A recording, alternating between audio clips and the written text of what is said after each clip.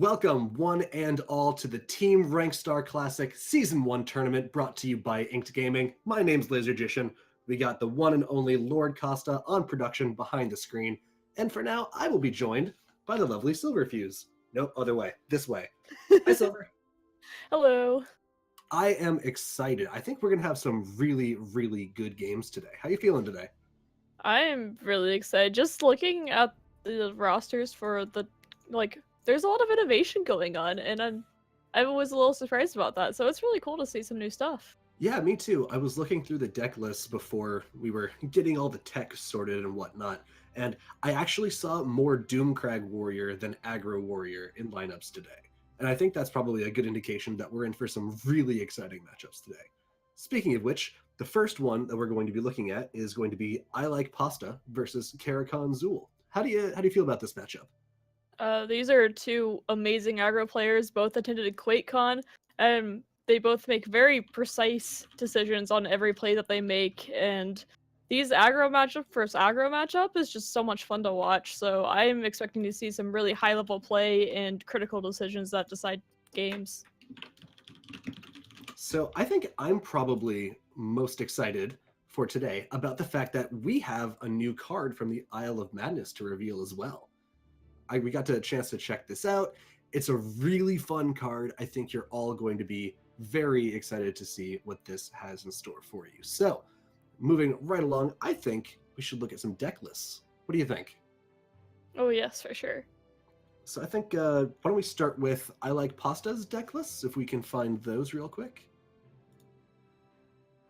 So I Like Pasta is running a quadruple red aggressive lineup. He has the Aggro Redoran, the Aggro Halalu, the Aggro Crusader, and the Aggro Warrior. I Like Pasta, very known for his quick gameplay, being able to make decisions on the fly really quickly, and usually the right ones. Also, the winner of our first TRS preseason tournament, if I remember correctly. Yes, he was. With a So, similar lineup. yeah, he was running quad aggro there too. Anything jump out at you about these lists? They all look, in my opinion, they look very optimized. Like, you can tell that there's been some time put into these decks just by the little decisions that were made. I really like the Wilds Incarnate and Warrior. Since Warrior lost the Ash Berserker, people have been trying to decide if there is the need to replace the draw, and if there is, what should it be? And Wilds Incarnate looks like it might be a possibility. Yeah, I know a lot of people have been trying to run the Ayla's Huntmate to get the uh, Beast Form flip card draw. Looks like Pasta's deciding Wild Incarnate the better choice. I kind of like it. I'm curious to see how it works out. Otherwise, I think you're right. I think these are super optimized lists. Look very, very lean. I think it's going to be a good showing from Pasta here. On the other side, we got Karakhan Zool, who is also running a very aggressive lineup. Starting with the Warrior, he is not running the card draw. It looks like, do you see any card draw in here at all, actually? No, he doesn't have Yeah. any as far as I can tell. It Um, looks like he's going yeah. straight for kill you faster. Yes, essentially, yeah, I'm gonna curve out. He does run a few more silences than I see other people. He's running two, and I see a lot of people cut down to one or even zero. And he does have the Mudcrab Merchant for a little bit of resource extension. And I haven't seen the one of Nord Firebrand before too, so that's also interesting. Yeah, actually, I don't think I have either. Next up, he is running the mid-battle mage. This one is banned, and Pasta's Crusader is banned, by the way. There are a couple things in here that I want to highlight just because I think they're cool. For instance, the one of Doppelganger being run in mid-battle mage is something I've never seen before, and I think is super interesting. Yes, he's been working on this list for a while now. I heard a few people talking about it, and it's different. As you can see, there's like no lesser ward, there's no the Lava Atronox, the Mighty Conjurings. So there's a few things that are just different about this and that we haven't really seen. So I'm a little sad that we don't get to see it. I really wanted to see it Yeah. in action, but it does do fairly well against aggro, so it makes sense why Pasta would ban that deck. Yeah, next up, he's got the aggressive archer deck. This is one that I ran a lot a couple seasons ago to a good amount of success. Looks like Kara's on that hype train as well. One thing I like about Archer is that it has a higher prophecy density, or at least it can. Looks like Kara's not choosing to go too far into that, but does have a little bit of the move package with the Shadow Shifts and the Doom Smugglers. Do you have any opinions on this one? I love seeing this deck. We actually have our monthly card, Ashlander Punisher, in it, and that's Yep. something that people have been talking about would be really good in like one of these mid or aggro archers, and it looks like Karakonzul kind of took that. Like I like the curve and the way this deck looks. It's really interesting, and I'm excited to see it. Hopefully, Me too. Next up is the not quite, but almost mono red Crusader, running all 3 copies of Northwind Outpost, as well as raiding parties and 3 natural Nord firebrands. I think this is one that has a lot of explosive potential, lots of ways to buff up charging creatures and get a lot of damage coming out from basically nowhere. yeah, it's really interesting to see here too that he's not running Dawnbreaker. Which I would have thought that would have been like one of the go-to cards. I think when Dust ran his mono red, like he only had Dawnbreaker in there. Yep. And he had 5th Legion Trainer too. And then it's only a 2 of. But I also like the Marked Man. It's not a card that you would think you would throw in mono red, but getting that guard for free can protect those large threats. Like if you're using a guard to protect your mighty ally, that could change a game, especially in aggro versus aggro. Absolutely. Guards have a crucial role to fill in aggro decks. Being able to guard those threats really, really matters. So do you think you have a favorite in this match? Any way you're leaning on how this is going to shake out? I think Pasta's a little bit favored because I think a lot of his decks will get under Karakonzuls. I think you're right. I think his Kara's decks are leaning a bit toward the quote-unquote mid-grow style, and I like Pasta's are really just hit the gas pedal as soon as you can. Yeah. All right. Well, I think it's just about time we jump into the client, try and find if these guys are in a game yet, and if not, you get to hear us talk about random things for a little bit longer. So I'm just going to really quickly let them know that we are good to go. Also, Yes. by the way, if at any point during today we have a little bit of downtime, highly suggest you check out inktogaming.com. They have all of your mouse pads, game mats, if you play any paper trading card games, anything like that. They got you covered. Great prices, great products, and if you're lucky, maybe one of the TRS members will put in the chat their discount codes so you can get 12% off. Yeah, something else that we were talking about earlier is we said we would ask chat, but do I wear a bow or do I not? We're 1-1 on the vote. So, yes or no, and we'll take a look at it. For now, I'm not wearing it, but if it's requested by enough people, I will. All right. Well, it looks like we are about to get in game. Silver, I think you're going to be checking out Pasta, if I'm not mistaken. Yes, I am. Awesome. So here we are in game 1 of the TRS Classic Season 1 tournament. Karakonzul is going to be on his virtually mono red Crusader. I like Pasta on his aggro Redoran. Let's see how this one goes. Yes, it's interesting to see Pasta lead with the aggro Redoran. Yeah, what do you think about that choice as a lead? I think because his aggro Redoran is a little bit more of the leans toward less of fast aggro. Maybe he's more looking to match Karakon's aggro on it, both kind of having the more, like you said, mid-range aggro. I hate using that term. I don't really believe in that term. But for lack of a better term, these like beefier threats rather than just these quick ones. So that makes a little bit sense of why you want to mirror that. That one keep is so good here. That is an amazing draw. Because Karakonzul does have a lot gassier of a hand to open up with. He can really, really get going quickly between the Rift Thane and the Mighty Ally. Being able to answer one of those for free with the Windkeep Spellsword, if that is the play, is so big. So I don't know what else. I don't think there's another choice there. You could argue Cleric of Kind, but that's just suboptimal in comparison to this one keep. I agree. So Karakonzul does have this Earthbone Spinner in hand, and I'm looking at that matching up against the Cleric of Kind really well from Pasta's hand. So Mighty Ally goes field. I think that makes sense. If they have a Windkeep Spellsword there, you've pretty much already lost Shadow Lane. Yeah, on top of that, the breakthrough damage on Crab is fine, and he could be really punished by a raiding party here, but fortunately for Karakonzul, there is no raiding party. So Pasta, drawing the Iliac Sorcerer, doesn't really slot in particularly well unless alongside the Cleric of Kind, which doesn't seem like the play here. Yeah, I kind of think you have to sacrifice the Witherhand Cultist to the 6/3 because you can't be playing Marked Man. It's just going to die for free. Yep. You could also say Iliac and maybe Marked Man with no guard would be a potential here. You could It's also just put pretty down the tough. Witherhand Cultist and say, you know what, this trades, and I'm okay Yeah, with that. because really, from what you see in care consoles, you can't really be punished by just playing the Witherhand Cultist, but he is running Nord Firebrand, so if you play the Marked Man, the Iliac Sorcerer, you can definitely be punished pretty hard for that. Right. So Pasta does get the nice clean trade. Witherhand Cultist is going to be the play. Matches up decently with that Mighty Ally. And I think this is what we were saying was going to happen the other way around. We were thinking Pasta's deck was going to be able to get under Karakhan Zul's in most matchups. And Yes. Karakhan Zul has been able to just keep the gas on from the beginning of this game. But, like you mentioned, Redoran does have a little bit more sturdiness in his deck, in its construction, that the Crusader isn't really going to be able to replicate. And I think we see that coming through pretty well right now. Yes, this Hive Defender is a really good pickup here, too.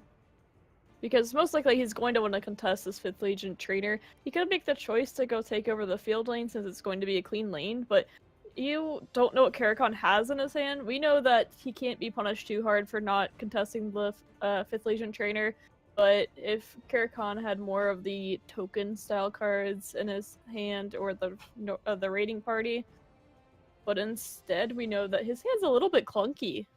Yeah. The other thing to note is that Pasta doesn't have a way to trade with the 5th Legion trainer after bumping into it with the Windkeep Spellsword. So that would have to be either a 2-turn kill, which gives plenty of value for the 5th Legion trainer, theoretically, or you say, okay, 5th Legion is just going to live for a while, and I can play through. Yes. And High Defender makes sense here. He has so many token cards in his hand, so he's really looking for an Orc Clan Captain or 5th Legion trainer before he plays all the little guys. Yeah. Get those buffs and get that value, because these 1/1s aren't going to do anything on their own, really. They need that little extra attack. Yeah, the guard from the Marked Man token really isn't going to contribute too much on its own, yeah, I agree. I'm curious to see if that troll ever comes down. I could see it coming down just because some of Karakhan's threats, it might be worth it. Especially, like, Bannerman is such a scary card to deal with. Pasta's only running, if I remember right, 1 Halalu Sharpshooter. So if this Bannerman doesn't get taken care of, it will just end the game, more or less. Yeah, and that is a frightening concept. That Divine Fervor is helpful in the future, but not quite this turn. But with these tokens and then Divine Fervor, he could build a nice board. I was going to say, do you just go wide here and say next turn is when I start taking over?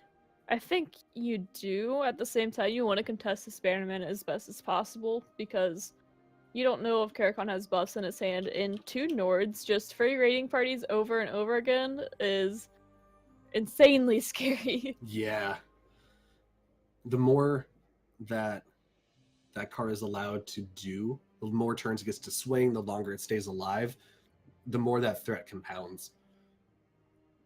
Yes, it's a card that I was actually running over the summer at the Master Series qualifier. I was running it in like an aggro archer and an aggro satyr, just because it's pretty resilient to a lot of control. And it just, like, that extra damage and how quick it is once it does go off. It is one of those cards that's, you have to deal with this or else you lose the game. Yeah. And aggro only has a few cards like that, such as, like, Witherhand Cultist in some cases. So you need to have ways to contest it one way or the other.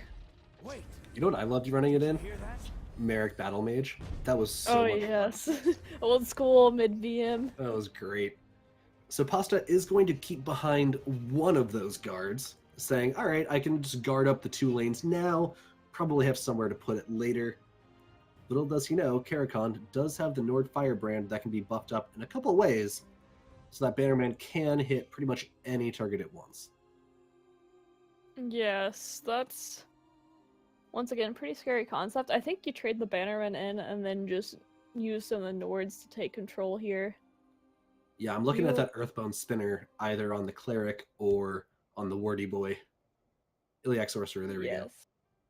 And if these aren't cleared for some reason, the Divine Fervor would be so scary for Karakon here, but absolutely. I think that Karakon Soul is probably going to see the line that he can control this pretty strong overall.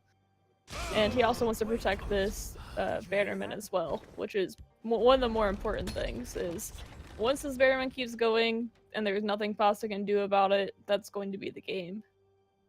Yeah, I think Karakon Zul has identified that as a win condition, same way you have, which I think is a very good call. Now, Pasta, now that those tokens have been dealt with, the Divine Fervor not looking quite so hot.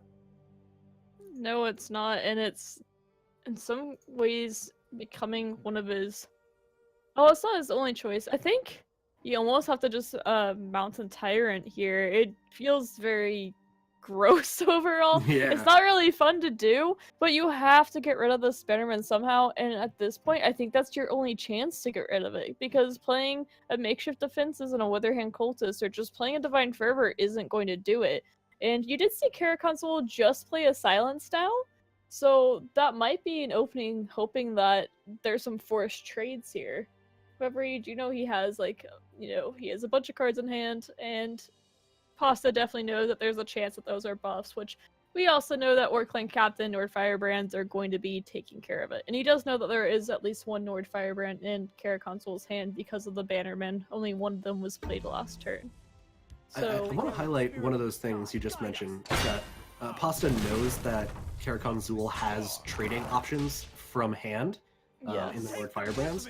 And I think that's one of the things we're seeing matter a lot right now, is the fact that Karakon Zul's deck is chock full of ways to interact from hand, whereas Pasta's deck has more ways to get meaningful threats on board that'll stick around, but all of the threats are going to take a turn to develop after they've been played, whereas Kara's deck is more tuned for immediate impact.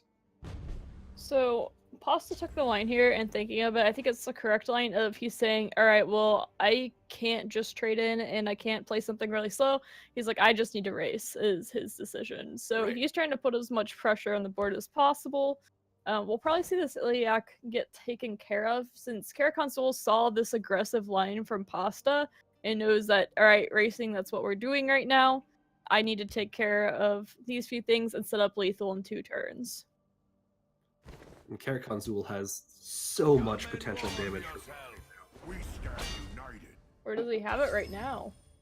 He might, because there's going to be 4 tokens coming through, each of which will have 3 attack. So that's 12 damage from hand. So if Karakon Zul can land 3 more damage and avoid prophecies, this will be 2 prophecies. Well, they had to be Cloud Rust prophecies. Unfortunately for Pasta, that they were 2 Cleric of Kinds. So this is most likely going to be the game here.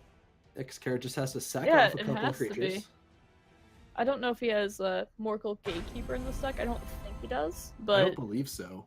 Pasta I don't think does. Because that would be his potential out. And that is the game. Karakon Zul taking game 1 by going under Pasta's Redoran build. Look at that! I think it really came down to Karakon Zul having so many options for chargers, and the Bannerman not being answered. The Bannerman just wins you the game at that point. That card can be absolutely backbreaking. Yes, if it's not taken care of, the value that it generates is just absolutely nuts. And we saw that value. We saw 12 charge damage to face. And I think most of those Nords were from Bannerman. I think the 1 or 2 of them might have been natural. Yeah, I think he got 4 Bannerman. Chargy boys. And he traded some earlier. He just got so much value out of it. Yeah.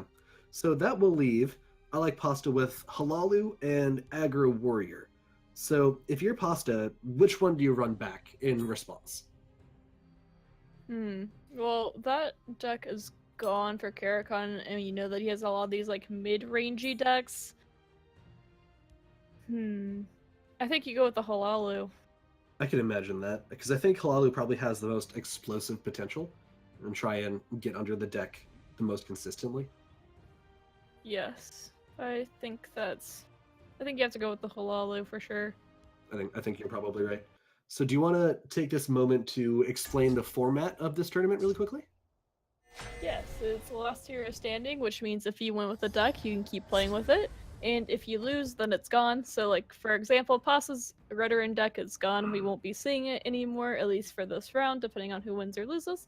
And also, it is the best of 3, if I remember correctly. Or you have to win with 3 decks. Yes, you have to win with 3 decks. Yeah. So Karakon Zul going to be up 1-0 in this matchup, and Pasta, agreeing with us, is going to be running the Halalu. Karakon Zul on the ring, Pasta with no turn 1 or... No, it does have turn 2. Pasta has a amazing setup here. Yeah. He has 5th Legion Trainer, and then next turn Nord Firebrand, opposite side Pit Lion. That is such an explosive start and exactly what he needs against Karakon Zul to race this deck. On top of that, he can play 5th Legion in the shadow, and then next turn play Nord Firebrand in the field, and then play this Pit Lion wherever he wants, and also trade the Nord into that Circle Initiate, which is a really big tempo swing as well. Yeah, getting a 3-mana 5/5 followed by a 4-mana 4/5, being able to play ahead of the curve in stats for several turns in a row is huge. Yes, this Garnag isn't quite what he wanted to see. I like Pasta has a extremely low curve Halalu, and seeing this more clunky 4-drop is not fun. There's a good chance that this card will either be slow or just not played for a bit. He really wants to see a green card here to go, like a Mournhold Trader to go along with this Oathman. But instead he will get a Pit Lion this turn, and this Hive Defender is really good in this matchup as well. Such a good draw. So Pasta, sequencing is going to matter here. Time to fight. Play the Pit Lion first. Okay, good. Not making the mistake I make all the time. This is why Pasta's in the That's a brutal one too. Yeah. Markarth Bannerman in hand. Is it going to be too late? Do you think it can do the same amount of work that it did last game? There's a potential for it, for sure. Like I said, Pasta, I think also this only runs 1 Holo Sharpshooter. And if it can't be dealt with, in which right now his hand has no interaction whatsoever, and like a raiding party can make a big difference here, for example. But no interaction is going to be really brutal. But I don't know, maybe we'll either see the Gambler come down and pitch out a Garnag, I would think, or the Hive Defender to protect this Pit Line.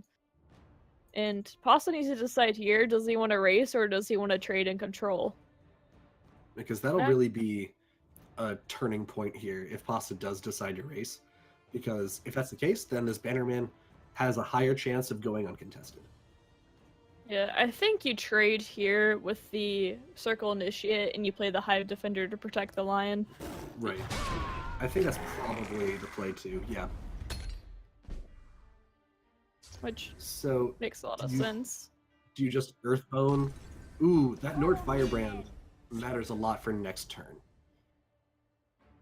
Because that means that you can trade into the Hive Defender with 1 Firebrand and use the other to trade into the Pit Lion, assuming no trades happen from Pasta. Yeah, I think we take the Hive Defender and trade into the Orc Clan Captain because you know that these Nords are going to proc. And then I think you swing the Lion in the face, even though it starts to get scary because the Math Crusader part starts coming along here. It's a very bursty and scary deck. And Pasta has an insanely clunky hand. He can only play 1 creature.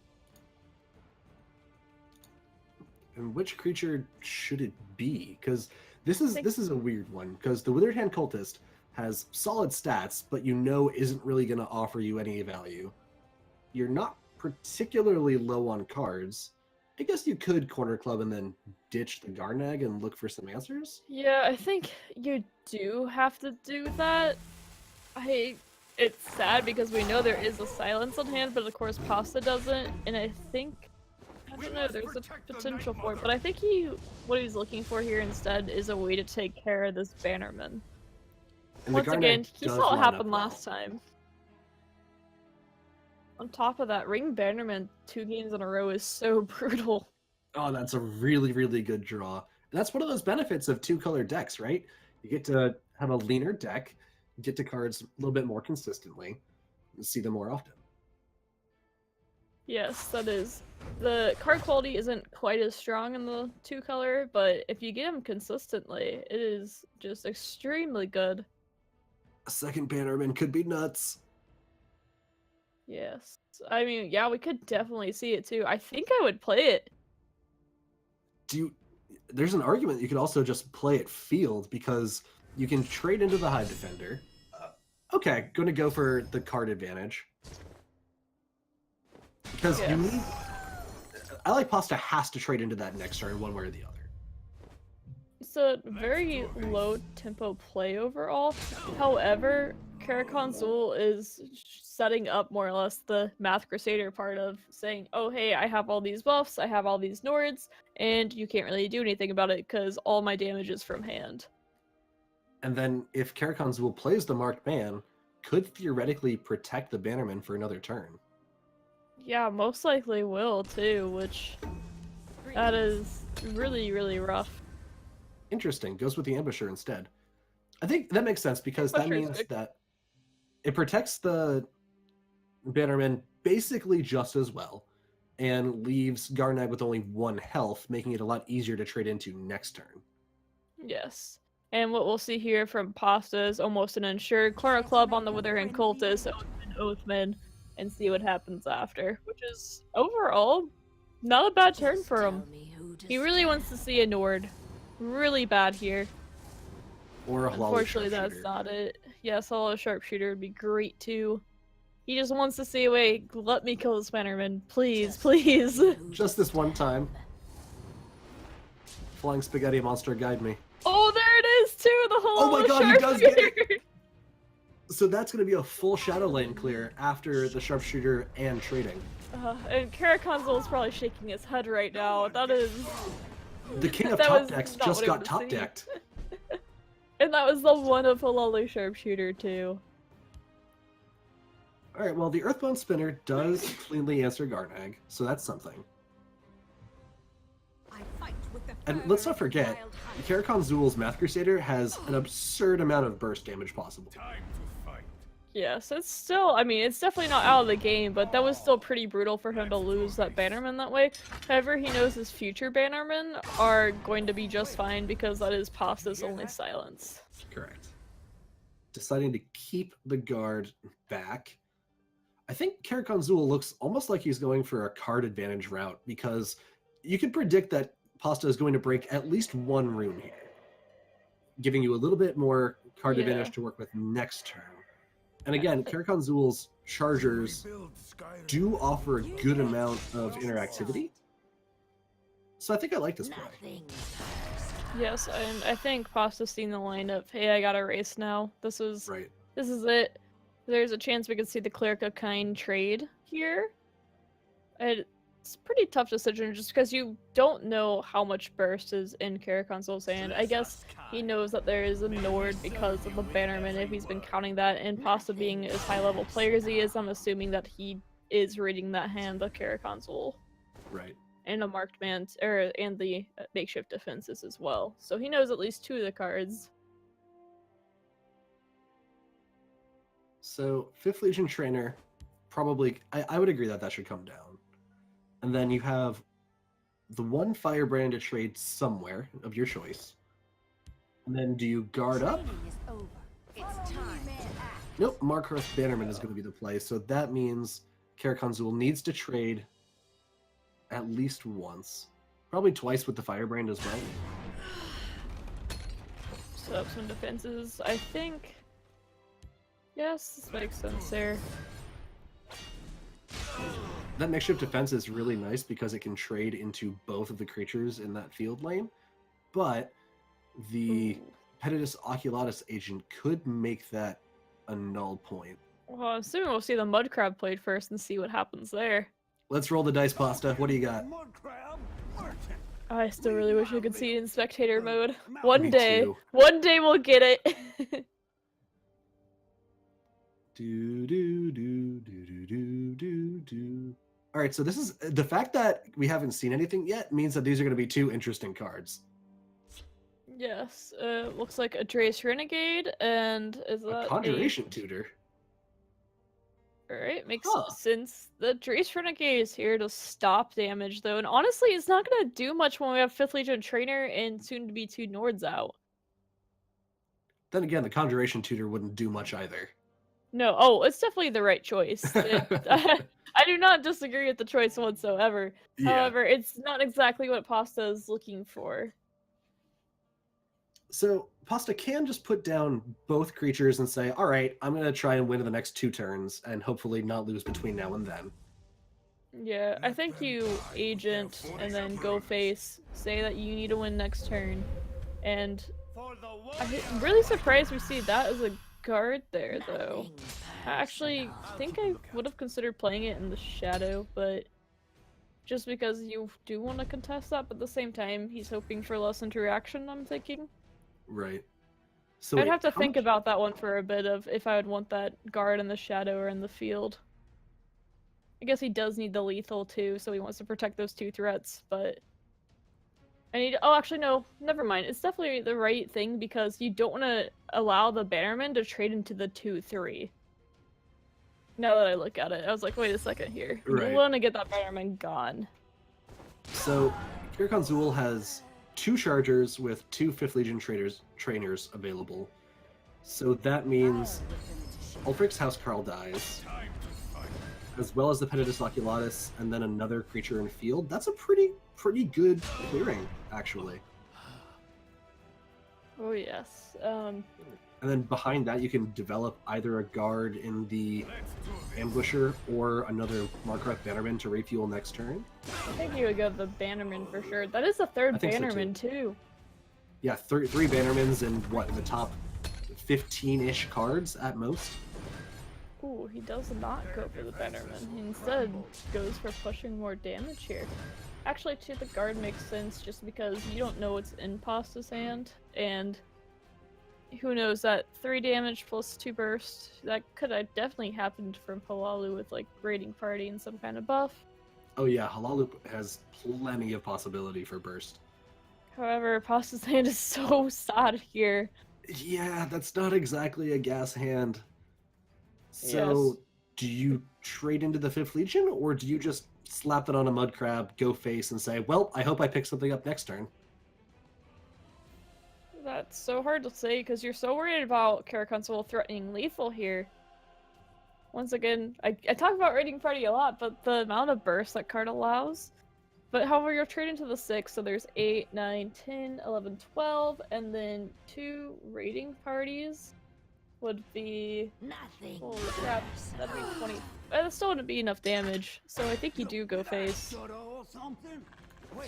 Well, he does break a rune though, so yeah. It'd have to be Makeshift 3 raiding defenses. parties, and that's very unlikely to happen. Relentless Raider. That's a card that does a lot of damage. Oh, that card can help out a little bit. I want to see Conjuration Tutor, Rift Thane, Relentless Raider, even though it's like strictly incorrect. Who cares about it being correct? Certainly not I. So, Pasta... Wait a minute, hold on. Oh, right, because it comes down as a guard. Okay, I was really worried for a second that Karakon Zool didn't have a way to answer the 3/4 Mud Crab. And then I remembered, Rift Thane can come down as a guard sometimes. Yes, Pasta wants to see a Crusader's Assault, and unfortunately he is not going to be seeing Oh my a god, Crusader's that is the Assault. saddest Nord Firebrand I've ever seen. Yes, the Gambler getting answered, and then Crusader's Assault never being seen, that hurts a lot, especially in Halalu, where part of your strength is being able to just constantly turn out cards, no matter how many times it's answered. And Pasta, 1 card Halalu turn 10, not feeling very good. Yeah, not great. Also, it is worth noting that Pasta isn't running a lot of the cantrippy cards that often are run in Halalu. For instance, there's no the 4/2 draw you a card. Oh wait, there is. Never mind. I was looking at the Smart Crusader. There is. But overall, it looks like a relatively low draw version of Halalu. Caraconsul will be going for lethal here. He pretty much has to, just because Cliff Racer is a possibility. And the longer you prolong that, the longer that Pasta might draw into lethal. And we see in the future, there's the Crusader's Assault that he wanted to see much earlier, and unfortunately didn't get to. Just a couple turns too late. Caraconsul is going to have this one with the 2 more Firebrands. Any moment now. Yes. In just a second. There it is. So that will put Caraconsul up 2-0 in this match against I Like Pasta. Pasta will have only the aggressive warrior left to contest the Crusader with. This is a really good showing for Crusader. Yes. That is a rough matchup to go against Crusader. It is. And I think there's got to be something to be said for getting 3 Markarth Bannermans at the top half of your deck, right? Like, that's a really good card to have 3 of early. We saw that card carry to an extent. Like I said, both really top tier players, and not being able to answer the Bannerman, it just goes downhill after that. Yeah, and it's funny because we saw the resource extension aggro class, Halalu, get out-resourced by the Crusader instead. Yeah, that was just really rough, not running to his draw just a few turns sooner. Like, if you would have ran into that the turn before, then it could have made a difference. We did see in his hand, though, it was like 5th Legion Trainer. There weren't any Cliff Racers.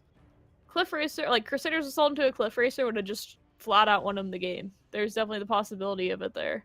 Easily. So I Like Pasta is on the ring this time, which is the first for this series. Does have a nice opening with the Iliac Sorcerer and can ring into the Young Mammoth on the turn after, so a much stronger opening from Pasta than we saw last game.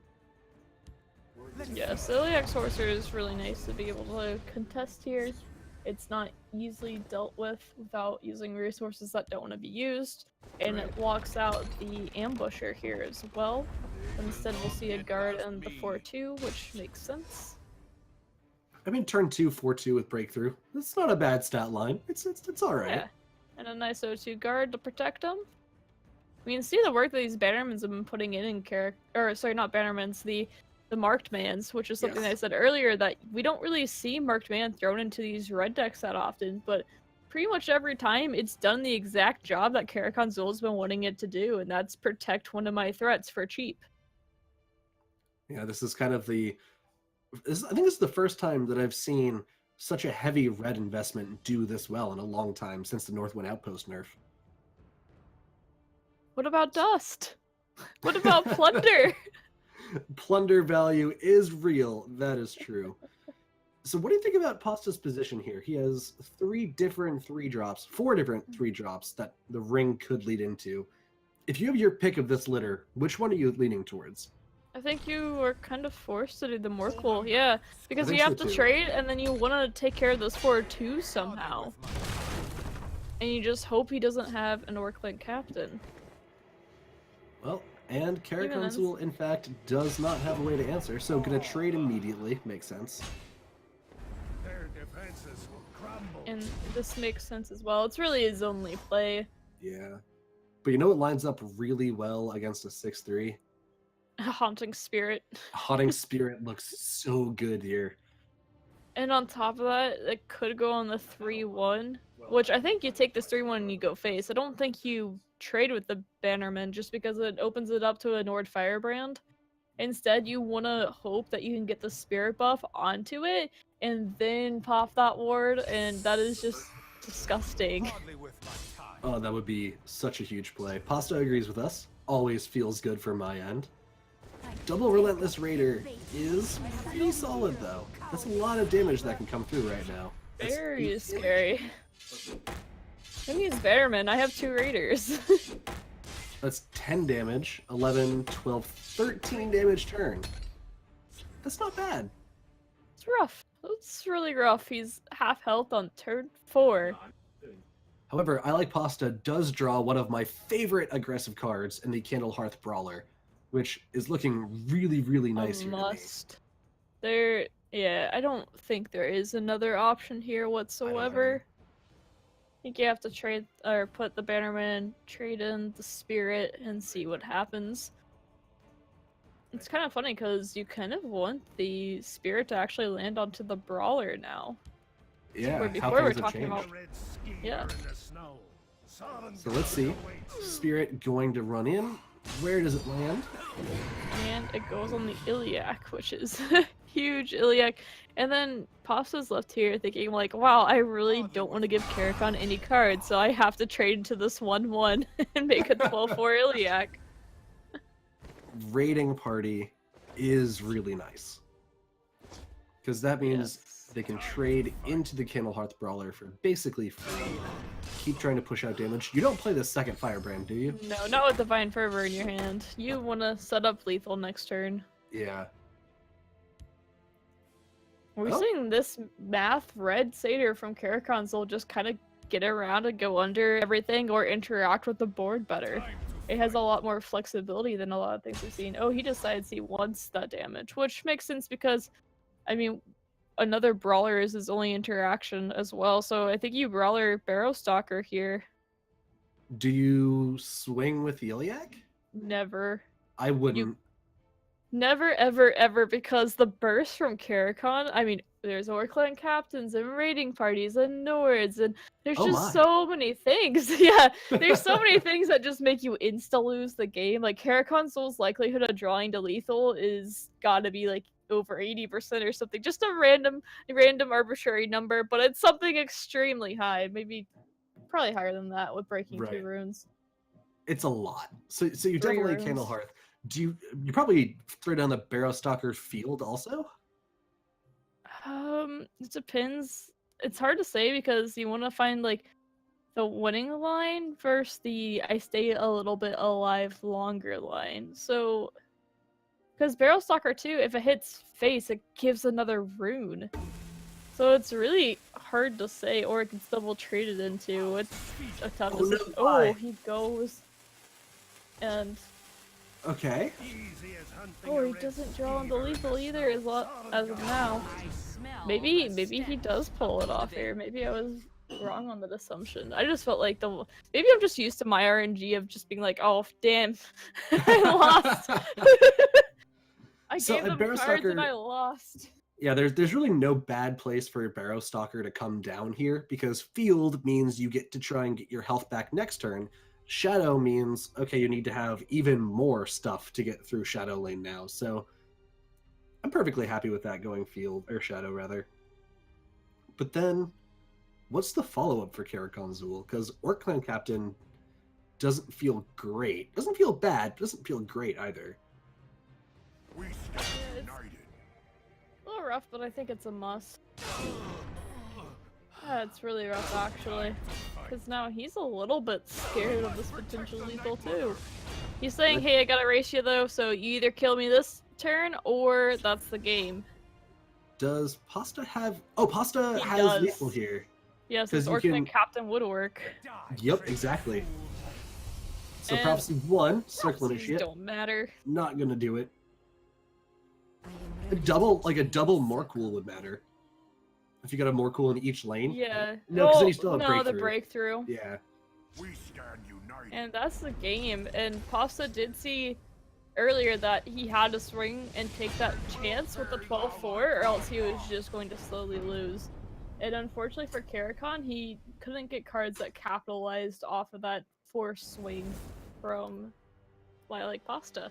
Yeah, well, look at that. I Like Pasta. Still got some fight left in him. Takes game number 3, bringing the series 1-2. Shout out to Iliac Sorcerer for being diligent and going to the gym. So that's going to leave Karakon Zool with Aggressive Warrior and Aggressive Archer. Do you go for the Mirror or do you go for the Archer? I'm kind of liking the Archer. That looks like a fast deck.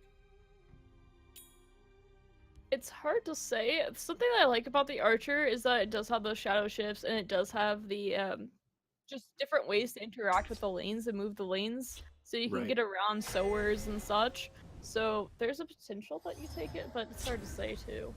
Well, it looks like Karakonzul disagrees and is going to be running the Warrior Mirror.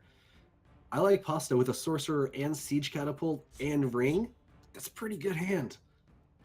Yes, and pitching that Incarnate.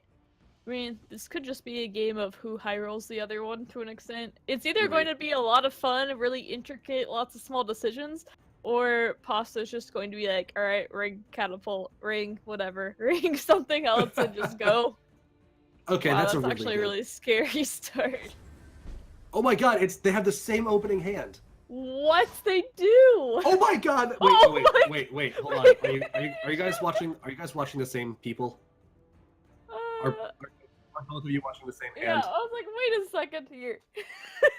Okay.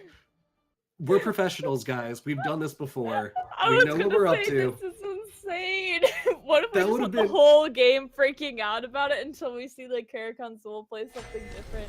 Watch it happen anyway. Okay, no, it didn't Oh, happen. not even close. Oh, he's running Ondays in his. I didn't know you're in But that. Karakonzul had no play turn 1 or turn 2. That hurts a lot. That is a good, fast way to lose an aggro mirror. So Pasta's gonna Not have that- a full lane next turn if you ring out the Barrow Stalker and the Iliac. Or you just ring out Spirit here and then you play the Iliac. Yeah. and- Yeah, there are options. That is so rough for Karakonzul. Yeah, that really hurts. Makes me feel bad for him. So Kara's going for the race? Interesting. Oh, there's another catapult too. Oh my god! Alright, that's a good way to win a game too. 2 siege catapults on turn 3. Yeah? It's not bad. I mean, it's not the Just worst I've 10 seen, damage. I guess. Just 10-10. Casual. No. So Not the high play is double catapult, right? You're slamming, you're windmill slamming a second siege Catapult catapult onto the Iliac. board. Every time. Karakon missed his first 2 turns. Yeah, you gotta punish that. There really isn't even a prophecy that can save him here, I don't think. Yeah, because even if Karakonzul gets like a more cool, that still doesn't offer enough racing potential. No, it doesn't. I smell the Right about now is where stench of the Karakonzul is living. going. Are you kidding me? He's frowning right now. There's That's all his I own gotta siege say. catapult. You just frown a little bit, and then the Bleak Coast Troll right on curve too. Like I said, this is one of those aggro games that everyone hates because it is one of those. Oh, my opponent curved out and I didn't. And I'm sad now. That's the worst. Yeah, this is one of those matches too where Ringwood helps Karakonzul out a little bit, but Pasta's double siege catapult, there's just not much that can be done about that. Well, it is worth noting that the double siege catapult was really, really highly enabled by the fact that Pasta did have the ring. Oh yeah, for sure.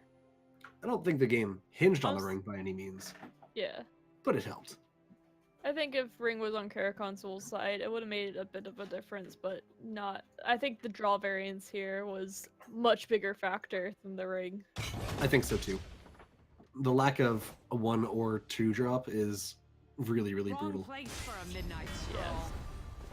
Yes. And the Bleak Coast Troll and Karakonzul, I mean, there's nothing. I mean, what you gonna do, right? It's up there with like getting high rolled by goblins. It just happens Yeah. sometimes. The Like, old you know, Gobble sometimes Scout. you have crappy weather outside. Sometimes your opponent gets double catapult activated by turn 3. It's not your fault. It just happens. Yeah, that was a quick game. Yeah, that And- was that was speedy.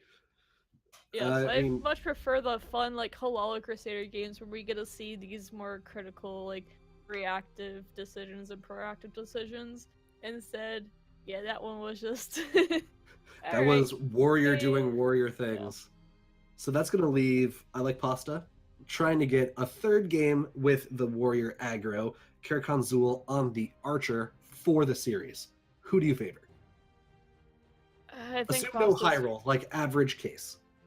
I still think Pasta's favored because I think this warrior deck is just quicker, and I don't think Caraconsol's deck, like I said, it has some interaction in some ways where it has lane movement, but I don't see it being able to put out the threats the same way that Pasta is going to be able to here. Oh hey, Caraconsol's rocking the engineer title. Maybe he watched my video recently. Giant Caraconsul has cactus a though. curve, technically. Ooh, Iliac with Steel Scimitar. I love that combo, and we might get to see something fun with it, considering this potential, either Mudcrab Merchant or the Morag Tongue. Do you have a preference between one drops? I think you do with the Morag Tongue here, because the chance... I don't know, it's hard to say. Mudcrab is good resource extension, but the Morag Tongue Aspirant, I guess it's hard to say too, because you're worried about Barrel Stalker, is what you're worried about. Like, it can sometimes take over, and also Wind Keep. So actually, no, now that I think about it, I'd play the Crab just because of those two cards, and their potential to just end my trade really quick.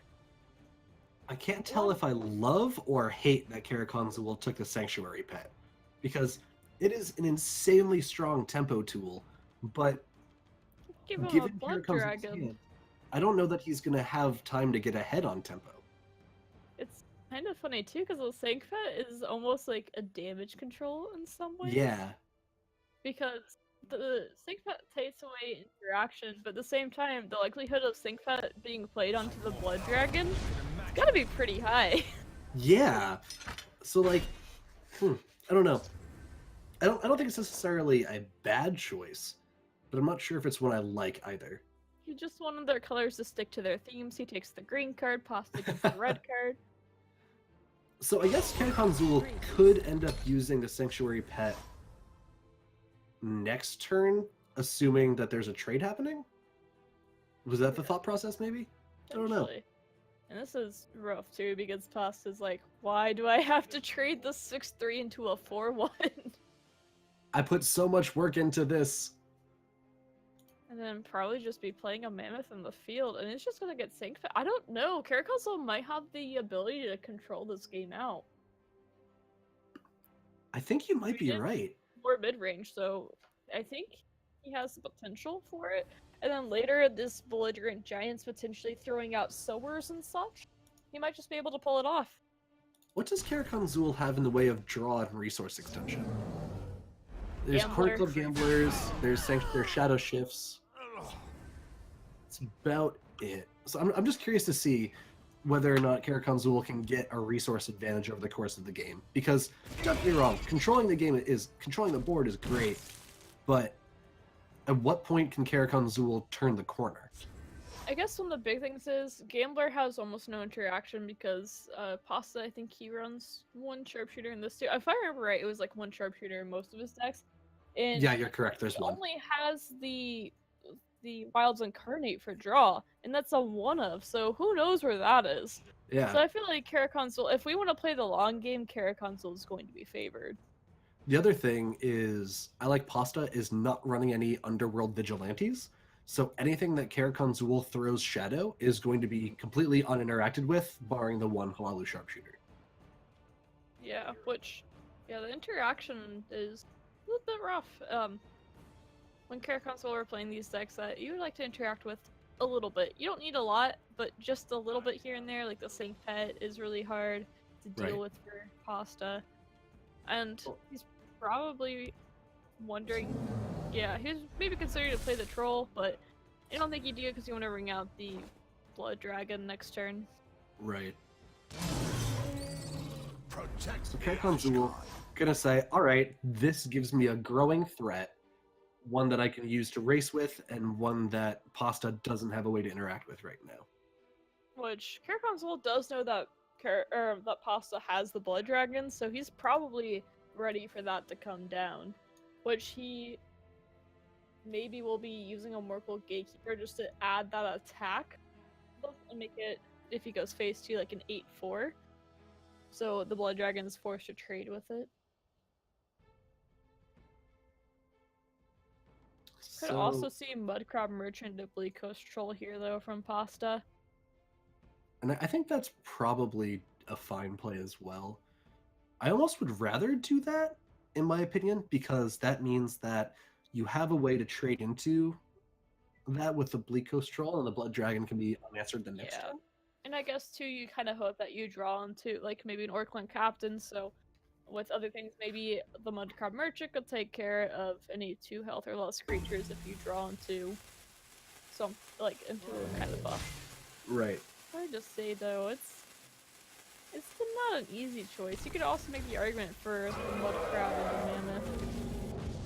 Well, Karakonzul is behind on life now, so maybe Pasta's saying I can race now? Keep moving. Ooh, that Shadow Shift is really, really nice. Yes.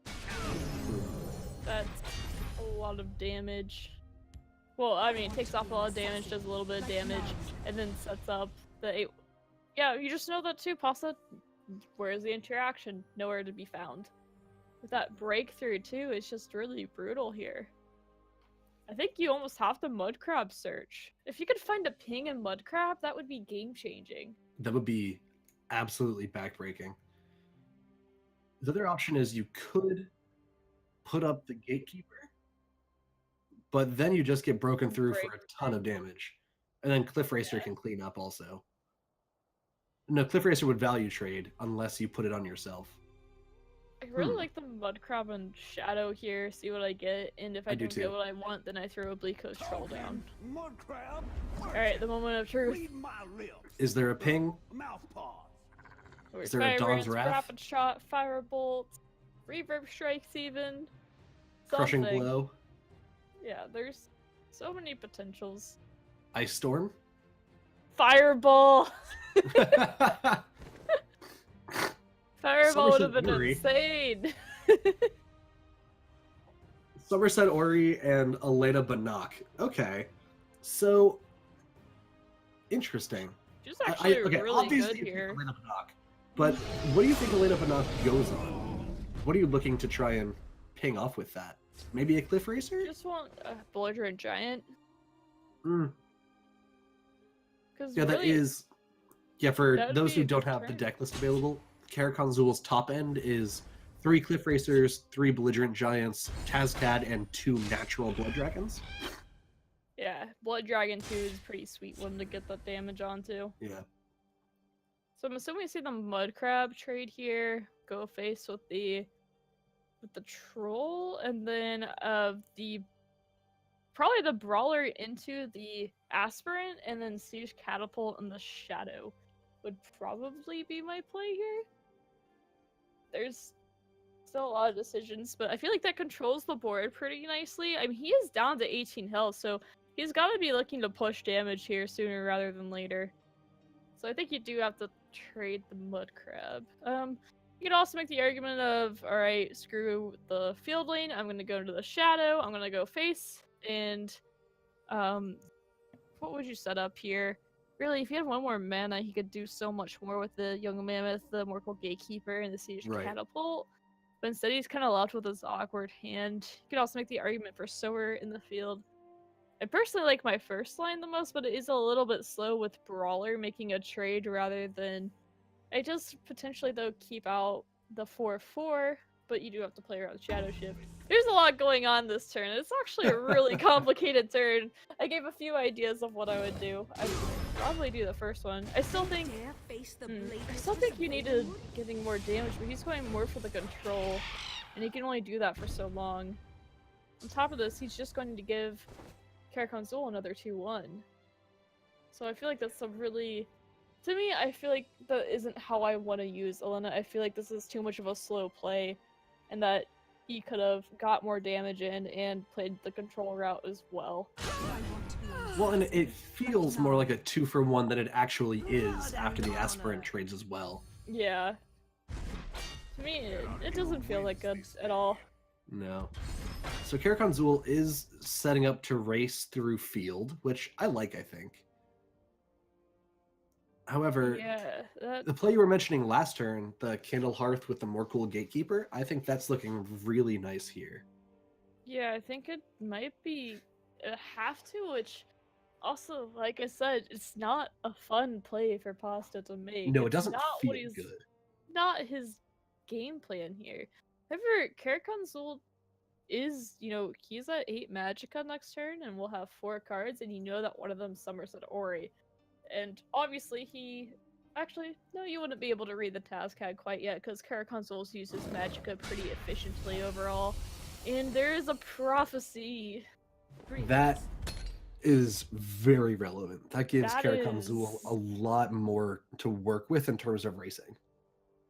Yeah, that makes you wince a little bit as pasta. Yeah. That's 4 more damage on the board that I do not have a good way to deal with. So, do you still Kindle Hearth into the 4-1, or at this point are you thinking, okay, maybe I just need to race? I think you needed a race a bit ago, but yeah, I think Candlehearth, and I think you could Siege Catapult or Mammoth. Yeah, he's saying he needs to control the board again. Makes sense. Yeah, I don't think he can afford to race anymore. Maybe before there was a possibility of it with the previous Candlehearth Brawler play. But this aspirant, we're seeing why she's as scary as she is sometimes. Free trade, free trade, free trade. Like, that's very hard to deal with. And then here's what I would have liked to see Elena played on more likely. Yeah, because that belligerent turn giant was way too slow and I think there's a chance it lost them the game too. I agree. I think that belligerent giant provides just too big of a tempo swing for Karakonsul that I don't think Pasta can get over, because what do you have now? You have Candlehearth Brawler with more cool over there as well. Maybe instead No, I think that's your only play? It's a sad mud crab now. I mean, you could play Morkel buff itself and trade Woodork, which, haha, not fun either. Yeah. To be fair, I like Pasta does have Karakonsul on a 19-turn timer right now. Oh, man. All right, Costa laughed behind the screen, so at least I have that going for me, okay? So, let's see. Sometimes I'm really tough and sometimes I'm really easy. I guess you got the tough side today. Do you not fear me, mortal? Sower of Revenge coming down makes a good amount of sense. That does block the most damage. And then Pasta can trade off the And one another with the next belligerent turn. giant! Yeah, Belligerent Giant's a good card, guys. It's a good card. Interesting. It gives himself his own prophecy. And see, this is what I was saying with Archer having the capability of having a much higher density of prophecies than other aggro decks, because green prophecies can be really, really good. Not coming into play too much here. And But- here comes the facer to end the game. Karakonsul. Oh, Tazcad Or works too. Tazcad too. Couple good cards there. So Karakonsul is going to take out I Like Pasta in round 1 of the TRS Classic. What a series! That was good. Yeah, that was a really good series. So Karakonsul went off to a quick 2-0 with that Crusader, and then Pasta clawed his way back and got to a 2-2. Unfortunately, fell a little bit short. Those were great games. no kidding. Anyone who says that aggro mirrors don't take skill, I would encourage them to watch that series. There were a lot of really important decision points that really shaped the way those games ended up playing out. Yeah, just don't watch the 4th game. All the other Yeah. ones. That one was kind of like warrior deck wins, and what you gonna do? That's how everyone on Reddit thinks a warrior game goes. Yeah. But we Well- know that doesn't always go that way. We are going to take a small break before we get into the next game. We will be seeing Coveras take on Frenzy. So that'll be a great match. Don't go anywhere unless you're going to inkedgaming.com to check out our lovely sponsors and their playmats and their mouse pads, because they're awesome. I have one right next to me. It's pretty great, actually. But until then, we'll be right back. Don't go anywhere.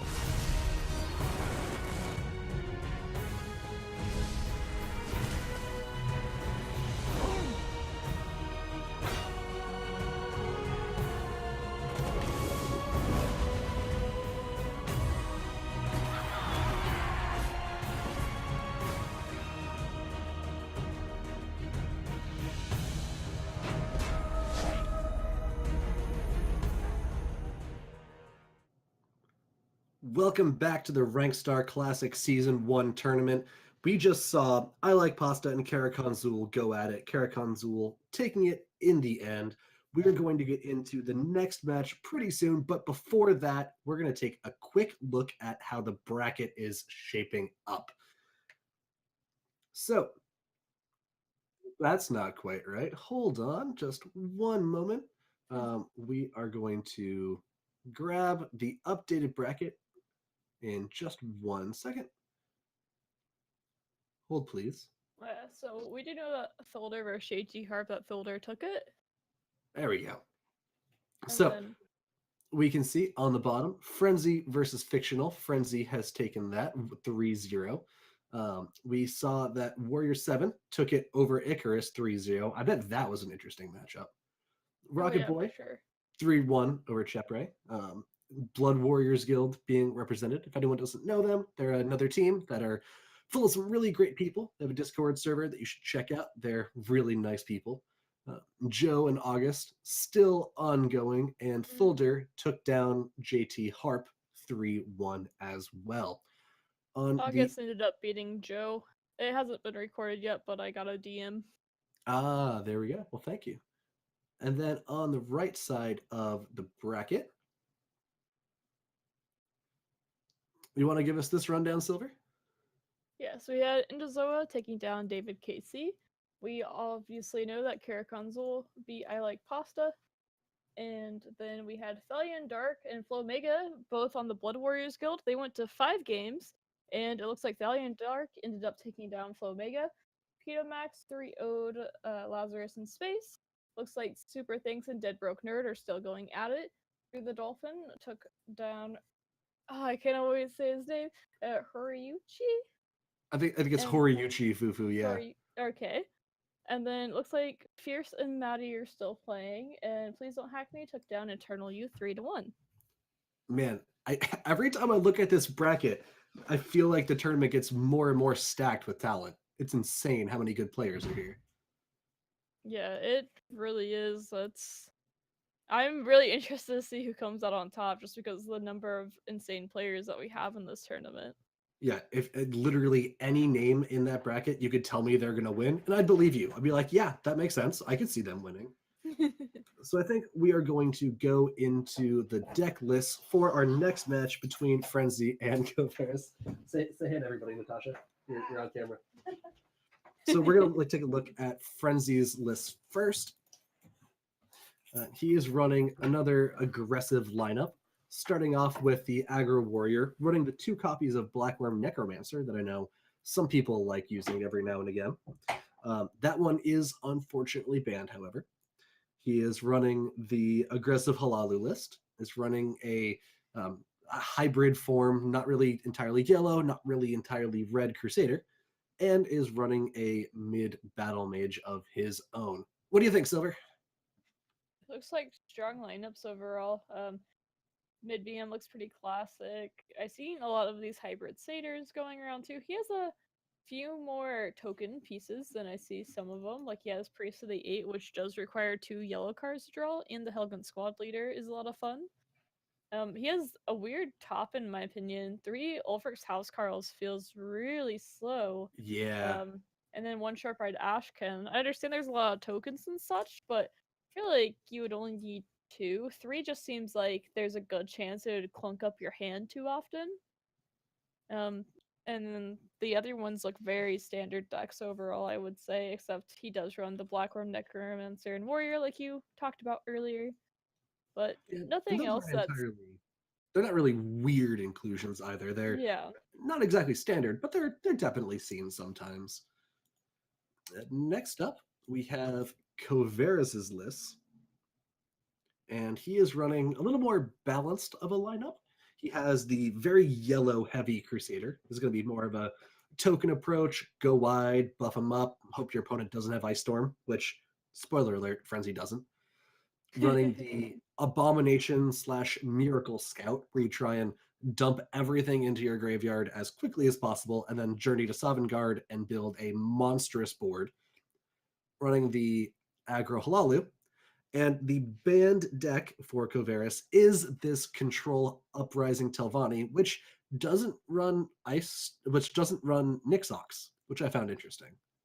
Yeah, it's running Baroness, which is similar to, I think Warrior 7 was looking at running an extremely similar build to this. I don't know if he ended up bringing it, but from decks that he had shown me, almost identical. Oh, he does have Flesh Atronach on it though, so Yeah. that's pretty fun. I haven't seen that yet. That's Just something another that late I game threat. know Ian Bits was using in Control Rage Warrior as a finisher. Curious to see how that one turns out. The other thing I've noticing here is that Covaris is only running one copy of the Necromancer's Amulet in his Abomination Scout. I know some people Yes. like one, some people like two. It's kind of a at your discretion sort of thing. What do you think? How do So you? I'm a huge fan of a one of Amulet. I actually talked to Max about this for a little bit, just because him and Link were actually having the argument of, wait, should you have one? Or Link was saying, I think you should have two. And more or less what Max said was, in every, like, 1 in 5 games, it will win you a game, but 4 in 5, it's going to break your combo and just flat out lose you games. And then he talked about how he'd, like, tested with each one 500 games each. And so I was kind Oh of my like, all god! right. I was like, all right, so I'm gonna go with what Max says on this. I haven't really tested it myself, but I believe that Max testing it as much as he has. That all right, I'm gonna go with the one amulet, and it's the same reason why you cut camels too when Shadow Right. Marking came out. Is you don't want to have those cards that stop your combo. Yeah, makes sense. Makes sense. Well, how do you think these lineups are gonna match up against each other? I kind of like Covaris having the Abomination Scout available. I think that deck is surprisingly resilient to early aggression. Yeah, the Drain Vitality is pretty good against the tokens too. Yep. Once you draw through it, I kind of feel like, I mean, a bomb honestly has the potential to just sweep Frenzy's lineup with that warrior ban. Like Yep. that's definitely a potential for sure. Without the bomb, like say if he loses with it like first game or something, then really it's neck and neck, and I wouldn't say someone's highly favored over the other. The mid BM actually could be pretty rough on Covaris's lineups because the mid BM does have a lot of fire bolts and Candy Crush and other things that can deal with the Thieves Guild Finn. And the Telvas Magister is run as a 2 of as well, in case there's any tall threats that Covaris puts out. So I'm curious to see how these play out. Have we let them know that we're ready to go? All right. I'm getting word that we have, in fact, told them that we're good. So we are ready to get into game for round 2 of the TRS Classic Season 1 tournament. Covaris starting off on Dagoth, Frenzy starting off on that Crusader. Opening hand from Frenzy does have playable 1 and 2 drops. East March Crusader probably pitched. You want to hold on to that until you can get some value. And Covaris, we'll see in just a moment. And I feel like we'll probably see the Raider pitch too, just because it's so slow. Oh, maybe not. Ooh, I was thinking, to interesting. me, I like keeping it for later and then being able to buff it and then go for it. Instead, he's kind of stuck with a clunky low impact hand. Where Covaris has a Mortal Trader 5th Legion Trainer with their hand cultist. Like, that was that's a hand. fantastic curve. And he just drew into Pawnbroker too. Like, Mortal Trader into Witherhand into 5th Legion Pawnbroker. Can't get much better than that. Oh god, I'm afraid. Frenzy's back is about to get broken. Poor Frenzy. Of course I'm on your side. Well, the good news is Frenzy has very few actions that are going to get turned off. The Helgen Squad Leader tech coming through. So, if you haven't seen this card, no one would blame you. It's whenever another friendly creature attacks, this card gets +1/+0, which has a lot of really good high roll potential when you're running a token heavy go wide deck. But it's oftentimes seen as a win more card. If you already have so many creatures attacking that this thing can get huge, you're probably winning the game anyway. Yeah, I usually see it on the times that I've seen it tend to be I've seen it on Crusader, but high roll Monk too, where you just get a bunch of Monk tokens going, and it becomes part of your win condition. But still, it isn't seen that often. But I do like the card. However, Silence just absolutely destroys and kills it. Yeah. How do you like a second Mournhold Trader? Surprise! Probably not the play here. I think you want something. Say cultist. You want to do a 2-2 next turn. Whether Yeah. it be 5th Legion Trainer, Mournhold, or 5th Legion Trainer, Surin, Pawnbroker. I think you play the 5th Legion Trainer almost no matter what. But there is a I think chance you so can make too. the argument for Mournhold, Pawnbroker, just to get better stats on the board than your opponent. Frenzy picking up that Nord Firebrand is kind of huge. Being able to get the Mortal Trainer off the table. Because, I mean, more or less, just he gets so much more attack with it, because he gets to keep that Orc Clan Captain up. It also means that the East March Crusader gets activated this turn. Oh, as does the Ulfric's House Carl. That's perfectly fair. Yeah, so I'd definitely take the House Carl there, just because 4/3 and it continues giving you value as the game goes, assuming that it's alive on board and he's not forced to trade.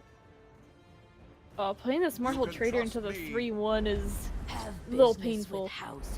Yeah. You want to see a Nord Vardvarks. Firebrand from that Pawnbroker. That would have been an insane high roll. I don't know. I'm pretty happy seeing Vardvarks anytime they're around. For 2 Magicka, you can get 2 0/1s, unless you play 5th Legion Trainer first, but that turn would be completely terrible in every way imaginable. Well, not just that. You get 2 adorable 0/1s. Ooh. This prophecy prophecy. could get Kovaris back into the game. Because it was not looking good for him at all here, and this kind of gives him a little bit of a few redeeming qualities. The Cleric of Kyne actually is a very nicely significant one, because that means the Mortal Trader can trade over one of Frenzy's creatures without having to risk giving over another 2/1 guard. Yes. And Frenzy's seeing that his line has changed potentially, because before, well, if he were to just pass now, Kovaris could freely trade into everything and only lose 1 card. So Frenzy's now deciding, hey, I now have to get rid of this 2/3 so it can't favorably trade into my Orc Clan Captain, which is a great heads-up play by Frenzy to see how much that prophecy changes his game plan, or more or less that turn, less the game plan. So, Frenzy here has a nicely wide board. Kovaris doesn't have any sort of charge to interact with the board as of right now. Do you like developing the pit line here? It's kind of one of those why not at this point, because like, why wouldn't you? Like, you're either forced to play it, like, you have 2 cards in each lane, so I guess I don't know about that one. I don't either. Pit They line are has the potential of being dead later, but if the cultists die, you do have Vardvark pit line activator. So That's true. That's true. I guess it makes a little bit of sense in that the cultists are a little bit more expendable in this matchup. You're never going to need those to try and push a bunch of damage or to really trade into that one thing that nothing else can. But I feel like it was just a little too slow, as is demonstrated by Frenzy rocking Kovaris' face right now. yeah, on top of it, I don't really know if it would made that much of a difference at all, because, I mean, with this damage that came in from Frenzy, it doesn't matter that he has a 5/5 or a 3/4 on board, because he's not going to be able to push the damage for lethal, and the trades are the same. So does Kovaris have any way back into this? We get double trade on the right, and we get 2 trades on the left, and then... The trade on the left leaves behind a 2. If we... Hello, Sharpshooter... I don't know if we do. Even with Bruma Sharpshooter? Oh, that doesn't leave behind a guard. I mean, Okay. he can live, but we do see Frenzy has the Afflicted in this hand, so probably not. This is where he wish he doesn't have the cultists out, because then he could be playing Vardvarks for 2 health. That actually would be very relevant. Maybe next turn, if there is a next turn. Ooh, not going for the Sharpshooter. It's an interesting play, because I'm making the bet of, does Frenzy have 2 extra damage in his hand? Not a bet I'd be willing to take. However, there isn't all that much Kovaris can do there. He might have just been going through the motions at that point and just kind of hoping that, hey, this is my potential highest likelihood of winning. Yeah, well, Covaris is going to take game 1. Oh, no, sorry. Frenzy is going to take game 1 with that Crusader. Right on. So, Covaris is going to be left with the Abomination Scout and the very token-heavy Yellow Crusader. I'm thinking probably run out the Scout list now? That's what I I'd be think looking I'd at want to do least. the mirror matchup. Do you? Yeah.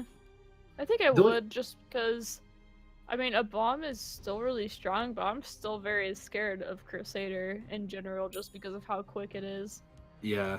Crusader can get off the ground really, really quickly. So, how much do you think the ring matters in this aggro Crusader versus Crusader matchup? Do you think that it's like 50-50 one way or the other? Do you think the ring can swing it particularly one way or the other? I think it can. Well, to me, the blowouts happen when you have the ring and you have the curve. So when you have that marked man in pit lane, that turn 2 pit lane, things like that, where even if your opponent has the same thing, or if they don't, like, I guess the real big blowouts happen when one opponent has the ring and the curve and the high roll. I Oh, mean, there's definitely a please. chance that it could with the pit lines. I really wanted Frenzy to keep 2 Helgen squad leaders. That would have been great. I think that would have been a terrible idea. It would have been, but it would have been In- so fun to watch. Oh, whoops, I accidentally spectated Frenzy, so I will go to Covaris real quick. Oh my god, they have the same hand! Not your fault this time. So I just went to Frenzy- the one that I saw first. Frenzy does have the nice turn 1 5th Legion trainer, which everyone loves to see. Covaris has the interesting choice of, do you scouting patrol turn 1, or do you try and do it after the Orkland captain? I think you play it first every time. I think you play it first How can because I you have serve? Orkland How Captain can I Resolute serve? Ally to follow on it. If you Yep. didn't have those buffs, then I would wait and be like, alright, 5th Legion Trainer, let's go. It's time But because he has the follow-up on it, why not? Also too, Frenzy's hand looks so sad right now. At the ready. I feel a little bit Covaris bad gets a for pit him. lion. Acknowledged. And sets up for the pit lane too by playing that Orkland Captain. The Steel Scimitar and the Nord here. That offers a Like, full that field lane is- trade. Yeah, it's free trades too on top of that. And he also can play the Helgen squad leader with those buffs and whatever. Hopefully one of his cards lives and he can play Crusader's Assault to refuel as well. That's just a pretty nasty turn overall. That is It's the high free roll that field lane Frenzy's real looking estate. for. Yes. So Covaris went from a very dominant position to A very significantly sad less one. so. A very, very sad position where he can't get each more Crusader value Hold the here. line. And honestly, that's not what he's looking to do. He's saying, please don't bash my face in anymore. It's already gone through enough today. This Crusader's Assault is going to be really, really nice for Frenzy Hold too. the line. Being able to get even more ahead with the scouting patrol. How can I serve? Frenzy's looking like he's in a really nice spot here. Yes, he's in a fantastic spot. Definitely living up to the name of Frenzy. He is indeed. He should change his name to Rampage instead. Helgen squad leader getting nice and buffed up. Oh, he really wishes. Oh, and Covaris said, "This is it. I cannot do anything against this onslaught," and that will be Frenzy's game. Yeah, if there are open deck lists already, there's no benefit to staying in a game that you think is hopeless. In some games, if you have a closed deck list, you might want to stay in so you can learn more about the other person's deck, see how they're going to play it, see if there's any lines they like taking over other choices. But in this case, it's a pretty straightforward deck. You play things and you usually hit people in the face with them, or you try and wrestle field control back. Yeah, on top of that, it's just better to save your mental instead of being stuck in this losing game with no hope to just move Yeah. on to the next one where you know you have a chance. At least there's- within the first couple turns. And now we get to see the bomb deck. And will it go off or will it get destroyed by another high roll Crusader? Well, Frenzy, off the ring, has lots of ways to buff creatures, but no creatures that are necessarily buff worthy yet. The Helgen squad leader does do well with buffs at that starting 0 power. Yeah, Yeah, the 5th Legion trainers could be really brutal here and drawing into some Nords as well. That could seal it up for him. Ooh, Kovaris does find the Thieves Guild Fence, What are we which going after? won't be able to be Yeah. interacted with. Yeah. The question is, does Frenzy get pulled into Shadow Lane to try and interact with that?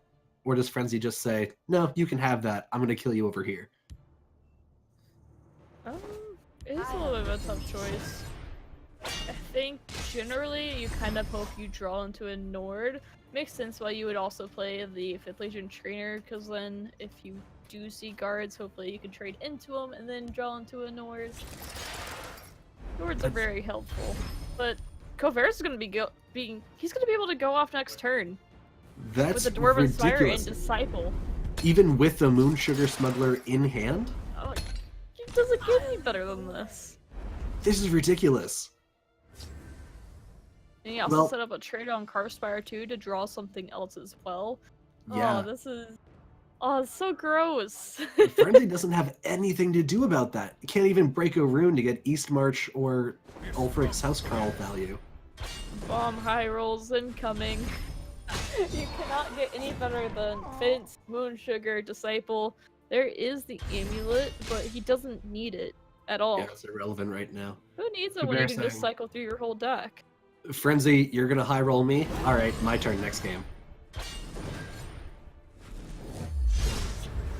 Alright, so let's see how many cards Kovaris can get through this turn. Yeah, that Moon Sugar is going to help him out quite a bit. Drain Vitality, it might be able to just do even more than... He has to play... I guess he can do that. He has to hope to draw here, though. Like, oh wait, no, wait a second. That's... I was gonna say, he has to play the Mira Yeah. first, and then... That was a sequencing error bring- coming out of Kovaris. Yeah, I was gonna say, wait a Apologies. second here. Apologizing to himself. So, I think Do he's you a just DV on the DV? 5-1. Yeah, probably, right? Yeah, that Kovaris was maybe showing a little bit of unfamiliarity with the deck? perhaps... People talk about how easy a bomb is, and some people say it's really hard. And it's just... It is... Once you get the sequence going, you're pretty good to go. But when you have miss to out get on there. stuff like that, that hurts. It hurts a lot. It really does. Also, Game-changing. it doesn't I mean- help that, you're in a high pressure scenario like a tournament with a prize pool against other players that you know are really, really good. And if you know your match is casted, that can be a lot of pressure to put on someone. Yeah, I can see the I don't know, it's just a rough spot to be in. I also think that now thinking of it, I think there's a possibility that Frenzy might have tacked Helgen's squad leader into his deck to play around Drain Vitality in Abomination. That's not a bad point, actually, because it does survive DV, unlike a lot of things that you would run in a Crusader deck otherwise. Yeah, There is that the was, second DV, so that's nice. yeah, It that was is a actually a growing reason. threat. So even if he would have sequenced correctly here, he would have drawn 2 cards that would have made him dead anyway, or Yeah. full lost on that turn. Ooh, this spider is very relevant though. I think you play in the shadow. Echo Shadow. What? Wow, he is drawing terribly. Well, maybe that's saying that I'm hoping to get level 3 Drain Vitality next turn, and it has to be there to trade into the think he Helgen wants- squad leader. Yeah, I think that's his reasoning for it. I think you, as a bomb though, I think you just cycle anyway. I think you just gotta cycle. Shadow marking is super big here though. Yeah, being able to draw 2 cards off that. He needs to find some moon sugars pretty quick. Because when you And find purple. moon sugar, sacrifice them off, and play the Necromancer's Amulet, there's one of them. Like, that That's is really a nice. huge turn. Nothing will trace back to us. And then the Dres Spy coming down for even more cycling through. Oh, keeps it on top instead. And then he'll also be able to Shadow Shift. However, I think his ordering is wrong here again.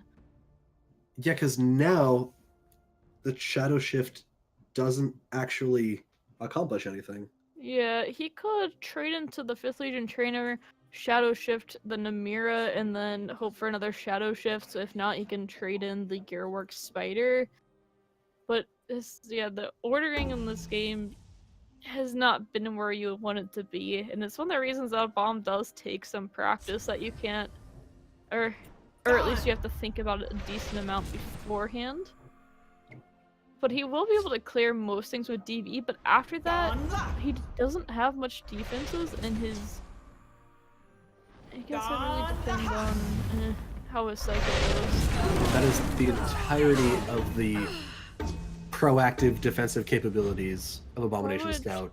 I don't think you'd ever draw that last either. You would want to keep it there so then the force break on the Dwarven Spider. And then he draws into the Thieves Guild, which might have let him continue combo because you could draw Thieves Guild, play it, and then you could get well, I was thinking Shadow Shift, but you'd have to play. Yeah, you could get Shadow Shift. You play Thieves Guild in the left, Shadow Shift it back, and then draw another card, played it on top of Moon Sugar, and you could cycle the whole thing again. So there is a potential missed combo there too. Depending on what the draws are, of course. If you draw Shadow Marking, well, no combo anymore. Right. On the other hand, Frenzy does have a good amount of damage that can be pushed here, throwing down 2 Orc Clan Captains and then a Relentless Raider. Maybe would end up with not quite with the Orc Clan Captains, that would be enough to break a rune. To push yeah, and then 5. you could throw down a Marked Man for good measure too. Yeah. Marked Man could defend your threats in Shadow. Probably not the best use of that token. Because if they want to trade into something with their Thieves Guild Fence, you're probably happy with that. Yeah. Thieves Guild, it dying though. Whereas, I will say, Coveras does have a terrible hand right now, but he also did miss on a lot of our opportunities this game to potentially, like, it was a winnable game, I think. It still technically is, because the bomb is, I mean, it's capable of miracles. It is kind of part of the name.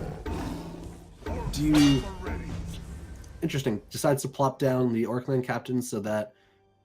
I actually think the Orc Clan Captain is a mistake because now that Moon Sugar Smuggler can kill itself off for free. Otherwise, there would have had to have been a Shadow Shift or filling that lane instead. If he finds a Finseer... Well, you can trade the Moon Sugar Smuggler, and then you can sack another one, draw 2 cards with a Thieves Guild Recruit, and then hope that you get to keep cycling from here. Yeah, the Tree Spy is going to be big. Yeah.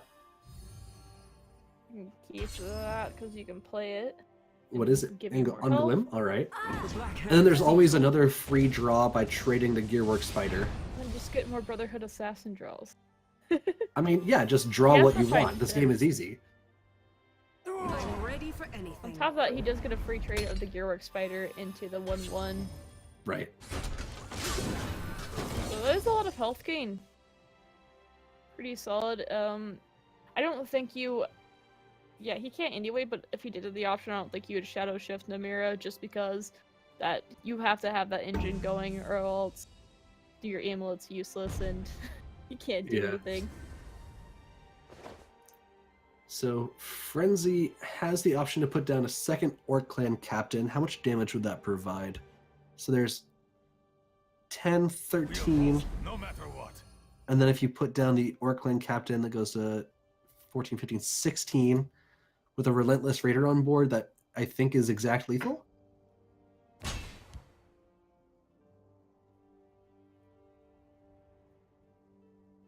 yeah, we'll see what happens here. He running Black Rankstar Shoulder because that prophecy could mess up Frenzy. Now, there are actually a good amount of prophecies in Abomination Scout. Not hitting them so far. There's a word wall that he would like to see earlier when he played his DVs. Yeah. If only you could run 4, then this would be a little bit different, maybe. That would be a really brutal DV. Yeah. Ooh, he has fins into Shadow Marking. He might just be able to pull it off here. However, I'm really surprised when he played that in the Shadow. Oh, he's for Shadow Shift. Right? That makes no Shadow Shift is fine. Okay, that's fair. I think he's Shadow Marking first, though, every time, though. just because you can get you can combo here. Yeah, it's doable. He should have traded into the 2-1 there with the TGR, just because why not take that damage off the board? There's that rebuilder getting a little bit more incremental health gain. And I'm assuming we'll see the shadow marking here soon. Oh yeah, this is potential combo. This could just be... He could just swing the game here. One of the miracle turns. Yeah, because that is going to offer another guard in the shadow lane, which is great. This is 2 draws, both discounted. That Rankstar scout is looking nice.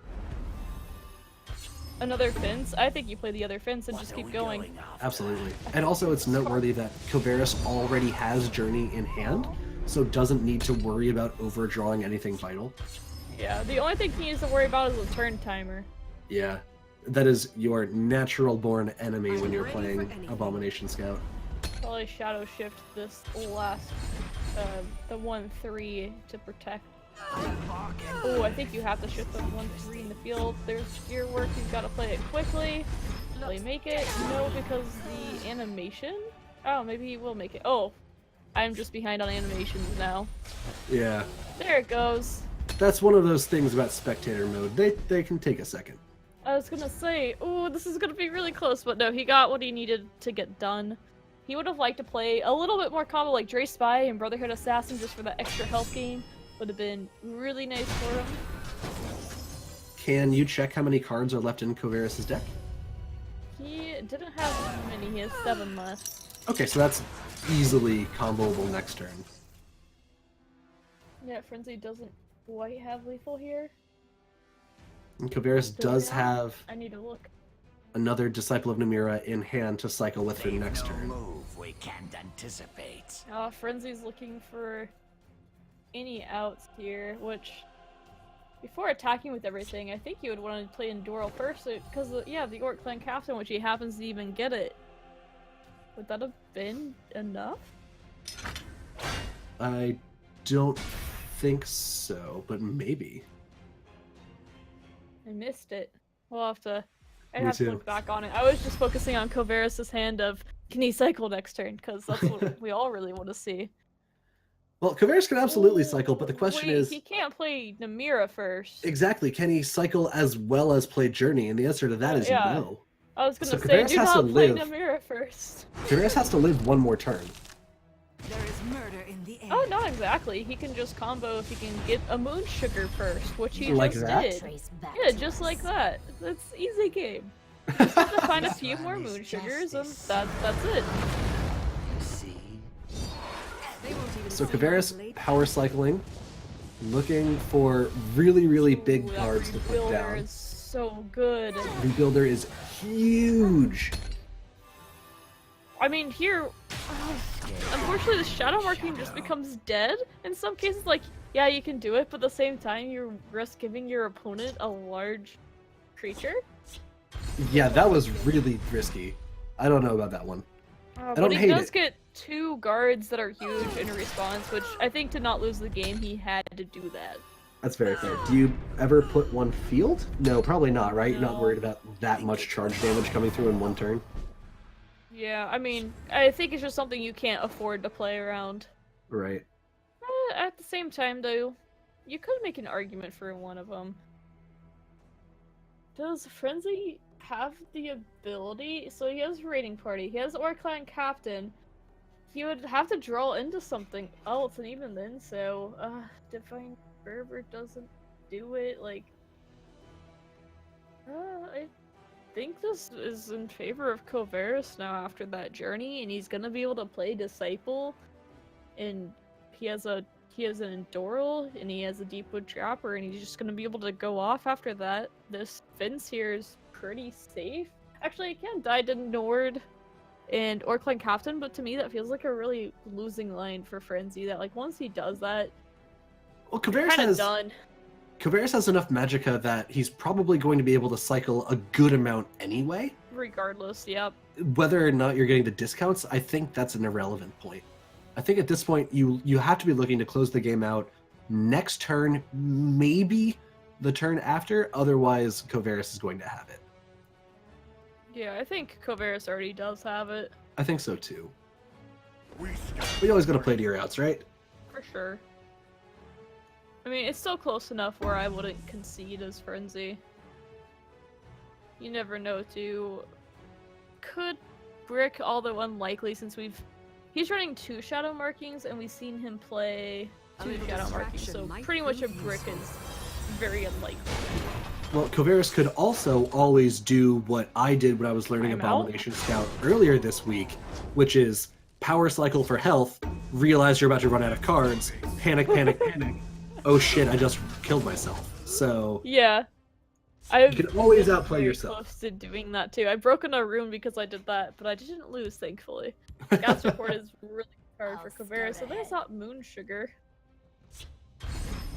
So I'm Welcome assuming to the we see the shadows. Namira, and off to the races we go.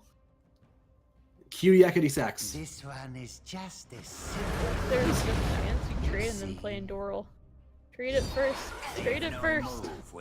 Oh, he wants to guard up, I guess. That's fair, I suppose. Oh, now you can trade it, and then you play another Gearwork I'm ready Spider. for anything. Yeah. That's always fun. So Kovaris going to just keep cycling here, getting some more health. What are we at in terms of card count for Kovaris? There's still plenty more cards for him to find, Oh right? yeah, he has 19 left. That's plenty. You only need 8. He's got the Thieves Guild, yeah. He does see, there's still 2 War Clan captains on the board, so he wants to be comfortable. Right. A couple more guards, a little more life. I wouldn't complain about that. Yeah, it's really, as long as he doesn't overdraw, that is an easy winning line. And really, you can just throw it on the Trapper, throw it on the Ward Wall, and he wins the game here. Probably overwrite the 1/1 spider with the word wall. Yeah, That works too. really, I would even consider overwriting the 5/2 Word Wall with Deep Wood, and then I think Because it's that's gonna it. die anyway. Yeah. Alright, well, Abomination Scout is a disgusting, disgusting deck, and Kovaris managed to get there. Yeah, he did have a nice high roll, and even though he messed up a full turn that he just didn't really get to do anything, it didn't matter. Yeah, like I said, Abomination Scout can be a surprisingly resilient deck. Yeah, And often the worst part about playing Abomination Scout, the worst part of the deck is the pilot sometimes. We'll hold no matter Is this what. where we find out Frenzy has a 1 of tech shield breaker? then he would be disqualified. Soldiers, Here's the report. mud crab. Where's the mud crab can I serve into? your orders? Not enough magicka, but mud crab into red gear. So I was playing Abomination Scout earlier this week, and Take up someone played a Memory Wraith the turn after I power cycled, and I swear to God, I almost punched through my monitor. I was like, who plays that on ladder? It wasn't too long ago, but I was actually streaming, and I was playing This one has Doomcrag, already except it was said with too Skewers much. as my late game instead of Journey. And after I had 1 card in my deck, my opponent was Mage, and they played Memory Wraith and just started taunting me over and over and over again because I thought they had won since they thought Journey was the last card in my hand. Right. And instead, I just start playing Skeevers. And they conceded. They said like, oh, the classic, a powerful blow, and then they conceded. It was perfect.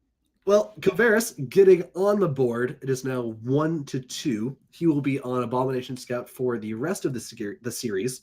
Frenzy has the aggressive Halalu and the mid-battle mage left. I feel like you run Halalu right now, right?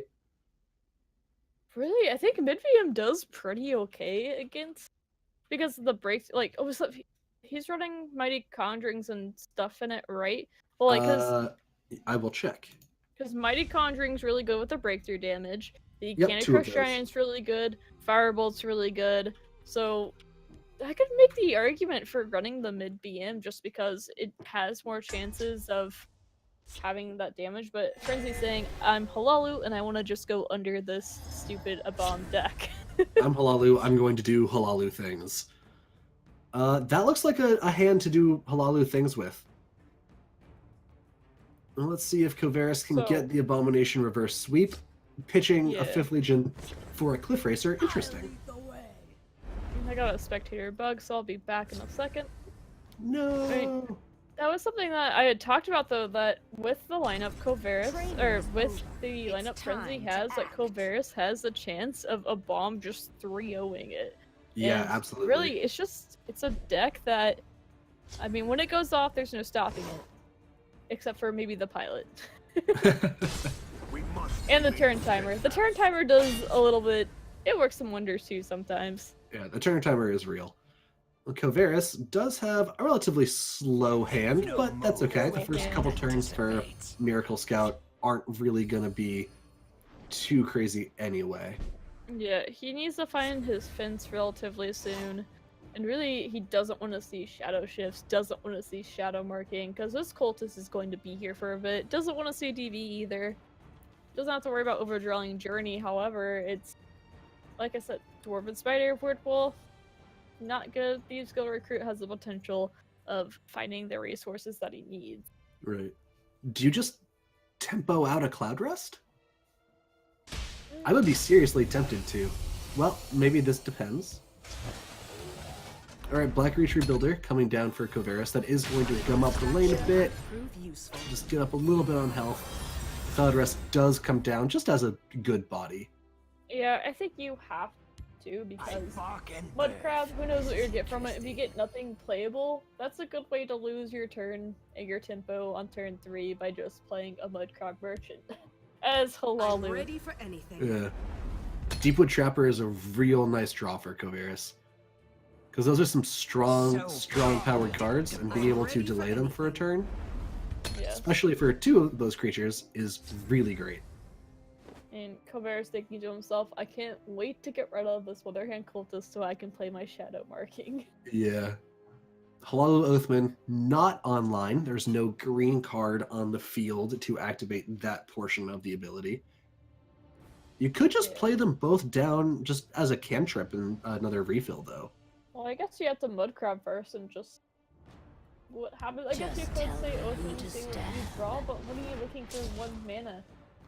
A Mudcrab Merchant! Crab? Mud crab, I think I'd play the Mud Crab Read first my just lips. because the I mean- mouthpaw. I don't know what else I'd be looking for. Candy Crush Giant! That's kind of perfect. You're all! That's a really good draw. That's what you want to do. That's what you want is Halalu against the bomb. That helps. That helps. Kovaris gets a Mummify for his trouble, which isn't going to be too relevant, I don't think. The Witherhand Cultist does go away, and Shadow Marking is now available. And yeah, the cultist being gone is big. And then this 5-2 just not being able to attack next turn. That is a really, like, Deepwood Trapper doing a lot of work, and that's why we've seen it in a lot more decks recently. We've seen it in Halalu more often, and then obviously in a bomb it fits perfectly, but the Right. tempo swing of a 1 Magicka card, it's, I mean, similar to the, not quite to the power level of Harpy, but for a green deck, right up there. Interesting that Kovaris kept the Shadow Shift over the Dress Spy. I don't hate I that think choice. he wants to draw. He wants to cycle and find the Yeah. fences, which makes sense. Spider Worker, the follow-up.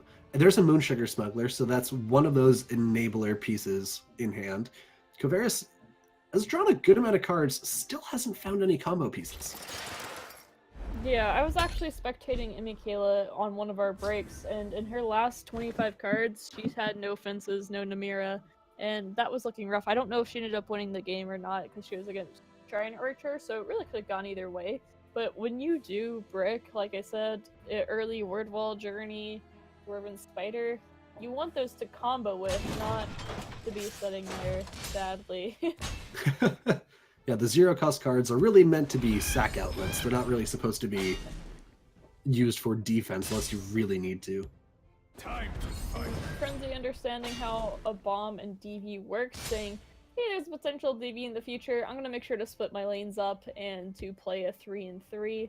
And Nothing will hopefully, trace if there back is a to Drain us. Vitality or some crazy combo, then more creatures of mine live than die. However, we do see one word wall. If there's another one found soon, that is really big for Covaris. And sadly for him, he might have to play a 2 Magica Scouts report. Do you open with the Shadow Shift, I'd assume? Yeah, This one I is guess so. just a However- simple farmer, you see. Yeah, Okay, that's fair. it's just a little bit rough. Yeah, you would open with the Shadow Shift just because if you did find one of your pieces, like if you find Fence, that'd be really nice. However, would've been still not gonna huge. be able. Well, he wouldn't be able to combo still with Fence, because his only draw option would be Scouts Report and be too much Magicka. So you probably Deepwood Trapper, and then... Is there anything worth mummifying? Probably not. So you played the DV for 1. 5/4, but I don't think it's worth it. And really, too, Covaris, he's at the point where he's starting to go to the "Can I stay alive" line versus "How do I win this game" lines. There's just not much he can do because he's not getting his combo pieces. I Right. think you have to play the Scouts Report here and really dig for the piece. I think it's all or nothing. Because I think you either go off next turn or you lose, because Frenzy can Yeah. push 10 damage just through field. I think you have to ditch that. And Moon Sugar. If he could get some runes broken and the god draw, maybe. However, Frenzy. What do you have to say about that? It'd be almost How much- tempting knowing that the hands in Covaris' card is. Or the cards in Covaris' hands. That you would maybe consider not giving him any cards here. You know that he's struggling looking for those pieces. You've seen him dig, dig, dig, and find nothing. Oh hey, 10 minutes from now, everyone will know that we are thanking Matt Oblivium for hosting the channel. Thank you, Matt. Thanks, Matt. Embassy Watch out, Guard. you're not. Holy That's crap. so scary to bomb. We're just somehow Actually, be played. really, oddly enough, I think Embassy Guard is probably really good for Frenzy. Because there's a couple threats on the board that are really nice and big, like that Cliff Racer. Being able to put something up that, like, absolutely will not be able to get answered in 1 turn? And he I don't know, throws it I might have away. kept that. Oh man, this is so sad for Covaris. That's like he plays Amulet and he trades, and then what? You play some guards and pray. I don't think there's a winning line anymore. I mean, you can play all the guards. How many Gearworks are in the discard pile? 1 apparently.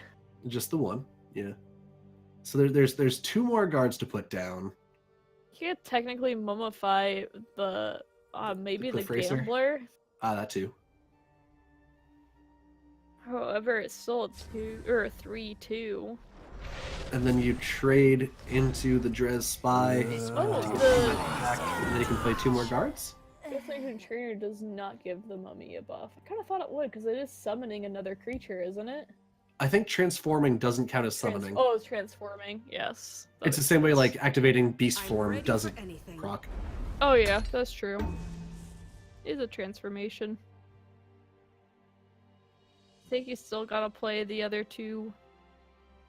I think so too. He's thinking though, This one is hey, I want to just be a able to combo simple next turn if I farmer, somehow you live. How do see. I do that? And that's probably why you set up the Moon Sugar. However, I still think you have to play the Black Reach. I don't know. I understand it's a play to win line, but at the same time, you just lose in the field lane with this line. Like, instantly lose with it. Yeah. Well, There's I guess one shy not of lethal. 1 damage, yeah. Yeah. But there's then lethal through the 5th Legion Trainer. Prophecy? Not anymore? Is it a guard? Yes. Is it a rebuilder? Yes. Okay. So, not anymore. Technically still in this. So that's healing up to 2. Healing up by 2. You trade And in, then- bring him back down to 5. And then you can trade twice to get him down to 3 through Shadow? No, because of the heal. Oh, you're right. I don't know if he had it before. Is he really gonna last out Prophecy? He'd have to draw though Insane though, and he'd have to get Shadow Marking into combo pieces. No, I don't really see that happening. I guess no, he wouldn't even have to do that because he has the Moon Sugar to trade in. You'd have to get some nuts draw though. We must Yeah, because protect I the still Night Mother. don't think.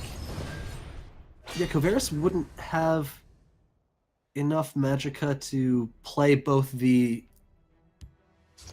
smuggler and the fence and the Namira's disciple of Namira. Yeah, because you'd have of to get Disciple and then Shadow Marking, somehow draw 2 cards to be able to go. And yeah, it's not happening. This is I think the game. Garnag made it impossible because there wasn't mana to play both. So Shadow Shift.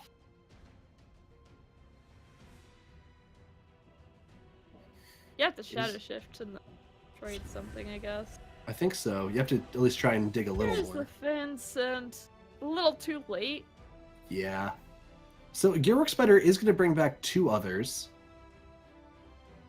But- And yeah, then you can Dwarven and This one Blackreach. has already Unfortunately, no more Prophecy out potentials for him. Right. I I guess think you'd- you still play them out though, because there is breakthrough on Garnag. Yeah, so the that'll breakthrough in get Garnag seals it. 4 damage through. So 3 after the Necromancer's Amulet proc. Yeah, he's thinking about it. Yeah, the Garnag breakthrough is very relevant here.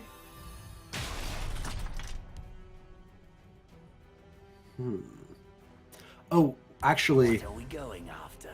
Frenzy could Cradle Crush Shadow to get a whole 5 damage through instead of just. But then he little just bit. gives 4 health to him. Well, you're gonna give 3 health over no matter what. Yeah. Well, first things first, you through field could push 7 minus 2. You could push 5 over there. Wait, 7 minus If you Cradle Crush that? 2? Well, if you Cradle Crush Oh, field. you want to Cradle Crush field. Well, I'm not saying I necessarily think it's the best idea, but if Yeah. you did, then you get to push 5 and have a 6/4 threat.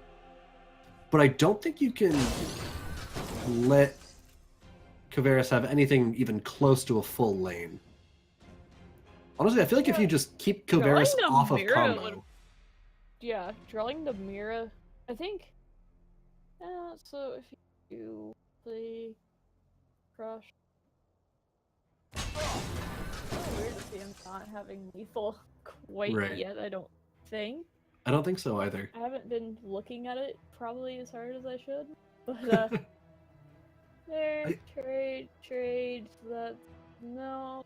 He doesn't have any reach. He could also say, alright, Thieves Guild recruit time, draw me that lethal. Draw me that Cliff Racer.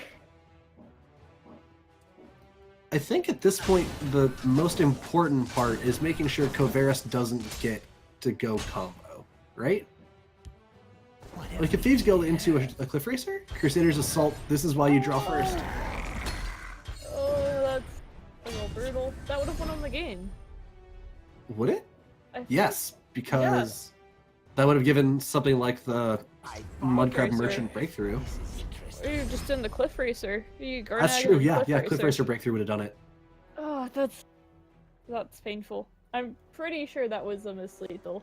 I think so, also too. thinking about it beforehand too. That like if it was a Cliff Racer, you wouldn't want to do those trading beforehand. However, there's nothing else Kovaris can do here. He stalled as long as he could. Never found Disciple of Namira, and it just wasn't enough. Yeah, that will be Frenzy taking the series 3-1. Abomination Scout failing Kovaris at the end just a little bit. Couldn't find those combo pieces quite in time. I mean, it's card games. That happens, right? What you gonna do? And Kovaris, very good player. Played pretty well. A little shaky on the first game, but managed to smooth it out toward the end. So that'll be that series. I think next series, we're not quite sure how the quarterfinals are going to shape up just yet. So we are going to take a quick break while we figure out what the next game is going to be. Be right back with a little bit more Legends action. In the meantime, go check out our sponsor, Inked Gaming, at inkedgaming.com, and we'll be right back. Don't go anywhere.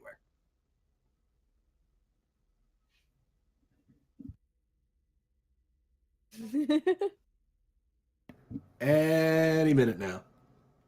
There we go. We'll be back.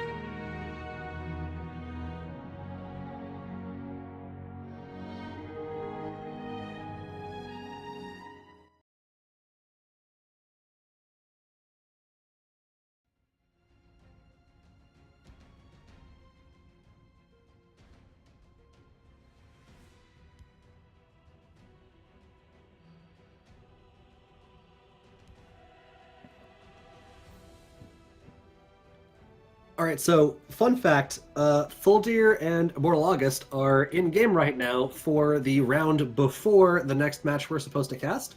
So we're just gonna go watch them. Cool? Cool. Let's do that. I think they're on game They're 5? 2-2. They're on game 5, right? Yeah. Yeah, they're in game 5. So I'm gonna take a quick look at their decks just on my computer here. Fuldir is running a neutral warrior with a bunch of Dwemmers. He is running the Abomination Scout. He is running the Control Nyx Ox Telvanni, and he is running a it looks like a tempo mid-range Halalu, which I'm kind of all about because it's running Nyx Ox just as a 2-mana 5/5, which I think is awesome. So hopefully we get to see that because I think it's really cool. But if not, Yeah. what you gonna definitely do? different. And then Immortal August, it looks like he is running an aggro Crusader, kind of mixed between the red and yellow split, an aggro Halalu, and a Doomcrag warrior, not aggressive, and then also an Abomination Scout. So Immortal August has a nicely balanced lineup, and Fuldir is running a little bit of a balanced lineup as well.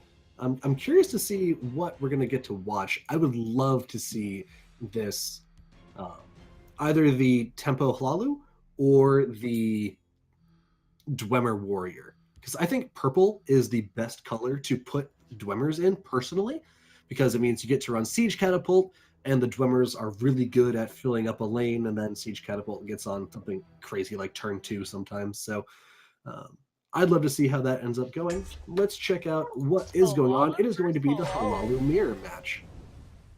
With Solder on rings. And we'll see, like, I think starting hands, the first couple turns are going to be pretty big here. Absolutely. I think it's kind of like what you were saying with the Crusader or the Warrior mirror match, where whoever gets the more explosive opening and whoever can get on the board and get swinging first oftentimes find themselves in the driver's seat the entire match. Yeah, and August is here trying to decide, do I want to keep this pit line hand or not? And he decides with this Nord Firebrand, feels like it's worth it. So I'm assuming next turn we see a Nord Firebrand into about more a Puppeteer, and then we see a Pit Lion after that. Fuldir also rocking the Listener title, which if anyone was not aware, he is on a team known as the Listeners, alongside names like Emma Kayla. Lots of strong players there. Fuldir Yes, has Fierce 2 copies of Infinity, Monkstrike too. in hand. Ooh. Yes, Solder and I are actually on the same team as well.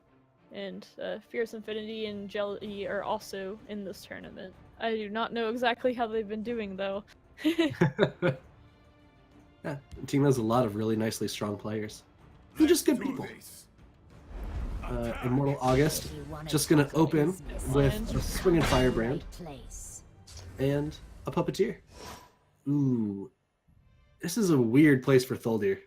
Solder's hand is looking ooh, not good at all. I'm assuming we see the Brotherhood Slayer come out against this 3/3 with hopes that it can trade in, and then maybe no, it's really just rough seeing 2 Monkstrike.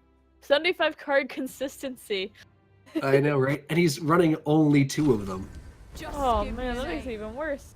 Yeah, That makes sense, and this plays around Crusader's Assault then too, which I know August would hate to play it there. But the pit line is opened and ready to go. And the Shadow Shift gives him a little bit of like lane manipulation in the future as well, which is really nice. You've Let's see if he plays the pit line in this field, because really the Monk Strike here is actually hurts a little bit if it goes into the pit line, but it looks like he's going to hold off on that. I think Hive Defender is perfectly reasonable. Yeah, I have Defender still. That said, that Crusader's Assault from Immortal August is going to be real nice. Actually, is it even though? Because you throw that down, the Monk Strike, ooh, interesting. I think he's looking to Monk Strike it next turn, and I think Right. he is playing around Crusader's Assault. He I knows like that August has an extremely low curving deck, even for Halalu. He runs a lot of like Deepwood Trapper, Mudcrab Merchant, and you know, Nords, and Marked Man. So if you can keep Immortal August from drawing, that is really helpful for Thuldir. And once he can start Let's going, do this. ooh, we could see Cat Monk Strike. I would love to see that. That would I'm be ready for anything. absolutely nuts. That said, that guard is going to make that a little difficult because the Deepwood Trapper does shackle anything that damages it, so Plus, it if he wouldn't be gets able to get more than executed. one. Ooh, that's true. There is the execute in hand. I feel like we'll see maybe an Execute Monk Strike here.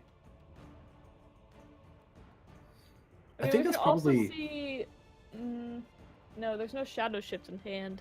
I was gonna say Shadow Shift and then Ring and Contract in Kitty, and then play Monk Strike on that next turn would just end the game.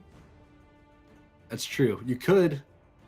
I feel like Monk Strike #1 coming down now makes a good amount of sense, but Thuldir decides going for that extra value next turn, which I agree. I think you're right. That would just end the game. That would be an absurd amount of board cleared and an absurd amount of health Yeah. gained back. Execute plus Monk Strike double trade.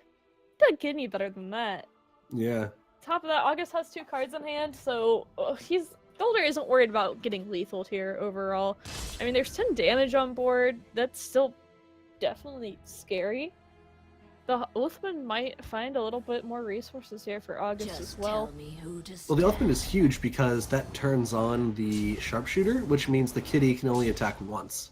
Yeah, will August see that as a priority, though? So we see Bruma Sharpshooter, though? I feel like you probably do go for that. Ooh, I think that's a you- really nice draw. Yeah, I think you kind of do. I think if you're reading Thuldir's hand and you've seen his list, I think you do Sharpshooter it, like, even without seeing his hand. The other option is Sharpshooter on the Hive Defender so that you open lethal in both lanes next turn. Yeah, that's a tough decision. Yeah, And that's a if you hard even read. play it at all, because you could also make the argument of, oh, this doesn't matter. I'm just gonna do whatever next turn. Preparations have been made. Or like maybe he wants to play around a Hive Defender in the field lane next turn. Instead, this is this Execute Monk Strike. That's going to be Oh, backbreaking. Disgusting. That's going to be a 12 health swing, That- going all the way back up to 20, clearing off 8 worth of stats. And we saw the Crusaders Assault draw 1 card earlier too, so it's, I mean, that's more or less going to be the game. When we talked about that, I talked about that setup earlier. I was like, ooh, that would just be the game-ending setup, and Thuldir took that risk saying, alright, he's not going to be able to push 7 more damage. Let's go for this. And it Thuldir paid off. has... Yeah, Thuldir has great ways to control field from now on too with those Cliff Racers from hand. Even just throwing out the second Monk Strike next You turn. won't foil my plan. Yeah, That's easy. and August has got to be feeling a bit down about that Sharpshooter, because he had the potential of stopping that, where it would have been a 7 health gain instead. Instead, we got to see 14 health gain, and that's rough for sure. Because looking back on it, it'd be something to be like, oh, I should have read that a little bit better. Right. Do you think there were any indications that Thuldir had Monk Strike in hand, or do you think that's just something you play around? Matter what. I would say almost for sure for the reason of putting everything in the shadow when everything August had was in field. That would be Right. telling me, hey, something's up here. He's setting everything up not to counter me, and he's not racing me either. So there's either Shadow Shift or Monk Strike in his hand is what you would have to think. And Right, knowing, makes sense. even playing around Shadow Shift there would potentially be right with the Kitty. Yeah, because that's still a really good way to trade over. Yeah. Like, cause Scimitar, I don't know if he's running Scimitar, but Scimitar Kitty too, even without the healing, would be pretty devastating for August there as well. Right. So Cliff Racer #1 is going to come down for some field control. And, you know, a guard for good measure. Why not, right? It's a good card. Might as well let it see the light of day. And August getting a little bit lucky here with he gets the Gambler proc, and then he also draws Crusader Assault just for a little bit more extension, which he's going to need if he wants to push through the damage in this game. That second Monk Strike in hand on the Cliff Racer next turn is looking juicy. So Do you... I think you kind of want to halal lose Sharpshooter the 1/2. Me I don't too. know. It's because you don't want to ram a Brawler into that. You don't really want to I feel Crusader's so Assault bad. kill a 4/2 either, but it's just such a bad position for August. I feel like if I'm August, I Crusader's Assault on the East March Crusader to trade over the Hive Defender. And see what you get. Yeah, and then I'll probably end up feels bad sharpshooting the Fighters Guild recruit. Or, you could Mud Crab into an Execute after you draw. It is just kind of a feels bad. So you start with the Crusader's Assault, right? Okay, starting out with the Candle Hearth. Interesting. Yeah, he's gonna go ahead and Sharpshooter. It's unfortunate it's a really low tempo play, but he does get a trade with the 3/2 as well. And then go face, which I think is fine. It's not as high tempo as August would like, but he does get to use his Magicka efficiently, so not bad. What do you think about a Monk Strike here? I don't think it's particularly necessary. It looks nice, but I feel like holding it one extra turn. You have to worry about what's in August's hand. Because still, like this Orc Clan Captain, Crusader's Assault, that's a lot of damage. And who knows what he'll draw on top of that. Raiding Party? Raiding Party would be great. You know what else is sweet? Wild Beast Caller. That's an awesome inclusion. Seeing that is... I just saw it and I was like, oh. That's new. different? Yeah. Is this secretly an Animal Monk? Did I not realize this is Animal Monk? With red inside of it? With a few beasts here and there. This is a pretty tough decision for Thulder still too. I feel like Monk Strike is like really safe, but at the same time, once it's gone, it's gone. And did he have any form of other healing? Like he doesn't run like Ebonheart Oracle or anything like that. It's kind of more this like cheeky Monk Strike that he has. I mean, do you count Vivek as soft healing? Oh, he has Vivek in his deck? Yeah, Vivek is in this deck. Oh, gosh. Oh. That's something. And August has like 2 sharpshooters and that's it. He's used one of them. Okay, so 8 and 9 worth of stats for 6 Magicka. That's pretty solid. Mudcrab but- Merchant. Oh god, what is Mudcrab Merchant gonna do now? That's a lot of Doesn't matter, damage, that's though. lethal though. That's the game. Oh, yeah. Yeah, it is. We missed that, didn't we? I thought about it after. I was like, oh wait a second, he has to clear one of these. Oh, Yeah, I'm surprised he he didn't needed clear it. either Cliff Racer or Monk Strike. Yeah, I expected the Cliff Racer to come down. Well, so that means that'll be the series. Immortal August ends up going up 3-2 over Thuldir. I think we are going to take a quick break while the players in our quarterfinal match get to look at each other's decks, decide their bans, get a little bit of water, stretch their legs. I may do the same, go through a lot of water here on the casting desk. But until then, don't go anywhere. Check out our sponsors at Inked Gaming, and we'll be back with a little bit more of Elder Scrolls Legends action once we return.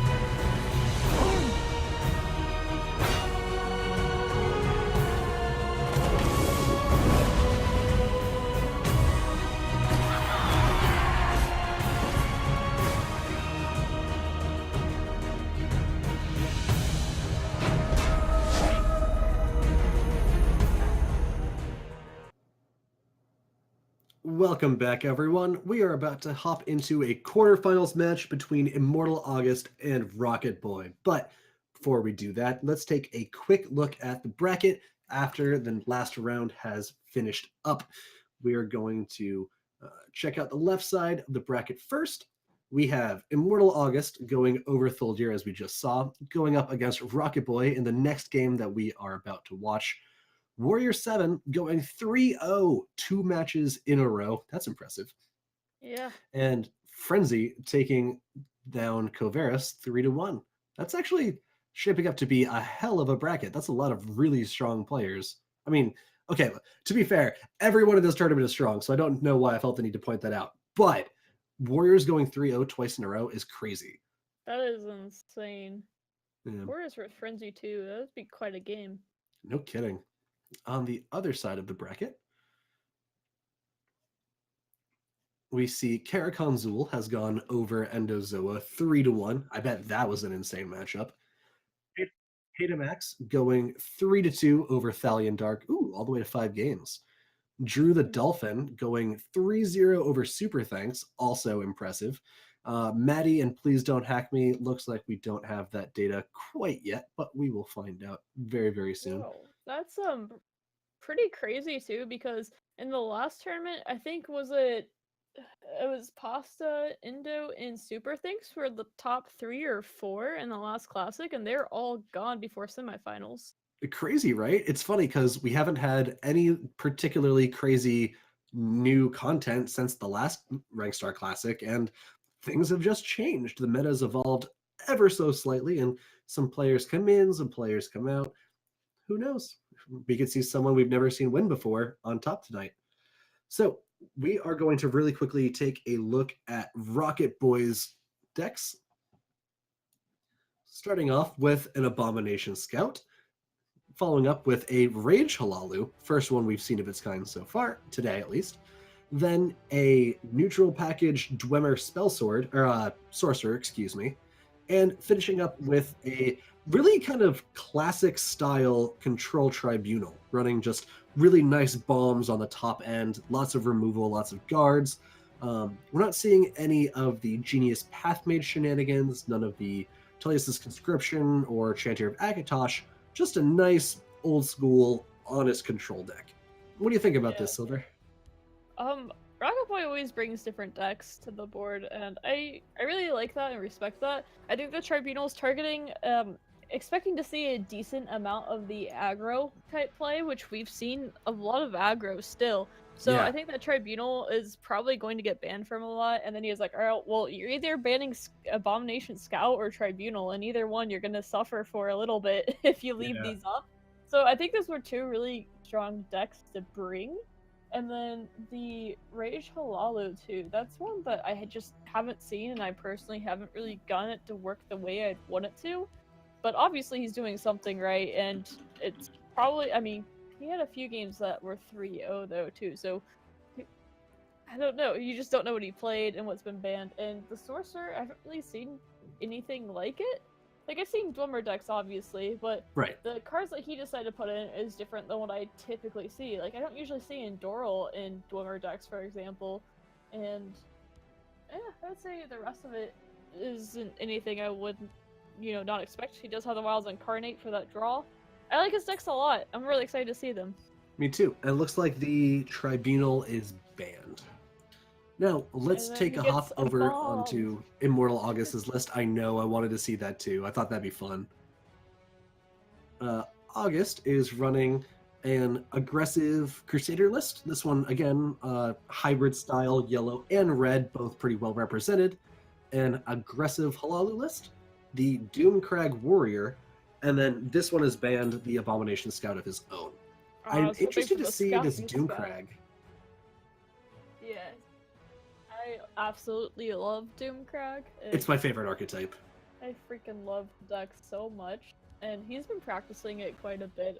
I was actually watching some of his test games last night, and that was one of the ones he was really working on too, especially against a bomb, because we might get to see a Doomcrag versus a bomb. I personally really like it. I know it's a cycle fest, but it's fun to see how it plays out, because I'd say a bomb's slightly favored, but at the same time, if you can really just get your Doom Crabs with pings going, you might just be able to outgrind it. I've actually been really close to outgrinding it before. It's rough, but definitely doable. Yeah, it doesn't feel I want to unwinnable. see it. Like And the for red gear is huge. That's true. For anyone who isn't familiar with the Doomcrag Warrior archetype, the way that works is Doomcrag Warrior gives all of your creatures in a single lane lethal, and the Warrior class is probably the best in the game at doing 1 damage pings.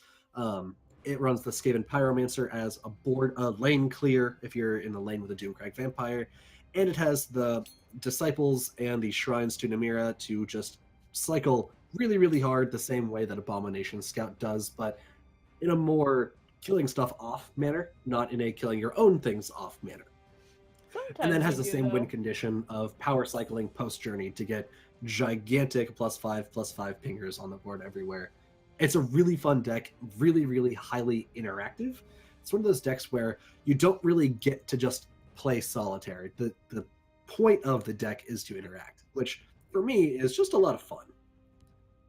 Yeah, I like it a lot for the reason that you do interact with your opponent overall. I mean, usually at some point, what happens against aggro is there's a point where aggro has just lost the game, and then it becomes really uninteractive because someone doesn't surrender true. until they see Journey played. But at the beginning, like the first 10 or so turns are really, like, there's just a lot going on. It's very action-packed, and it's a lot of fun to watch.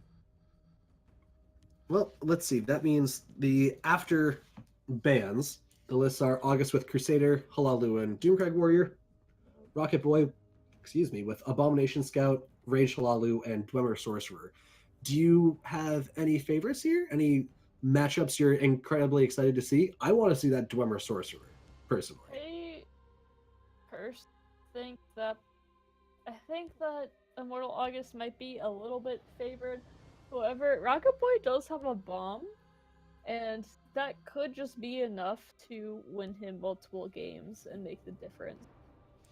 Yeah, I feel like that Control Tribunal build was a really smart one to bring because it brings a lot of the ban pressure off of Abomination Scout. It really opens up your lineup to have 2 slower threats that are equally scary.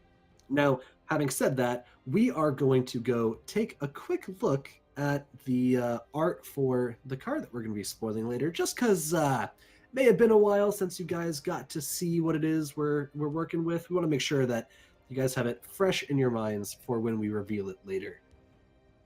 Look at that guy. The guy's like, such good art. yeah, I'm the All best. the new art I have loved it. It has been so cool looking and really makes you think of like what is it? What does it do? I need to know. I know, right? I love how all the cards that we've seen have this kind of like nicely cartoony style, which I think lines up really, really well with the Isles of Madness theme. Yeah, it has like a cartoon style but at the same time, it still has enough like seriousness about it to go along with the game. Because I agree. I would say, Legends is a less cartoony than a lot of card games in some sense, or Yeah. at least some of the ones that I know. But it has like a good mix of being fun and cartoony, but also serious at the same time. Yeah, I we got to see what this card was a couple days ago, and I have been just so excited to show this off ever since then. So it looks like Immortal August went to go get a little bit of food. Can't blame him. It's been a long day. It's going to be an even longer Yeah, day. I So would like some food too. yeah, I think we're gonna take a really quick break, grab ourselves a bite to eat, get some refreshments, and we'll be right back as soon as we hear that they are ready to get going.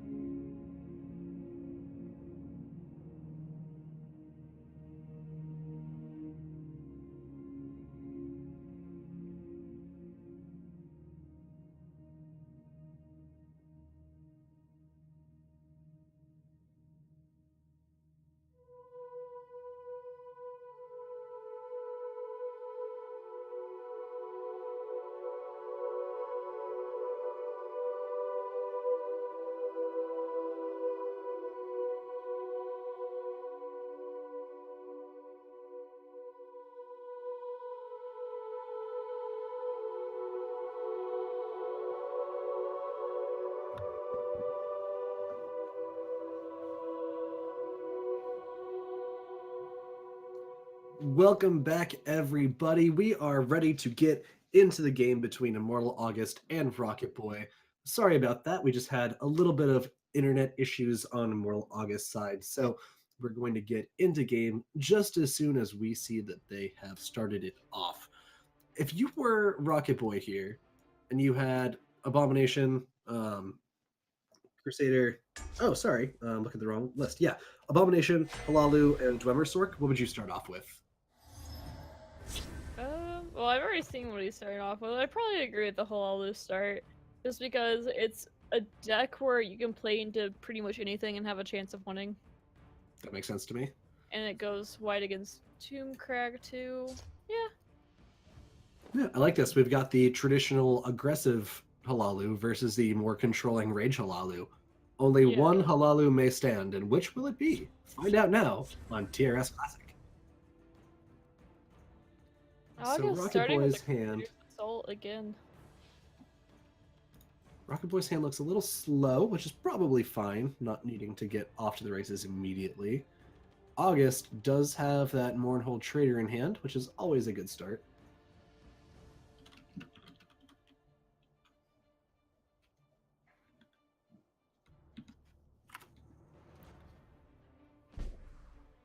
So Mournhold Trader is going to be really nice here for August. Yeah, I think that's always a good way to start off. Yeah. Rocket Boy has that Fighters Guild Steward tech that I am super excited to see. That's something that Adorable. that's one that Ian was messing around with in his Rage Warrior as well, saying that there's a lot of targets that can very likely trade off favorably, and Fighters Guild Steward just makes that happen more consistently and more often. Yeah. Frenzy's original, he was making an archer deck when Torval first came out where he ran Yep. 2 of the swords, and he could use it on Torval, or he could also use it on Tempo Nixox, and then playing it, which is a really nice trade overall. Really surprised from August that we don't see the Mournhold Trader, but I think it's a smart move because he's playing around Sanctuary Pet or Fighters Guild Recruit, knowing that he doesn't have a way to interact with the board. If that were to get pet, then he's just losing. Like, that's a good way to lose a game once again. And now too, he has he can steal Scimitar. Yeah, I like that Scimitar play. Yeah, the Scimitar, and then he can play the Mournhold Trader and have interaction with the board now. So I think smart. that's a smart very move from nice August. Of sequence. course I'm on your side. Rocket Boy doesn't really have a good way to follow up either. Can Fighters Guild Steward target itself? It can't, correct? No, it cannot. Didn't think so. Pretty sure Thieves it's Guild does Recruits. another. This is interesting. And really nothing to help Rocket Boy out here. Pretty clunky hand, pretty slow. He can ring the Torval next turn, and he does have Sword to destroy something with it. And then that will also gain the Magicka, so it's pretty much like playing a free sword, since most likely he'll be killing a 2 Magicka creature. Mm-hmm. And plus, the other option. Also, are you envisioning Rocket Boy plays the Torval Field or Shadow? I think you'd have to play in the Shadow if you're looking to sword it next turn. Yeah, I think the other option is you can play it Field and force the opponent to trade into it. Yeah. But You can also you can the guild store or sword next turn, so I think you'd almost always play in the Shadow, hope for no interaction. yeah, because you could play both actually, because you could play Extortionist, and then the turn after you can sword as well as Steward with the ring. Yes, and August being smart here, making sure that he doesn't break a rune here, doesn't take the risk of hitting any prophecies. The Brotherhood Slayer or the Fighters Guild Recruit would both be pretty devastating for him if he were to break a rune and pop the first prophecy. Right. So that is going to go Shadow, like you mentioned. I think that's probably a great idea. And then probably going to be 2 different trades next turn. Which ones do you think you ping off? You definitely get the Mournhold Trader, and then probably the Orc Clan Captain? Well, I guess here too, if this Quarter Club Gambler comes down, that's actually pretty big for August.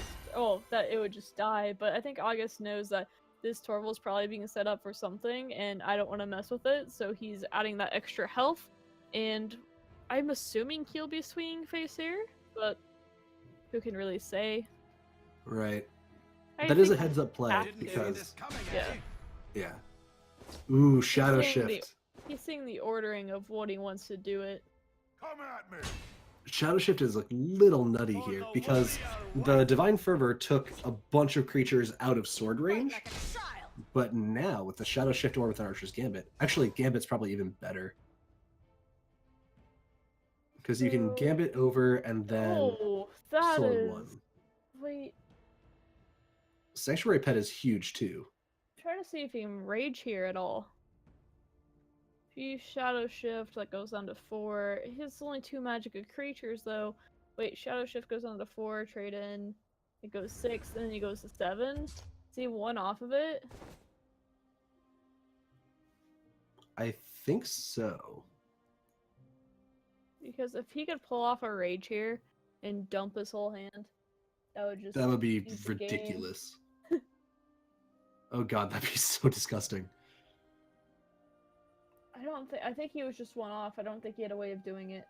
I don't think so either. So you trade into the Mournhold Trader at some point. Well, you would want to do that. Yeah, you'd want to do Yeah. that at the end. You probably do the Orc Clan Captain first, Yeah, I do agree with that.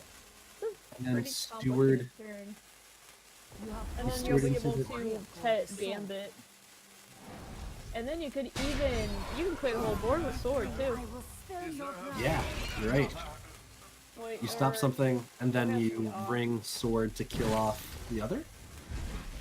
Gambit works as well, yeah. A little bit off on killing the whole board. I was thinking he was getting a little bit more from Torval, but no, those were big creatures, but they're only 2 Magicka creatures. It's insane to think though, if there would have been a 3 Magicka creature, that there would have been a rage there. So Immortal August has 5 damage, 6 damage.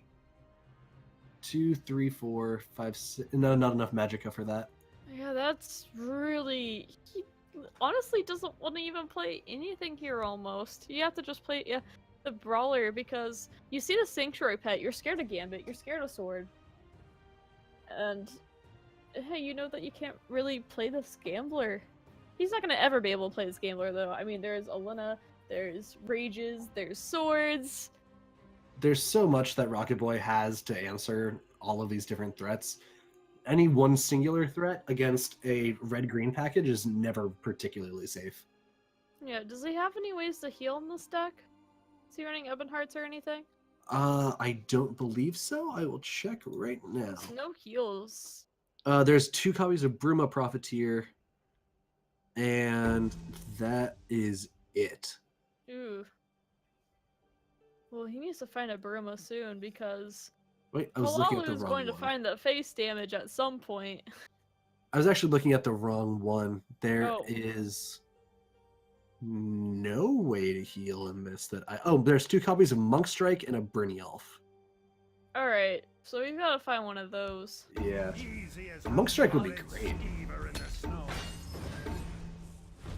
I'll get swing for the damage. Awaits you. Kind of wondering if he should have held it just because he would have had lethal that way with the Crusader's Assault. That's probably what But I would have done. Actually, 'cause- no, he would be missing one off because 5th Legion Trainer is dead here. There's no way it's living. Well, you could use the Crusader's Assault on the 5th Legion Trainer this turn. No, it's going to And be then dead. You couldn't do the Crusader's previous Assault. turn because it was locked down. Oh, that's true, because the pet was on it, right. Yeah. That Anasi is real nice. Anasi makes Immortal August drown a lot. Yeah. For good reason, too. So Rocket Boy now has both lanes guarded up nicely. Ugh, Ooh, that's rough. that's so terrible for him.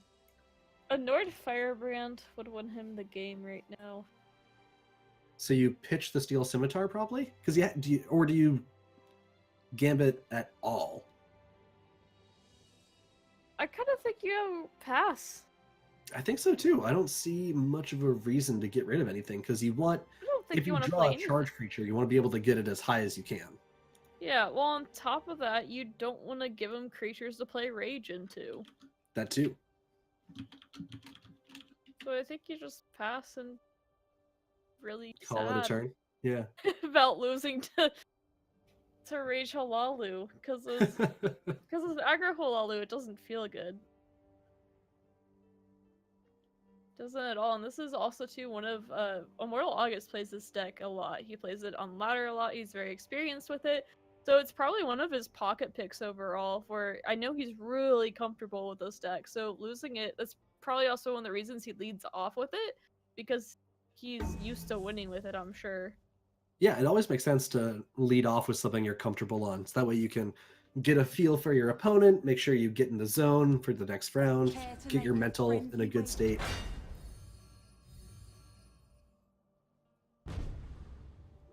Pitches the Steel Scimitar, which I think is the correct choice because that means any charger now has Crusader's Assault for breakthrough. But I still am not sure that I like anything having been played there. I think I would have passed completely just because Rocket Boy has so many cards in his hand. There's no way there's not an answer. Right. I don't know. I think keeping the Scimitar for a potential Nord or I only something is need worth one it. shot. If, say, there was... Did you say there was... I don't know. You said there was Bruma, right? In Rocket Boy's deck, no, Yeah. there is not. Oh, no. Oh, That was okay. in Immortal August deck. Rocket Boy, the only healing are 2 Monk Strike and 1 Brynjolf. Oh, yeah. Okay.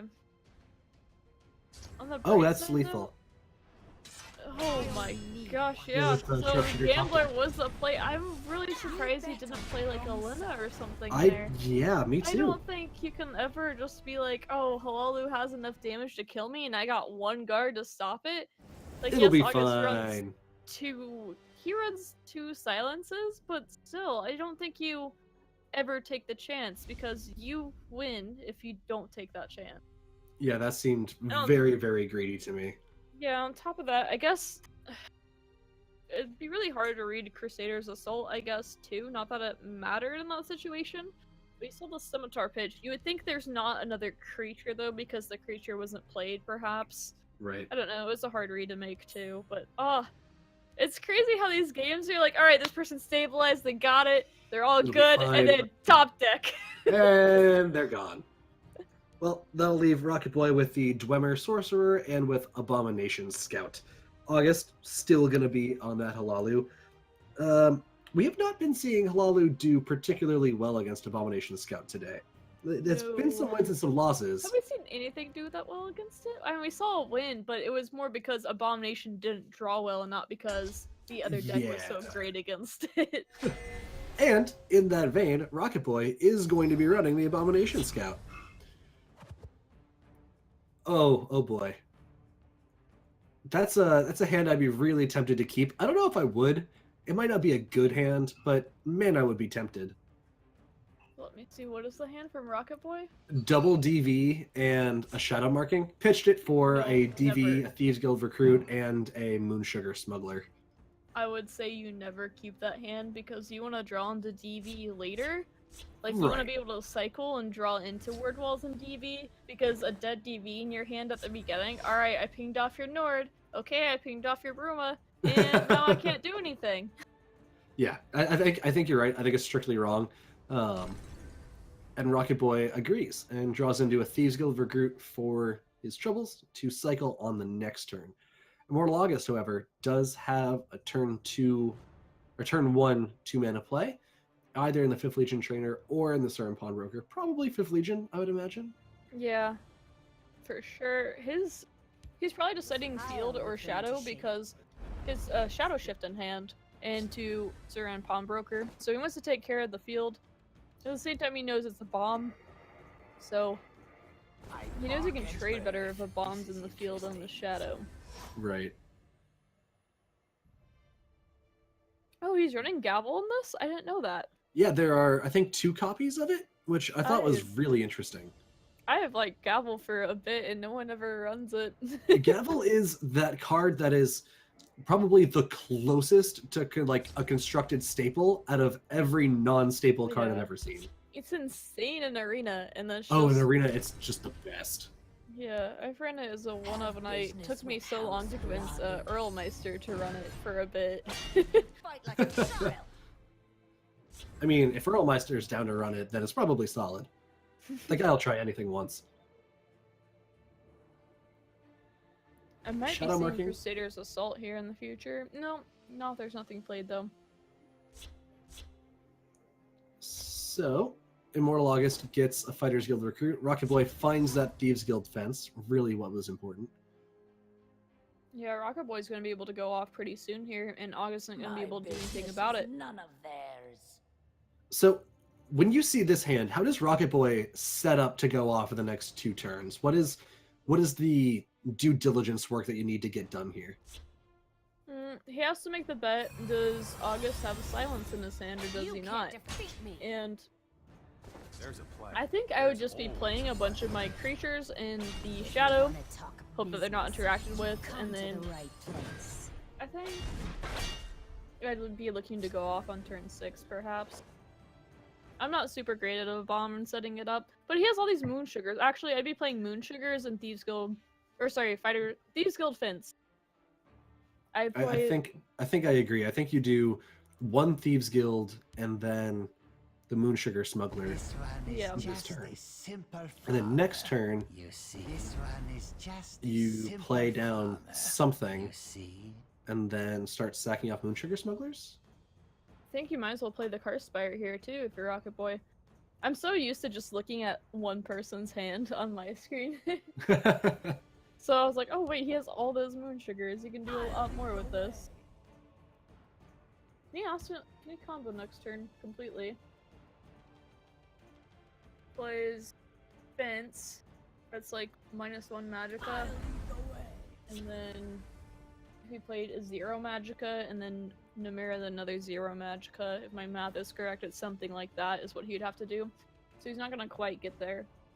I think your assessment of going off on turn 6 is probably correct. So August, maybe a Crusader's Assault here? Try and refuel a bit? Perhaps. It's just so low tempo and you don't want to do that against a bomb if you can withstand it.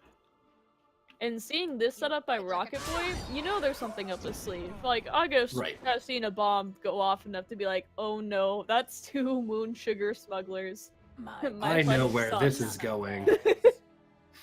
Fool me once, shame on you. Moon Sugar smuggle me twice, shame on me.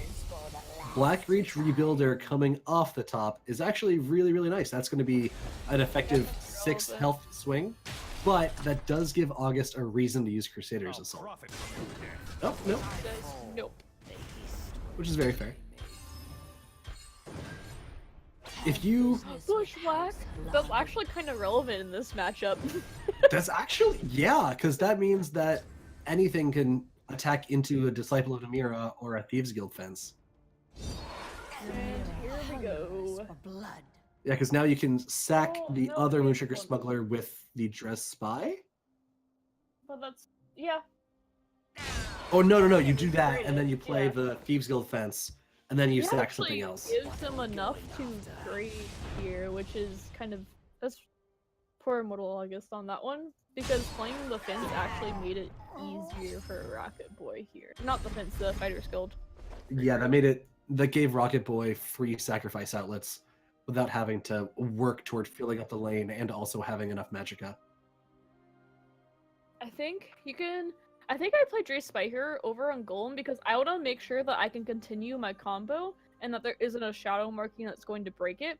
So I want to see my next card if possible, so I can play my Dre Spy, see my next card, discard it or keep it, and then play my Deepwood Trapper and just keep going through my cycle. Yeah, because that means you can plan out really nicely. Deepwood Trapper field seems... I really Wrong. think my Dre I don't- Spy is so bad. I don't think you win without comboing, right? He definitely could have done a lot more with that turn. He was running out of time though, so I think he was Right. worried. But that's It was a Ow. bit of a slow roll, I agree. And also, it's not like the Deepwood Trapper is that meaningful of a speed bump in the field lane yet. There's still 10 damage that can be pushed there. on And also, top of Gallo that. the Ordinator means that something will not get damaged by the Deepwood Trapper, so it doesn't get shackled. Yeah, on your 5th Legion trainer, I'd consider that. Throw that and the Crusader's Assault down, push a bunch of damage. Yeah, you it's have still 3-7. really low tempo though, and you can't do anything about the engine that's already set up. Let's see, how much damage does August have? 3, 6, 10, 15, and then Crusader's Assault brings that to 3. So there's 17 damage, so August is 1 off lethal? Well, what about Bushwhack? Does that just make it lethal? No, because the My other business is creatures none still of have to theirs. attack through the Deepwood Trapper. Oh yeah. Whoops. I was trying to make Bushwhack be the hero, and I'm trying Euless. I'm really trying. Sophie, don't yell at us. Bushwhack is the best. So we Mudcrab into Execute. Yes. Into an extra Magicka somehow. And then A 0 Magicka execute. that's a weird bug, Sparky. It'd be a shame if something were to happen to it. My business is none of theirs. You've Yeah, it's made 1 my damage short. business for the last I guess it's gotta be pretty sad. Oh, just kidding. 2 damage short is. The hist will reclaim me. This So actually that sucks, plays though. around a Nord. But that sucks so bad because he has to kill his 5th Legion trainer, or I mean just leave it there, and then he gets a free trade now. Also, too, shadow marking here is really relevant. He needs to dig for this Necromancer's Amulet, and once he finds that, he can go off completely. Or Word Here it Wall is. with a DV. There's just he gets this is it. As long as he doesn't run out of time and doesn't mess up combo and doesn't overdraw himself, this is more or less the game. That's it. You have been miracle scouted. Well, let's make sure Rocket Boy doesn't accidentally the game. Scouts report, free cycle, always good. You just trash that, right? Or do you keep that? Okay. You want to keep everything you can because you want to get as much Necromancer's Amulet procs as possible. Very good point. Very good point. Trash and That- Doral though because you can't play it. Black Creature Builder is a great one because that offers both a sacrifice and some health gain. Go. Minute and a half. How fast can you cycle? That's a quick turn timer, it looks like. I've been feeling like the turn timer is quicker, but I timed it, and at least when I wasn't doing anything, it was a minute and a half. Maybe when you do things, it's like, oh, minute 15. Right.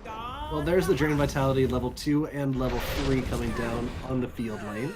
And that's going to be a free trade, too. Well, it's not exactly free, but he actually wants it to die anyway. He made sure that he doesn't run out of his turn timer and killed the whole board before playing the rest of the cycle. He would have kept going if he had the time for it. Unfortunately, he didn't, but he did get the Drain Vitalities down, and that's all that really mattered. In August, unfortunately, he's gone through a decent amount of draw and has a, RNG Mudcrab hand. Please, Mudcrab, save me. I don't want to lose to Abomination and play against this stupid deck again, is what he's thinking. Have you made your offerings to the Mudcrab gods today? Let's see. He's taking a bit to decide this. And it's between 2 0 Magicka cards. It's between a Namira, a Disciple of Namira, and a Thieves Guild Fence. That would be disgusting. So, okay, let's assume that Rocket Boy goes off correctly, doesn't screw this up. If you're Immortal August, you have Crusader and Doomcrag Warrior left. Which one do you run in next? Doomcrag! Ooh, that's super relevant Mechanor as well because he can actually destroy the Namira that way. That Well, is potentially interesting. relevant. No, he's not going to use it though. He has Bushwhack to do that. What am I talking about? He has a 0 mana thing that does the same thing.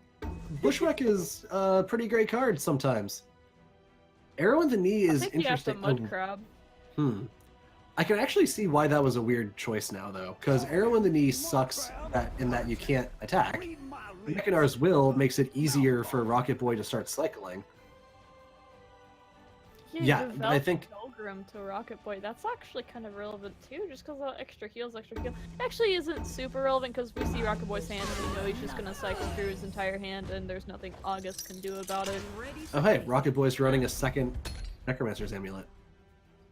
Oh no, I have to cringe a little bit. Luckily for him, it's not gonna break his combo. So I'm a plebeian, and I really like running 2 Necromancer's Amulets because I'm not good enough to go off consistently because I can't plan things. And it's exactly the situation like this where I'm like, yes, I am glad I made that choice. But you don't need it at all, though. Oh, Like, no, to me, the I deck wouldn't doesn't even need play it. The deck doesn't need it. I, as a pilot, need it. Oh, yeah. I'm saying this turn, though, it's, in my opinion, it's completely worthless to play. It's much better to play the shadow markings here and go off completely. You don't I agree. I need think two Rocket amulets Boy, at all. you'll end up getting the same amount of healing to read enough healing just by cycling harder. Yeah. I also would have been interested to play the Thieves Guild. Why do you do it, Rocket Boy? No. Yeah, you want to play the fence, and because then everything's 0. That's something else that Peter Max told me. As soon as you see 2 fences and you can play them, You play do them. it because everything is free besides shadow marking. And on top of that, you play shadow marking, and you just have 0 cost cards completely. Yeah. I don't know. At this point, he's so far ahead. It doesn't matter all that much. I hate saying that, but he really didn't cycle the way he should have here. This turn should have been quicker and a lot more putting the nails in the coffin. And instead, Right. I don't feel that way as much as I should. It's still pretty done, but this should have been just like shutting out the game completely. And I expected a little bit more from this turn, I would say. Yeah, Rocket Boy ended up doing actually surprisingly little in the course of that turn. And that Dawnbreaker, it probably won't end up meaning much, but the amount of reach that Dawnbreaker offers really shouldn't be ignored either. Yeah, this bargain's actually really nice because that keeps the mud crab alive. Yeah, that's true. Like I said, fortunately for Rocket Boy, August's hand is super bricked in general. Rocket Boy's turn, I would have liked to have seen the fence and the shadow marking and literally just you get enough to play Journey next turn is what I'd be looking to do. Yeah, that was a power cycle turn. Yeah, he didn't need to play the other amulet. However, his turn is still pretty safe. Power cycle is preferred, but he is safe. Yeah, I don't see a way. Can't beat me. Oh, you can, if you Mechanar's Will and then Bushwhack, you can kill the Disciple of Namira. In the most stylish way possible. He could have just Mechanar's Will and killed them both off. That's true. Which, we don't... Oh, there's another Namira now. I don't know if it was there before. But then you wouldn't it's get the to use game Bushwhack. now. Gotta use Bushwhack somehow. Right. August, please! And he has Journey in his hand, so he doesn't really care what he discards. He has 20 health. The world is pretty much in his favor now. He needs to get some guards to protect these Namiras and stuff. It doesn't matter if he does or doesn't though, just because he has a 4 Magicka Namira in his hand. How many cards are left for Rocket Boy to cycle through? He has a total of 9 cards left, and it's now down to 8. So Rocket Boy can reasonably get to the end of the deck right now. Yeah. He's running Gambler in his. Dang. What? I How just feel many? like That's he's running a lot higher curve, which maybe that's part of the reason he's also running 2 Necromancer's Amulets. yeah. That Gambit is Because that he has a lot more break combo pieces. that Gambler is a one of. Why? Yeah, to me, like, Camel's still better even at 1 extra Magicka. It's a one of, and there's only one Endoral Mastermind. Interesting. Yeah, I run extra Endoral. I do as well. I like 3 Endoral, I think. Me too. Interesting. Well, Rocket Boy has plenty of health to work with now. Immortal August taking like the lowest tempo play possible. This is a concede play, right? This is the turn you concede? Because Immortal August Yes. doesn't have anything to develop. It's the game. Oh, I think what he's waiting for, in case Rocket Boy did overdraw himself, he has absolutely no runes. So if he did overdraw himself, he would just flat out lose the game. So we saw the journey. Here comes the concede, I bet. Yeah. Yep. Yep, there it is. Immortal August making Rocket Boy prove that he knows how to pilot the deck, at least to the necessary level. And Rocket Yeah. Boy shows that, in fact, he does. So, I mean, it's easy to autopilot. I'm healing, I'm killing my stuff, and oh, wait, that was my last card, all my runes are gone, I lost the game. So- I've totally done that. So, that'll leave Crusader and Doomcrag Warrior. You said you want to run the Doomcrag Warrior next? Yes, I want to see Doomcrag Warrior so bad versus a bomb. I know everyone else in the world's going to hate that matchup, but I want to see it so bad. I mean, I'd like to see it just because that's a pretty high skill ceiling matchup. I mean, Yes. obviously we're both just going to do our own thing. We're going to dirtle, and whoever hits our dirtle faster wins. But that's kind of just the baseline, right? If you're talking really how well can we pilot these decks against each other, the skill ceiling is kind of crazy. So I'd love to see how they manage to I mean, there's navigate definitely parts too. Who draws their shrines first? Who draws their Right. disciples first? Well, when I say shrine, who draws their engines first? And also, too, Dushnik becomes a pretty relevant card. If you can kill the Necromancer amulet off, or amulets, and then just go face, you might not even need a journey. You might just...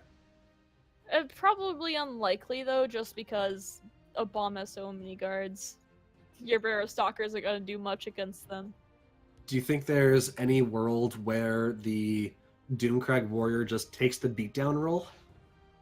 I don't think it ever succeeds. If don't Halalu think can't so either. concede, why would Doomcrag? That's a good point. All right, well, we're just I mean, you waiting could a little attempt bit. to, but I think you just give them combo pieces instead and help them out. That's true. I'm imagining them trying to go with the beatdown roll, like, forcing them to overdraw Journey, and Rocket Boy's like, "Are you kidding me? Really? Did I just get beat down by a Doomcrag Warrior?"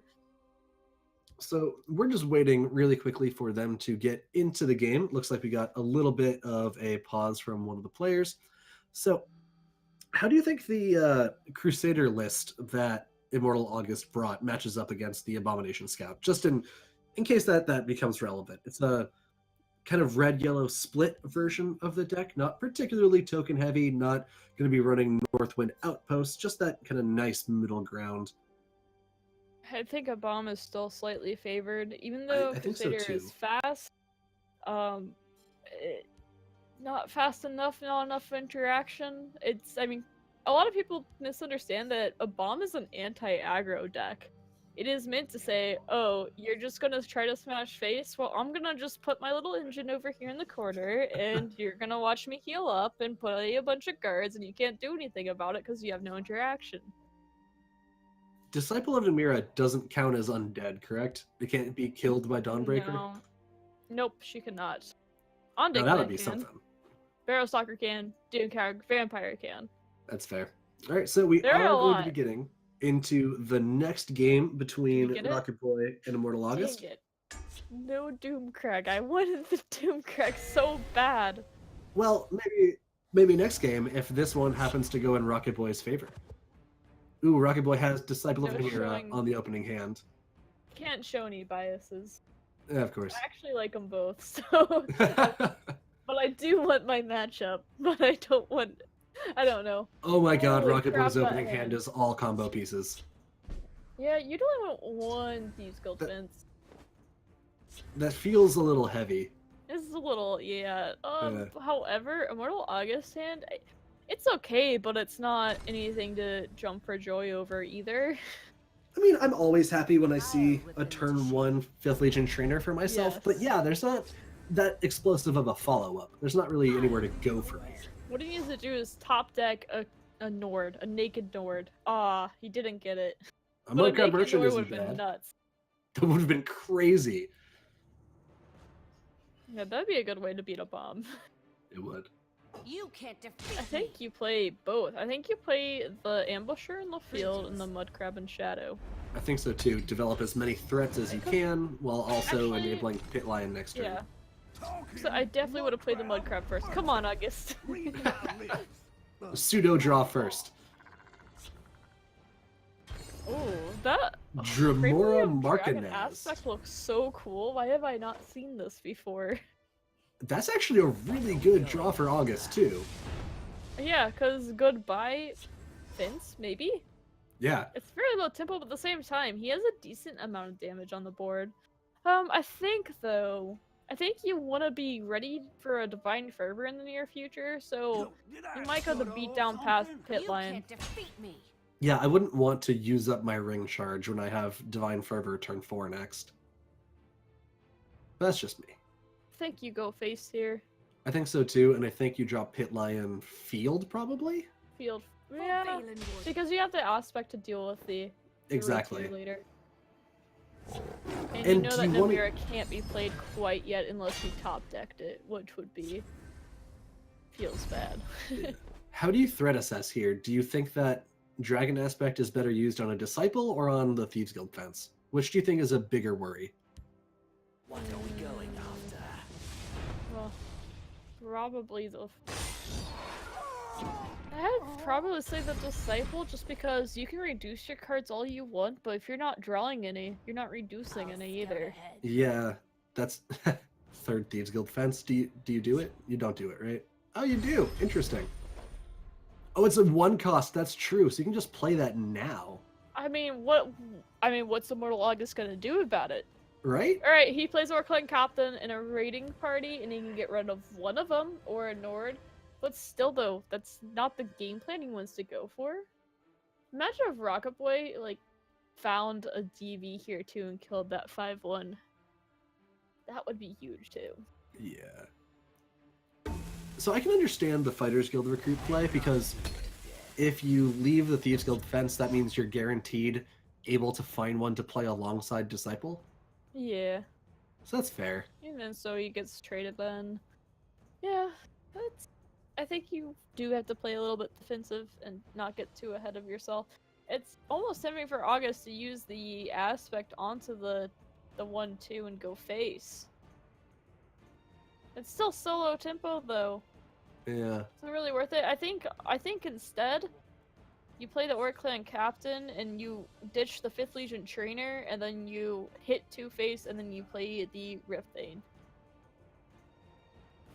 I think I like that plan, because if you see 2 of those on the field already, well, okay, what if you read that, okay, you already got 2, if I get rid of these and you don't draw a 3rd, I probably just win?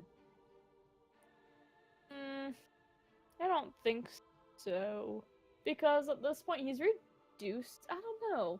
He's reduced a decent number of cards. We can see how clunky Rocket Boy's hand really is right now. As August, you're worried about Moon Sugars and Namira combo. I think you still have to go for it though. I think you have to go face and just go for it. Fight like a child. I think that's Because totally or fair. else your timer's ticking and what else can you do? Also too, this is something that you had to really hope not to hit is August, and that's -7 damage. That is brutal. That's a 9 health minus swing 9, compared to what yeah. happened, what could have happened. Get past me.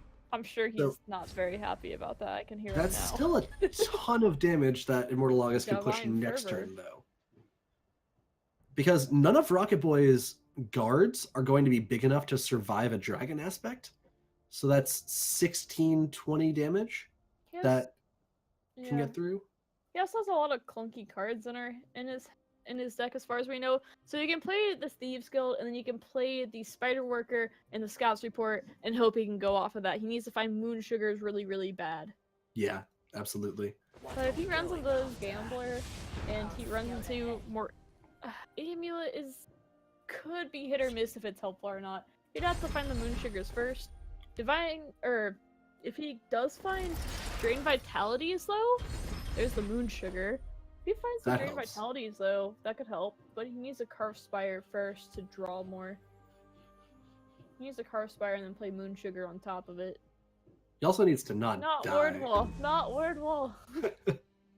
You can play that later. It's especially too if you find a DV and then you cycle through, you're gonna be a really sad human. Carspire is a free draw because it gets reduced anyway. Why would you not play it? Instead, he's deciding if he wants to play a Word Wall somewhere. It doesn't make any sense to me. I guess he doesn't think he has the time for it. Wait, now he's doing that? I don't understand that play. I think he was worried about time. Yeah, I think that means Immortal August gets to push how much damage? That's Is that a potential one? Divine Fervor? Divine Fervor means Or that if you play the raiding party instead. Divine Fervor means Rift Vein pushes 4, and then that's 7, 15, so 19. Yeah, that's lethal with Yeah. Divine Fervor, I think.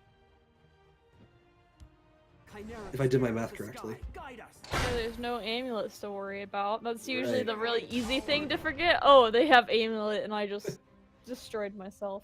So yeah, you do 7. You gotta hope for that no rune prophecy, second to last rune, and that's it. Yeah, that'll be Immortal August pushing through Abomination Scout in rare form going down. And I'm very sad because I don't get to see my scout versus Doomcrack. Hey, there are plenty of other Abomination Scouts and plenty of other Doomcrag warriors in this tournament. Maybe we'll see it later. Maybe. So that means next up is going to be August Crusader versus Rocket Boy's Dwemer Sorcerer. That is going to be the last deck that Rocket Boy has available. I'm kind of excited. I like Dwemer decks. I think they're a lot of fun, and they're a lot of fun to watch because they have that same explosive opening potential that like the tokeny Halalu decks can have with the Steam Constructors and the Mechanical Allies. Then you got that awesome payoff of +3/+3 coming through. I don't know. Dwemer decks I just have a lot of fun watching. When it gets a board and gets to play halls on turn 5 or 6, Oh, it it is hurts. pretty satisfying. Yeah. And then that said, Crusader definitely has plenty of game against the Dwemer list. I think Sorcerer is probably going to be a comparatively good matchup for it because it has a good amount of damage between lightning bolts and sorcerer's negations to keep the board clear. Not running many of the warded creatures, interestingly. So we'll see how this goes. 1, 2, 3 for Rocket Boy. That's a pretty good start. So maybe I just don't believe in the robots enough, but I think Crusader is really favored in this matchup personally. I think so too. I think it's going to be way faster. It has access to breakthrough that Dwemers don't, and it has charge, which the Dwemers don't either. So I think Crusader probably has more ways to interact and also just more impactful cards overall. I think, yeah, the 5th Legion trainer in the shadow here, and then you can follow it up on either Nord or Cleric of Kind in the future, as well as Withering. Oh, he has a really nice curve here. Maybe he draws into Crusader's Assault later on top of that. I mean, he's going to be in a really good spot for Immortal August. So, what first is the question? I probably 5th Legion and then you Cleric of Kind or Withered Hand next turn to contest the Automaton? Yeah, because it's still... You don't want to... It's weird because you do play in a very token style where you want to take care of the board, you want to make the certain trades that you need to make. 5th Legion Trainer, I think it's still really scary in the field. I like it in the shadow more, I think. But I tend to go to the shadow earlier than some other players, but I always get punished whenever I do play it in the field. I think either makes sense, because this means that you can, well, yeah, before development from Rocket Boy, you can bump into it, and then the Nord can take it out. Yeah, this is pretty okay for him, because he can Cleric of Kind, Nord, bump, and then you kill the lethal creature off. However, your 5th Legion Trader will be lost the following turn, before you can play the Hive Defender to protect it, but I think it's still a pretty good trade in line for August to take the Cleric of Kind, the Nord Firebrand. He could also, if he really wanted to, he could say, alright, I'm ditching this and I'm gonna go to the Shadow, but I don't think I would do that, like, pretty much ever, because you don't want to leave that rally up over and over and just lose the field lane when you had the chance to get rid of it. So, let's see. I'm kind of surprised at how far Immortal August is already ahead of cards in hand, too. Yeah, well, Rocket Boy did play 2. Yeah. And he has used 2 ring charges now that we think of it, and we haven't really seen him get much benefit from it. No, those have been, I need to play something. not really. I need to play something good. Ooh, getting that Dwarven Dynamo without a neutral to play it on is really a bummer. Yeah, I'm kind of surprised that August left this rally up. Get 2-for-1s really easily now. Yeah, I You feel like I can't play probably. High Defender now either. I agree. I And think now, that's probably now what I he would have just taken lost out the too. field lane, which feels bad. And sorcerers sorcerers, yes, but even more so, Dwemmers love the field lane because their game plan is very linear. It's establish a board and then kill you with the board they established. Yeah. And if that doesn't happen, then well, they don't really have a lot of comeback mechanics. So, are you going to sacrifice? So I think what August's thought is in this game is, I'm going to outgrind the Stormer deck. I am going to make sure that they don't build the board, and I'm going to control it as best as I can. Then I have cards like Crusader's Assault and Sharp-Red Ashcan that can refuel my hand, where Sorcerer really doesn't have that. I think he had 2 Wilds Incarnate though, so he does have to keep that in mind. Does he really? I thought he Interesting. did. I believe thought that. he had 2 Wilds Yeah, Incarnate. there are 2 wilds incarnate in there. I Well, the remember Dwarven Dynamo playing is going that. to do work. Yes, it's scary. This assassin just 2-for-1. Really strong cards from August. Ugh. It hurts. It hurts a lot. Yeah, that choice not to kill the Elvalathi was... It was very impactful over the course of this early game. And 2, it also gave the extra rally charges. So like, it wasn't like, oh, it just 2-for-1. It also gave +2/2 buffs to different cards in Rocket Boy's hand. Fortunately, Rocket Boy needs to find the Wilds Incarnate soon. Yeah, and also Rocket Boy's 2 cards that did get rally triggers on are cards that are already understated for their cost. So being able to get those stats back up a little closer to par is a big deal. Yeah, 2 Magicka 2/3 with lethal and rally. Not something I want to deal with. Right? Okay, decides to fabricate instead and not put the Dwarven Dynamo. Fair enough. I think it makes sense too that he's really saying, I want this field lane. This field lane is going to be mine. You cannot do anything about it. Quit playing here. Go to the shadow. This is my lane. Go away. I laid claim to it. I've been here way longer than you. I've been putting a lot of resource into this. Please leave.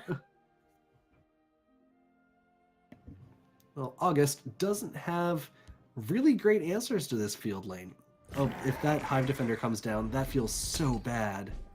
Yeah, it's making my heart hurt a little bit, honestly. I feel really bad for August having. What were the options chosen on that custom fabricant? Oh, it was just lethal. Got it. A 5/5 lethal for 5 is pretty good. Rocket Boy once again saying, no, like, seriously, get out of my lane. What did I just tell you? So next turn, Immortal August is probably going Scimitar into Ashcan, correct? Yes. He This- thought about potentially playing that Rift Thane into this lethal, trying to get rid of it, but decided, alright, this is enough, I've had it. To the shadow we go. Yeah, I'm very glad that choice was not made. Dwarven Dynamo number 2. Dwarven Gilbert's Dynamo Spider- is very relevant here too. Absolutely. It's a nice tempo play for Rocket Boy, denying that 5 damage later. Dawnbreaker. Interesting. I Does think we're that seeing delay this- the Ashcan plan? Man, that is pretty brutal. Because he wants to play this, but at the same time, he doesn't want to give Rocket Boy any cards. Yeah. I think you would consider Dawnbreaker even on the 5/2, but at the same time, I guess it makes sense because you can't make low tempo play after low tempo play after low tempo play, especially against a Wilds Incarnate Dwemer deck. It will Yeah, punish eventually you for gotta that. get something going. And Rocket Boy will not be able to answer the Sharp-Eyed Ashcan. So that means that if a face swing does... Oh no, the Dwarven Dynamo gives guard also. Yes, this could be a pretty swingy turn with Ring here with Dwarven and the Bolt. I think you play both of them too. I agree. I think plop one down, pass it around, trade into the 5/2. Okay, that's fair. And then you And can. they're Do you dynamo the second one? you would not dynamo the 5/2. No. No, I think you keep it as another trick Yeah, that's fair. because it's not the Ashcan can be traded into with a 3/2, and you're like, all right, that's fine, we'll do that. August could break a rune and play the East March Crusader here, but instead, this Vanguard's actually really, really good with the Divine Fervor. Still lower tempo than what he would like, but not bad either. And it's now the debate: do I give my opponent cards? We've been seeing that debate a lot today. Yeah, it's such a weird one against a Moose deck, because either you give them 2 cards now, or you don't, and they draw them anyway later. Yeah, and the fact too that Rocket Boy had 3 Magicka left last turn, Immortal August has got to be saying, hey, there's got to be some more costly things in his hand right now, is probably what you would read based off of that he has higher cost creatures. Doesn't swing. So Rocket Boy can clear the Ashcan with a bump and a lightning bolt. Yeah. Is I that don't the think play? you swing as August, though. I think if you had Crusader's Assault or some kind of resource extension in your hand, I think you swing. But when you only have 3 cards and you don't know what's happening next, I think you hold out. Yeah, at this point, I feel like trying to keep card parity is probably the better call. Now, does Rocket Boy swing? No. I think that makes sense. You're trying to keep the board clear. You're looking for an explosive Hall's turn sometime soon.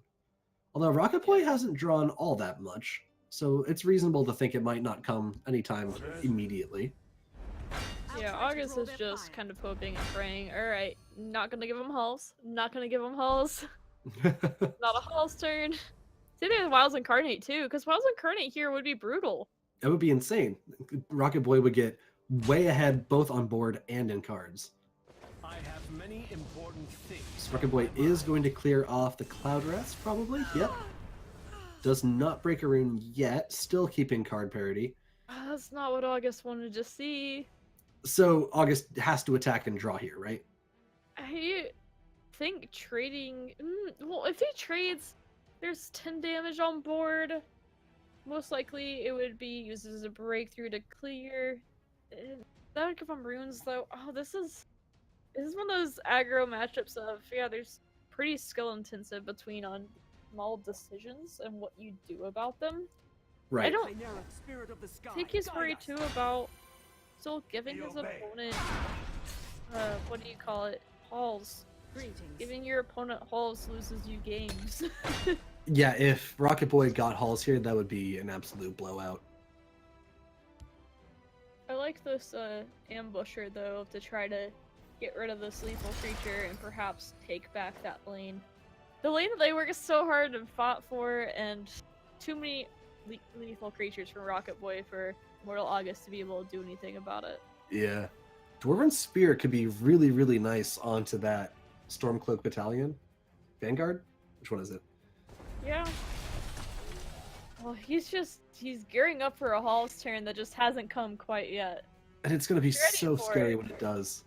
It will be the complete blowout. Done.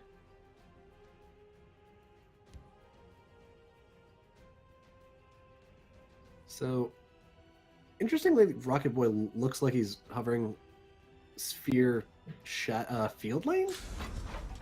Yeah, I figured not. Okay, deciding just keep field lane control for now and trade off the 2-2 and the 1-1 instead. That makes sense. Really doesn't want to give him a rune, too. I was like, no, I'm not trading that on Kano. You can give me cards, or you can trade it on Kano. One of those. But I'm not giving you cards, August. As much I as you think may that's want a them. really good choice, because a lot of people, they always are like, oh, I need to attack with this. I have 5 damage. I gotta do something with it. And really, Rocket no, Boy, you don't. You have plenty of time. You can get that damage later. It's not under any threat. yeah, Rocket Boy was like, well, I do a breakthrough damage, I give him a rune, and doesn't do much. So this I either force a trade or I force them to hit me in the face to give me cards. So that was a really like solid decision by Rocket Boy that I feel like a lot of people miss because they are so tunneled in on attacking with every card that they have. I'm an aggro deck. I have to be attacking. Well, your opponent's an aggro deck as well, so not necessarily. August playing out... Wait. Yep, playing out the Marked Man, which comes down as a 1-mana 3/3, which is pretty solid. Will we see the Halls this turn? Will we see the Wilds Incarnate? To me, I don't know. Maybe August did need to attack. I still think he loses either way, though. It's like...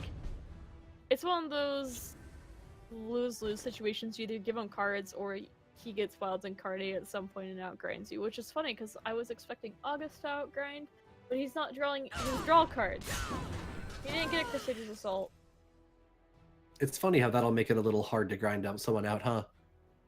Yeah, it really hurts when you just don't draw your draw card.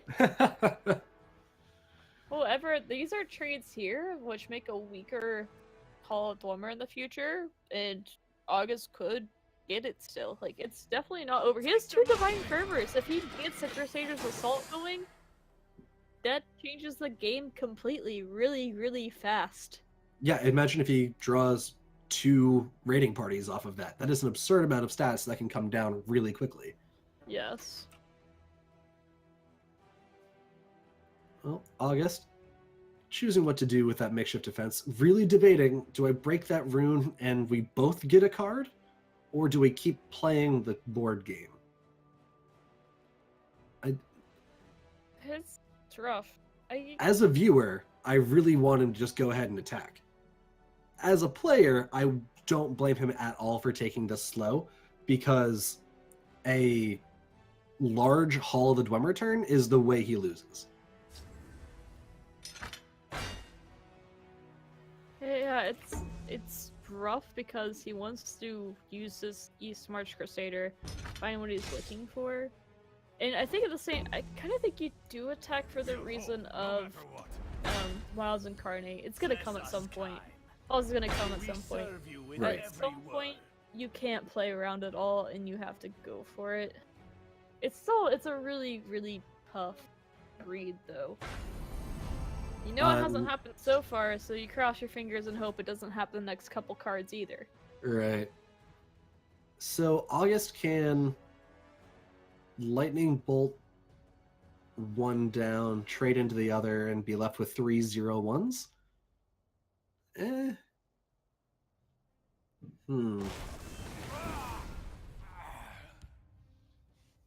he's saying, no, my field lane a gun! He's not giving up on that field lane, which is... Actually, at this point, August, except for Crusader's Assault, but there's the 0/1s there anyway, he doesn't care about the field lane near as much now as he did before. Except for the fact that he cannot kill any of the Dwemers that end up being played in the field lane. Dwarven Dynamo, does that end up being relevant? Because you could buff something up, but to what avail, really? Yeah, so I think you double I'll take them with trade me. here. Maybe you go face with the 4/5. Makes Wilds Incarnate a lot less useful. He needs Crusader's Assault. I'm telling you, Crusader's Assault would just win him the game here, most Training is likely. over. The first person who draws any draw is probably going to be a very Yeah. good buff. Shulk Fabricant is a resource extension. Let's see what he gets. This is the fun part right here. Dawn's Wrath. Leafwater Blessing. Leaf Water Blessing. That's no fun. That's uninspired. I'd rather see like Suppress or something instead. Me too. Well, looks like we're in a bit more of a holding pattern. Rocket Boy gonna keep trying to just keep the board clear. Make it so the 4/5 doesn't just free trade. Ooh, East March Crusader. Where is the Crusader's Assault? How many cards is he in? He's 29, 28. Reading Party is really nice though too. That is a That really can big draw. kill the 5/5. Yeah, and keep the board intact Keeps the otherwise. board up, yes. I think I would go for that too. As weird as it is, it's also a ton of burst though, so you could really. It's like. It's painful at the same time, even though it's kind of nice looking too. You're like, do I really want to do this? I'm surprised he played the East March Crusader in the field though. I guess, like, I'm really surprised You fight like a why. I'm not quite sure why. It feels like if you wanted to play that in the field, that indicates you wanted to contest the 5/5 at some point. So why not now? Yeah, I don't know. I feel like I would have kept on the shadow, and then he wants to use the raiding party as burst, which I don't blame him for. But I don't understand the East March in field. Maybe it's to tempt Rocket Boy into trading for him? Stronghold Eradicator comes down as a it's like 6/6, which is always nice. Ooh, Reeve. If Reeve can't be dealt with, that could snowball into a win. Reeve can do some serious work, that's true. And then Raiding Party as a finisher on top of that damage? Yeah, I think you just keep setting things up as August, because at this point, if he plays Battles Incarnate, he gets one card from it. That's actually not a can't huge defeat me. deal. Now he gets none. Yeah, But, you can just put down so much damage here. I think you do it. Yeah, I think you just throw a bunch of damage, you play Reeve, he's at 26 health. What is Sorcerer gonna do about that? Nothing. there's nothing you can do. So, And he's like, finally, they took the bait. I get the fielding. It's reclaimed. It's mine.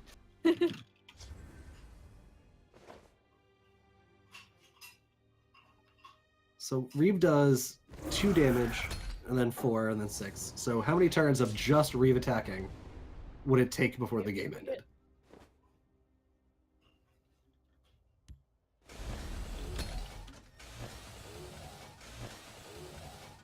Can't see the other hand right now. What card did he get? Do we know?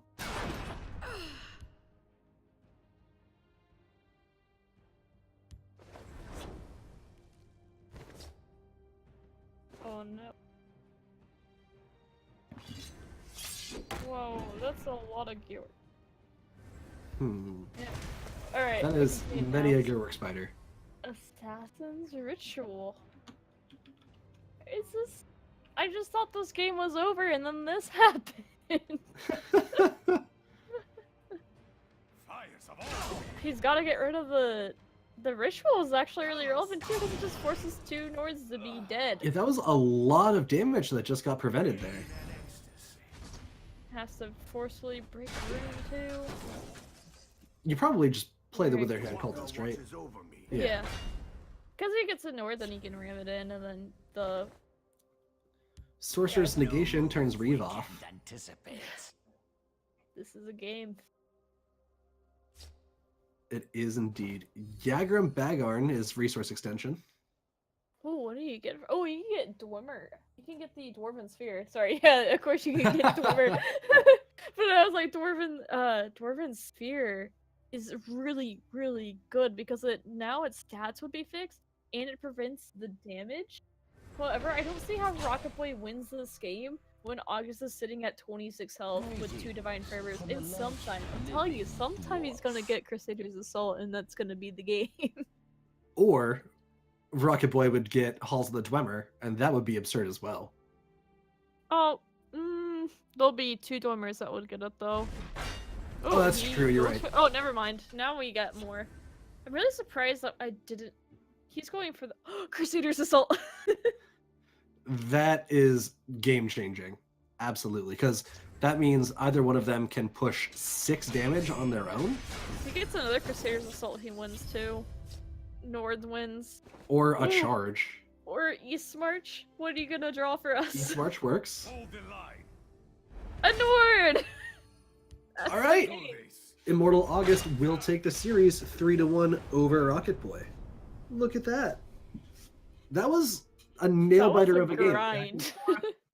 Really waiting for some sort of explosive play. Eventually, August is the one who gets it first and gets the game as a consequence. That was a long game, so grindy. Honestly, That I was a thought really that, long game for an aggro mirror. yeah, Well, August piloted that game really well. I thought he was really unfavored. At the same time, if Rocket Boy would have drawn Halls of the Dwemer, that was it. for like 5 turns in a row. For like 5 turns, but August kept, you know, he grit his teeth, grinded it out, and he won. I mean, somehow just persistence in some way. Yeah. He was in a bad spot most of the game, didn't give up, and kept going, and was able to pull out a win. Well, And also it that looks wins like the series too. yeah, it looks like in chat, a couple people have been informed that the card we were going to reveal has in fact been spoiled. But fear not, that means we What? have not one, but 2 cards to reveal now. Thanks to the magic that is Christian Van Hauser. How do you pronounce his last name? CVH. Cool. We have gotten a second card to reveal, which we will do after the semis. We will show the first card right after this break. So, card reveal is coming in just a couple minutes. Don't go anywhere.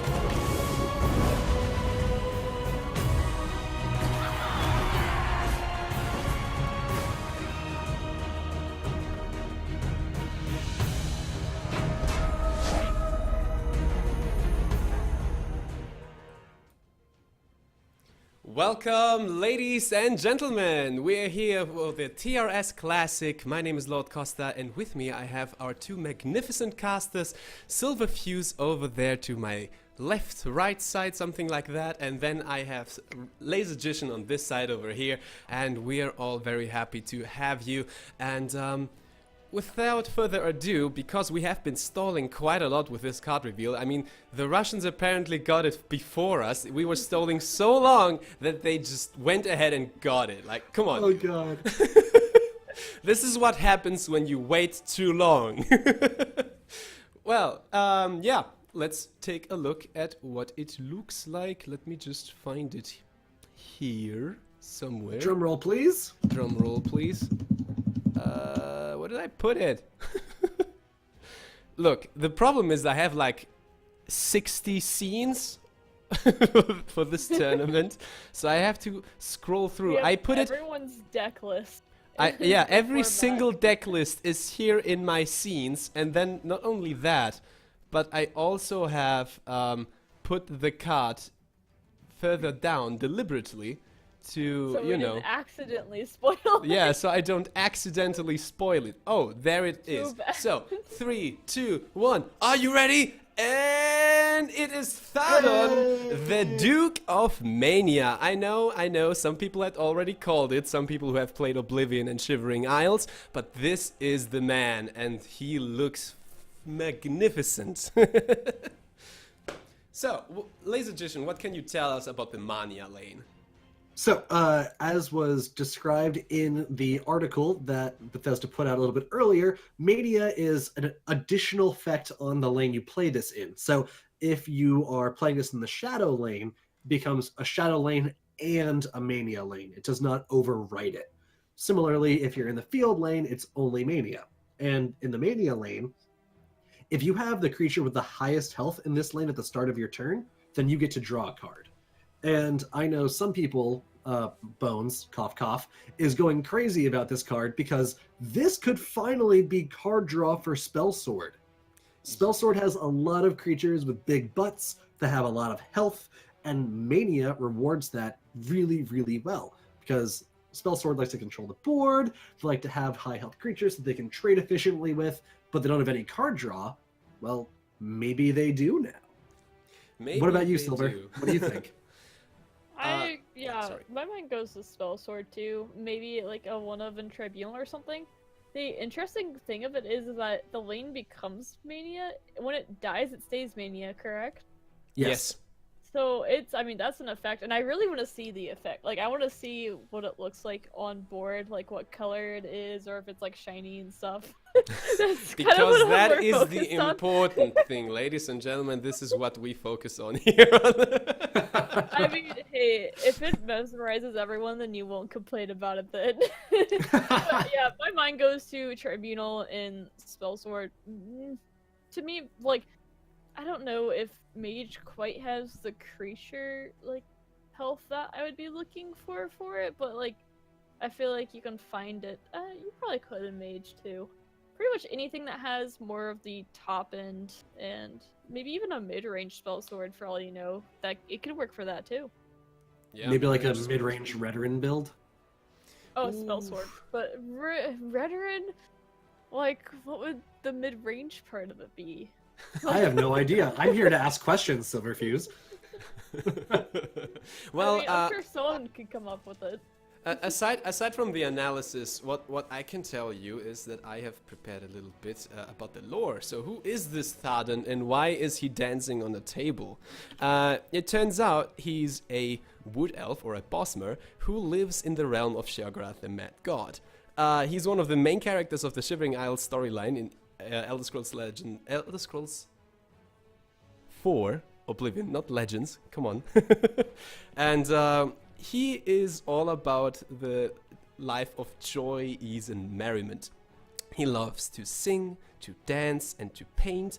And yes, he has a bit of a drug addiction going on as well. As I don't know, I of course wouldn't have thought it by seeing that card, but you know. And the best part about it is you have the option of taking his place as the Duke of Mania in game. by giving him an overdose of green mode to make his heart explode. So yeah, Oh. that is what Rated Sheogorath Q is for all about. With that, that's the lore part. That's all. So aside from Spell Sword and Tribunal and maybe some Mage, I don't think we're gonna see it too much. Simply because all the other yellow colors really enjoy their aggressive side. Like Hlalu or Crusader isn't really going to run anything like that. Yeah, I don't think Monk is this card's home either. Like, Yeah. maybe there's an animal monk that happens that this can go into, but I'm not feeling it. I'm feeling Tribunal and Spell Sword are probably where it's at. Also worth noting, this is a unique legendary, so this is not exactly a build around card. It would be hard to design a deck that is based around this effect, given that it's only 1 in 50 or 75 cards, and you're not going to have constant access to it. Also, it's at 6 Magicka, which is a little on the higher side, which makes me think this is much more of a either slower mid-range deck or a control deck. If you're wanting to put this in your faster mid-range decks, then this probably isn't exactly the card you're going to want to throw in there. But in the right place, having the ability to create an entire zone of persistent card draw could be huge. Yeah, it's also pretty nice that it's a 6/7 for 6. Like that is Yeah. that's a nice stat line for a creature that high of health, because a lot of cards in Tessel they have a really powerful summon effect, and then their stats don't really follow up on that well. So it's nice to see a card that it's kind of in the mid flavor, but it has nice stats to go with it as well, and probably often procs itself if it's not dealt with. Yeah, that's Proximity probably lane. true. Okay, with that said, I think we're gonna go back to the tournament. unless you guys have anything else to say about the card. But honestly, it's fairly straightforward, to be honest. It's a nice card that gives us card draw, and card draw is one of the best things you can have in card games like Elder Scrolls Legends. So Yeah, it's a good effect. so I've heard. Okay. With that said, we are going to take a look now at the brackets. And Silverfuse, meanwhile, is going to take a very small break and grab something to eat. Can I though? I'm still running the camera for a second. Very soon, very soon. Okay. So, let's take a look at the bracket first, shall we? Left side bracket, Immortal August and Rocket Boy have duked it out, as we have seen, 3-for-1. That's one more Miracle Scout out of the way in the semifinals. Do we even have any more left? I'm not entirely sure, to be honest. And the lower side of the second semi-finalist is Warrior 7, who has had an incredible run, finally losing one game to Frenzy, it seems like. Laser, can you tell us about the right side of the lane? Of the bracket, rather. Laser? Laser, you're muted. I was muted, my mistake. But yeah, the right side of the bracket, Karakhan Zul, we saw him in the first game that we watched today. Did some really nice work on an aggressive lineup. It's going up against Drew the Dolphin for the other side of the semis, and his lineup is pretty aggressive too, so I'm looking forward to some explosive games. Yeah, and with that said, Drew the Dolphin is actually one of the two players that we haven't taken a look at what decks they are running. So we are going to do that fairly quickly. Let me just scroll through and find him. Drew the Dolphin. I am very thankful for Past Costa for actually ordering these alphabetically. Oh, that was a great move, dude. So, Drew the Dolphin stacks. We see that looks warrior. It's not Doomcrack though. That is aggressive mid-range warrior, topped off with a triumphant Jarl, as far as I can see. Yeah, the 2 Jarls and the 3 full copies of Earthbone Spinner are it's a very lean list, lots of 3-ofs and very few cuts. Very efficient list, and I think it'll do fine. The Triumphant Jarl is a little questionable, as they tend to be rather low tempo, and He's when you're running an 3 of aggressive them. deck. Yeah, That's a You're lot. right. Yeah, three Jarls is it's a choice. We'll see how it ends up working out. But then the next deck is this mid-range sorcerer deck, which a lot of people brought today, but we haven't actually seen a lot of so far. So I think, is this the first mid-range Sorc we've seen? I think it is, actually. Looking over my notes. Yeah, interesting, because I was looking over the decks before we started, and mid-range sorcerer was in a lot of lineups. So I'm actually surprised this is the first we've seen of it. But it's one of those decks that has lots of really nicely resistant creatures, wants to engage in creature combat a lot and keep control of the board, and eventually snowball that into hitting you in the face until you die. Well, that is always my favorite part of the game, the hitting in the face part. The third deck that Drew the Dolphin has brought for us is going to be a Hlalu deck. This on the first look, it does look fairly traditional. Garnak is here. There's 3 Hive Defenders and Nasi Cliff Racer. So it has a strong upper half, and the upper half is like 4 Magicka. It is a very cheap deck for the most part, and it also pretty much looks to smash your face in, to be honest. Yeah, this one's also running 3 copies of Triumphant Jarl, which I'm not too keen on, especially when you're also running 2 copies of Ayla's Huntmate. Oh yeah, that's true. Hlalu has a lot of good ways to draw already. I feel like it's probably a little unnecessary to throw those in as well. This one is also running a little bit higher prophecy count, running the 3 Protector of the Innocent, but otherwise, for the most part, it's aggressive Hlalu. It does what it does. And the final deck, I have no idea what they're banning, by the way. someone should figure that out. Oh, the Dagoth list is banned. Oh, the Dagoth list is banned. Okay, well, that's a bit sad. I actually really like Dagoth for what it does. It's basically mid battle mage, but with some green in there and some more powerful creatures. You have Reach with Taskcat, you have Brynjolf in there, and Torval Executionist, Extortionist, was it? Extortionist. That's a card that I love to see getting played. Interestingly enough, he didn't bring any Unstoppable Rages in this deck. Well, this is a deck that wants to, it's been referred to as Pivot Dagoth a lot, where it wants to control the board for the first 4-ish turns, and then around turn 5, turn 6, it wants to switch into being the aggressor. Because that's where you get the Blood Dragons, where you get Hand of Dagoth, it's where you get the Torval Extortionist. You have some really big stuff around them. So you want to keep the board as clear as you can, and then when you get those big boys coming down, then you pivot into being the aggressor. But this one is banned, so unfortunately, not going to see it today. We're going to take a small look at Karakonzul's lists as well, since we haven't really commentated on him since the very, very start of this tournament. So just as a small reminder, this is a Battle Mage deck, and a very aggressive one at that, traditionally topped off by Sowers of Revenge. Nothing seems too special choice-wise here. It seems like a fairly standard one. At least I can't see anything.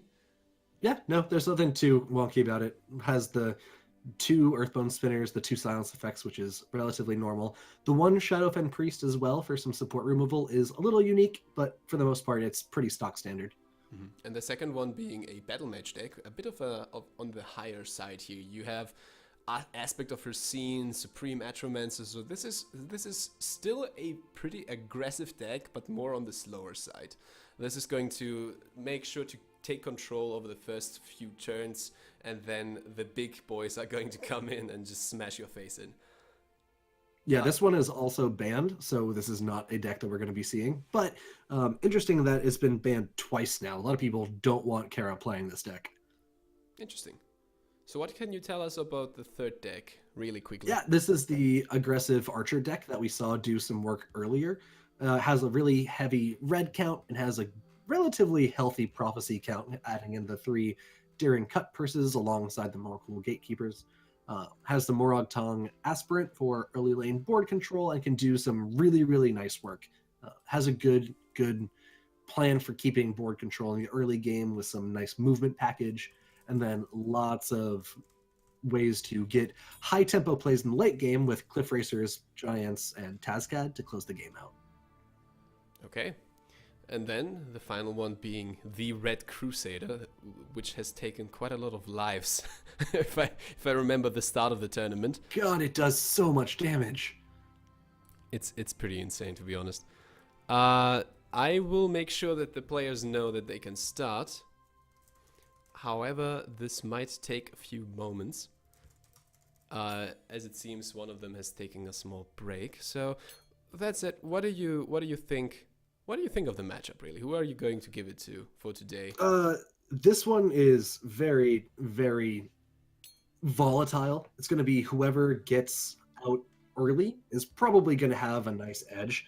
I'm thinking, like, if you're looking at the Warrior versus Warrior mirror, Drew the Dolphins builds tend to be a little on the slower side. They have a couple of good value cards, like the Triumphant Jarls, but they're not particularly high velocity. So there's definitely going to be some room for Karakhan Zul to come back in these games that I don't think Drew is going to have in return. So I think Drew is really going to need to get on the board early and get going and not let up. And if Kara has a chance to get back in any of these games, or if Kara is the one to get off earlier first, then I think Kara's probably favored in most of these matchups. Well, Kara is a bit of a powerhouse either way, but honestly, Yeah, I'm impressed. I'm impressed that Drew the Dolphins run as well. He has been, I don't know, is he not more of a newcomer in the tournament scene? He's been around every now and again, but he's not one of those staple household names. No, but the thing is, whenever I saw him in the bracket, he would always just go and destroy people and reach really high placements, especially in the Warp Meta tournaments. So I'm actually really happy to see him here in the TRS Classic as well, because honestly that's what the TRS Classic is about, right? You qualify by either being really good in tournaments and gaining all of these points, or by being good at the ladder, and you have this incredibly stacked bracket of basically, I would argue, the best players in the world at the moment. Oh yeah, I would say that's definitely a fair statement. So, as we are waiting, I believe, on Kara. Oh no, they're here. Okay. Oh good. I love when that happens. Yeah, I also love when they're here and they don't randomly go and grab something to eat. Yeah. So, Laser, how are you holding up? This has been a decently long tournament so far. 4 hours and 41 minutes. Is that voice still there, or am I going to lose you sometime? Oh no, I'm good, man. I love this. This is the kind of stuff I live for. I mean, casting's a lot of fun. It's great. Plus, I got my handy dandy giant mason jar of water that has made me need to pee every 45 minutes for the last 4 hours. Yeah, it's going pretty well. How's the production side hanging? Honestly, I don't want to jinx it, but it has been going pretty well. No, right on. Well, nothing to complain about. Yeah, nothing to complain You've been about. doing a bang up job. Speaking of which, shout out to Lateralus for organizing this, as well as Shunara and Automaton for being our lovely moderators for the day. Okay, they will start now. I have been texted. That is great. So, what do you think is going to be the first matchup? No, before looking. Ooh. I want to see Sorcerer versus Archer, because those are the two classes that we don't see as often as the others. So I want to see them go against each other. I think it's very likely that we'll just see the Warrior mirror. Probably. Probably. Okay, I'm gonna spectate Drew the Dolphin, and we are going in. Oh wait, that's a problem when people have large names. Like, look at this. Yeah, it happens. Yep. There we go. So Perfect. that is not a hand you want. Yeah, Drew the Dolphin is gonna throw that away, and it's gonna start with the ring, Stormcloak, Vanguard, and Protector of the Innocent. I believe that's decent. So what's the hand of Karakhan Zul look like? Ooh, he's got that Bit awkward. Markarth Bannerman that did so much work in round one. Someone who fights back. A very early Northwind outpost as well, so a lot of scaling in there. The question is whether he wants to play things immediately. Training is over. It's Well, there's no reason to not play the 5th Legion trainer in this matchup. You're not really worried about an execute or anything like that, and it has the 3 health, so it can take care of itself relatively well in the early game. And also, Karakhan Zul's list is fairly low to the ground. It's reasonable to assume that he'll draw something playable alongside the 5th Legion trainer the next turn. Do you just steal Scimitar here? It Oh, wouldn't- that's also interesting to just leave it in shadow, so you have the option to use the Steel Scimitar next turn if you want to take out the 5th Right. Legion That's trainer. that's probably what I would do, because if you play it down and it somehow gets blocked by like a Green Pact Ambusher, say, then you're kind of throwing it away. There's Yeah. no real incentive to play it now. Karakhan Zul going to put the outpost down, which is a very slow turn. It means that the Dolphin has a lot of opportunity to develop now, and Karakhan Zul is kind of lucky that Drew doesn't have much of an explosive hand, because if he did, then Karakhan Zul would have trouble catching. Okay, that's interesting. Oh, he sacrificed it to be able to play the battalion next turn. That's actually quite smart. Since he has such small creatures, he wants to have something to use his Magicka with. So all in all, great play. Karakhan Zul is, however, going to get rid of the other Stormcloak battalion. So he doesn't get full value out of it. Ayla's Huntsmate, I assume, is going to wait until there's a way to immediately break a rune. And yeah, battalion to the shadow. That feels good. Yeah, but this is going to give Karakhan Zul the time to develop the Markarth Bannerman, which is just such a good card. It's so good, man. If you can get it off without anything getting in its way, immediate that answer. sharpshooter is huge. Immediate answer. That I was think a that's hell of a top deck against the top deck god. Okay, that's 2 of. Ooh, Prophecy for Karakhan Zul is also nice. Probably Green Pack Ambusher? Circle Initiate. That's I fair. mean, I wouldn't be mad about that, especially since it's buffed with a Northwind Outpost. That's a decent amount of stats. And even though the Markarth Bannerman is gonna get silenced, he will still be there, or she will still be there with the 5/3 stats. So nothing to scoff at, really. Yeah, that does leave Karakhan Zul in a weird position where there's no really great play next turn. I suppose you could Candle Hearth Brawler into one of the 1/1s, now into the 0/2. So Honestly, that's it feels like Crusader's Assault is the way to go here. Oh, hello! Greetings! General Crusader's Assault would Kenobi. be really slow, though. I feel like you want to answer as many things as you can here. Okay, one down, and the 5/1 into the battalion is just perfect. Yeah, I really like the Candle Hearth Brawler here, because that means over 2 turns you get a free 2-for-1, basically. Because Drew's going to have a really hard time getting anything onto that marked man that's going to be enough. The second Northwind Outpost is going to be pretty big now too. Yeah, that represents a lot of damage. Well, the Ayla Huntsmaid manages to draw Drew another card. However, that does mean that he's not able to trade away with the Circle Initiate. So that means a lot of damage coming in now. So Karakhan Zul does get a Rift Vein that can come down in defense mode, which is rather nice, actually, because the way Drew wins at this point, now that that Brawler is locking down field, is by racing through Shadow and getting a guard in that lane to gum up the works a little bit and make it harder for Drew to close out. That's pretty meaningful.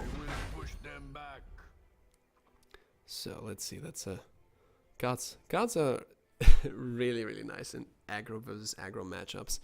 Would you call Karakhan Zul stack an aggro deck though? It's more of the Math Crusader, really, isn't it? So yes, but I would still definitely call it an aggro deck because it doesn't need to be mathy to win. Mm-hmm. It can still just put out a bunch of aggressively statted cards and kill you quickly. I think the math portion is more of not a backup plan, but a secondary plan. You're not intending on building up a whole big hand worth of cards that can burst you from 30. I you really can if like you the need to. Divine Feather instead of the Northwind Outpost. Just stat them up even further, able to trade, and boom. That's gonna And hurt. this is so much damage in one turn. Still, See, if the that- Triumphant Yell can be played here. However, if you do that, you basically just die. You roll over Yeah. and die. This is where Triumphant Jarl is a problem. Like, imagine if that card was, A Hive I don't know, was that? Well, no, he already runs Hive. Never mind. I don't know. That's fair.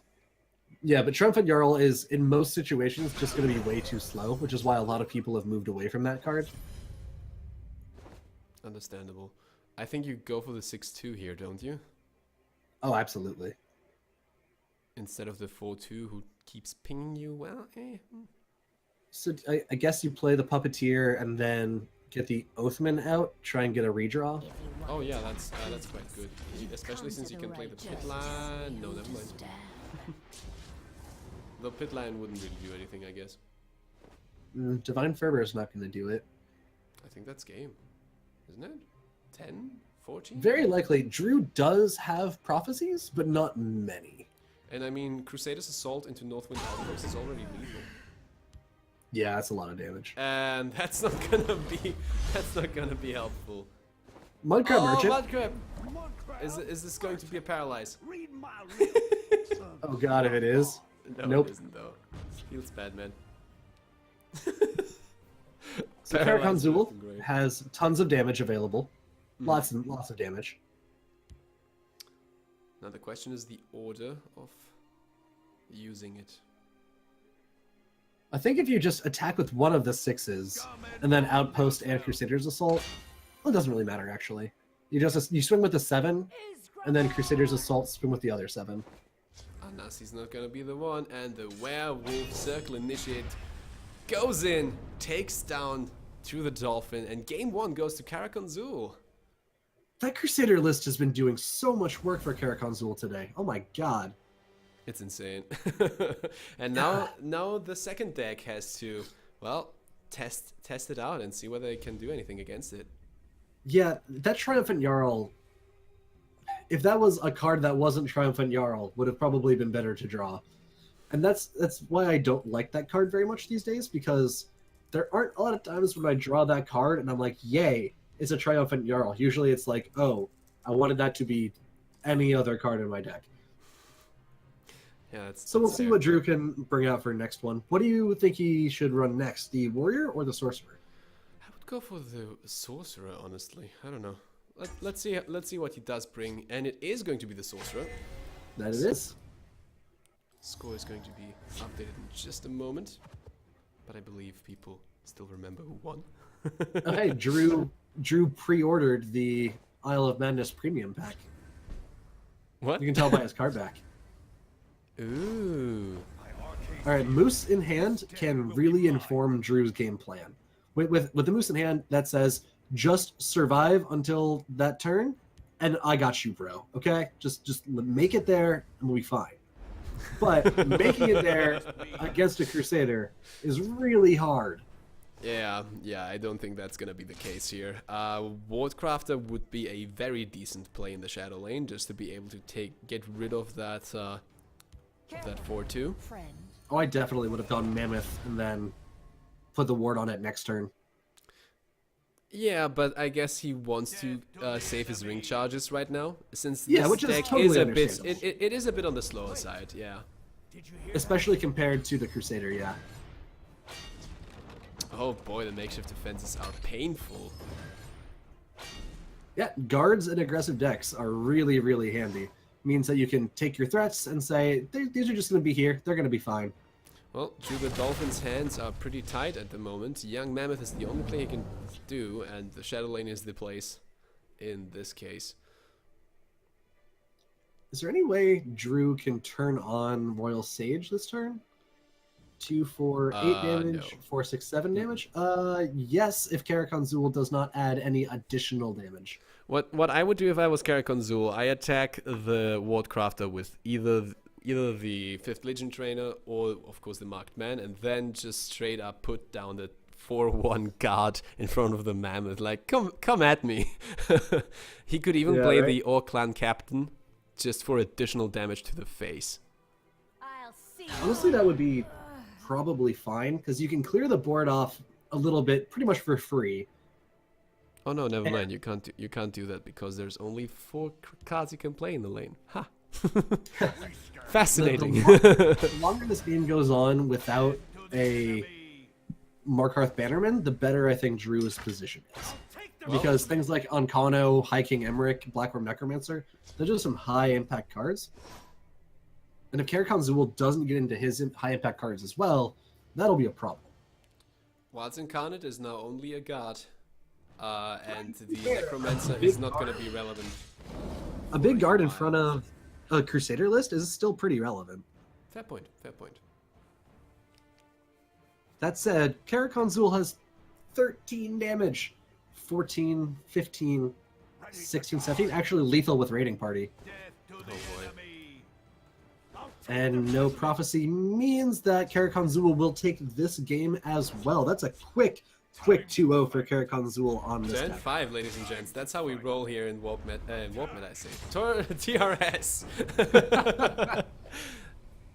And see, and that's what I was saying, right? This Crusader list, it definitely can get mathy. It definitely can go the late game and get a whole bunch of burst damage out of nowhere. But it's also perfectly capable of killing you before you even get to execute your game plan in the slightest. Well, now there's only one deck left that Drew the Dolphin can use here, and it is going to be that Archer deck. What are Nope, the it'll be the chances for Warrior. you? Warrior? Yeah, Karakhan Zool is the one who brought the Archer. Sorry, man. I'm also a tiny bit These tired. things happen. That's why I got this Warrior for. against Crusader, though. Yeah. That's a good thing to have. Yeah. I have too many things open and all over the desk, so didn't have any Production any problems, space. man. Yeah, production problems. It is. Yeah. So let's see. Drew the Dolphin already back in game, so let's take a look at what the possibly final game for Drew is going to look like. Drew on the ring as Warrior, which always feels good. I believe there is a missing in action Silverfuse over here, so we're just Yeah, gonna Silver turn that screen appears off for to now. Silver appears to be looking for food. That's also, fine. it looks like you got a spectator bug. I don't see Drew's. Oh man, everything happened at the same time. See, I really shouldn't have jinxed it. There we go. Yeah, you had to say it, man, right? I really had to say. You asked, so how's been production going? Oh, I don't know. We're gonna have a couple of bucks now. All right, here we So- go. That's better. Yeah, Siege Catapult and Withered Hand Cultist, that's a very decent stat line to have. But this man over here, the Mighty Ally, I don't see any answers until he drew the Haunting Spirit, of course. Hunting Spirit lines up so well against that. It's such a good card to answer Mighty Allies. Don't get me wrong, Mighty Ally is an absolute unit and will get a lot of damage done, but being able to answer it and get yourself a nice little buff for the trouble is so nice.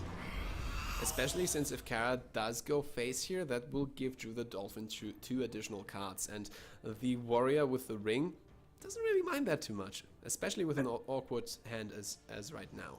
Well, and Kara can't afford not to go face. It's what his deck does, right? Like that's the game plan, is hit face hard. Let's split some skulls. So, Orclan Captain, and there's the Mudcrab Merchant, so that's a couple of options here, especially a couple of Scimitar. But man, the Steel Scimitar is gonna be good, but not enough. That's such a good response. Barrowstalker could be the solution, coupled with the Orclan Captain. If you ring them out, you can play all of them. That actually does line up really well, because then you're only taking 3 instead of 6. Wait, hold up. Why? I guess Well, you wanted because- to go for the healing instead? I suppose that means that Drew can trade in next turn and get the Oh siege yeah, catapults online. That does. Yeah. Okay. That's a fair point. That's a Yeah, fair because thing if to you do. do manage to get the trade into the Mighty Ally, then you can outrace easily, like no question. The problem is, if you don't get the trade, then you could be in trouble. And there's another god. Hello there. Marked man senses. Marked man senses regards, and there's yet another god for the next turn. So this spirit is just gonna be locked there in the shadow lane, unable to do anything. Yeah, and Drew is looking down lethal between two creatures in the shadow lane. No gods in hand. We pray to the mudcrab gods, I assume. Well, you do get to heal up off of the Barrow Stalker attack into the Marked Man. And that leaves him still at 11. Well, it would get him to 2 30. 2 to 3 health, yeah. Yeah, it'd leave him with 2. Let's see if he gets a god. Balmora Captain isn't really what you want to go for. Dude, wait, and he just gave Karakhan Zul a Oh Savage my Ogre. god! That's like, okay, if I haven't beaten you by turn 7, here's your win condition. That's... You gotta have the balls to do that, man. Well, I suppose Drew knows that if it goes that many more turns and he isn't in the driver's seat, the game's over anyway. I guess, but that's 5 additional points of reach. Like, that's nothing to scoff at. Wait, if that goes on to one of those... Oh, that doesn't actually become a buff, never mind. Yeah. So... That would have been pretty insane.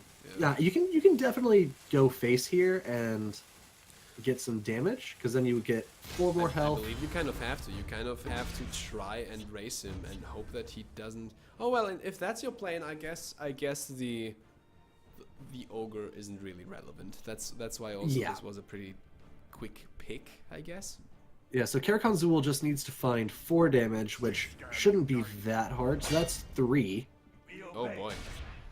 So Oh boy. Karakhan Zul needs 1 more damage. Oh boy. And there it is! Oh god! An engaging hunt. It has been an engaging hunt indeed, and Karakhan Zul takes Drew out within minutes. That was ridiculous! Karakhan Zul just tore through Drew's lineup like it was nothing. Which is insane because Drew's a really good player with some really good decks.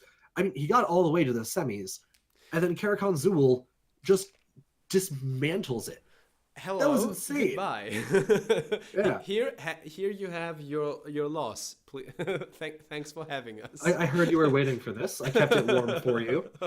Would you like a to-go cup? You know, you guys didn't notice it because you weren't able to watch the bracket as it goes. But honestly, Karakhan Zul has been the first one in the next round every single time in this tournament. Like, he was like from the very first moment. Okay, no, the very first round was somewhat slow because he had a best of 5, remember? Yeah, that was a best of 5, the very first match. But then he was the first in round 3 in the quarters, and then the first in semis. So even though he was delayed, he just swept through and kept going full speed. That is an amazing thing to see. Congratulations to Drew. Making semis is still very impressive with this lineup. Oh my god, that's an achievement in and of itself. I think we are going to go to a short break, and Yes. when we are back, Silverfuse will be taking my place while I go get some food, and LordKosta and Silver will be casting the next matchup, the next semifinals. After that will be a card reveal, and after that will be the finals. Now, you may be wondering, Laser, if you're leaving and you're going to a break, what do I do now? Well, dear listener, dear viewer, I'm glad you asked, because now would be a great time for you to check out our sponsor at inkedgaming.com for all of your playmats and mousepads that you may need. They have some great deals, and someone in chat, probably Lateralus or someone, I'm not really sure, will put one of our discount codes so you can get a discount of, I believe, 12% at inkedgaming.com. So go check them out, get some water, get some food, come back, and check out some more Legends action when we're back. Honestly, I gotta say this before we go into the break. Like, you are the top one when it comes to sneaking in the plugs. You know, like, Yeah, dude. you got me curious. Like, okay, so what are we going to do while he's gone? What is he going to say? Like, is he gonna recommend a recipe? What's going to happen? I'm just gonna slip that under the rug real And then quick. zoom, silky smooth. Okay, ladies and gents, we're going to go into a break, and we'll be back in a few minutes. See you in a bit.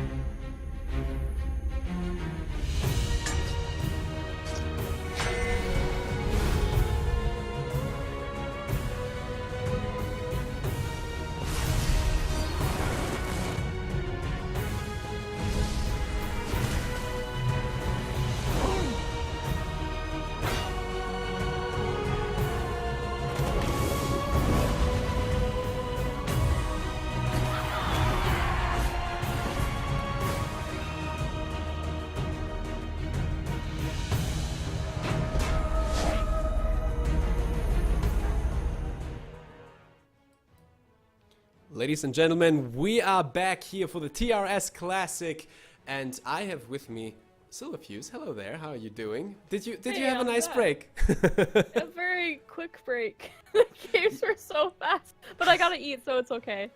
Well, that must have been some really speed eating worthy of a food contest, I assume.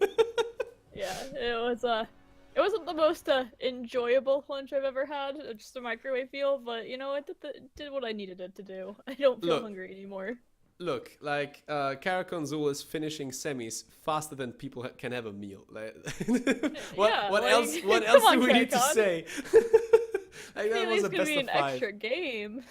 And that was a best of 5 that was like quicker than some people's single matches. It was faster than the one match we did with the Sorcerer versus Crusader in Immortal August, and I Or- can't even remember who it was. or like Rocket Boy.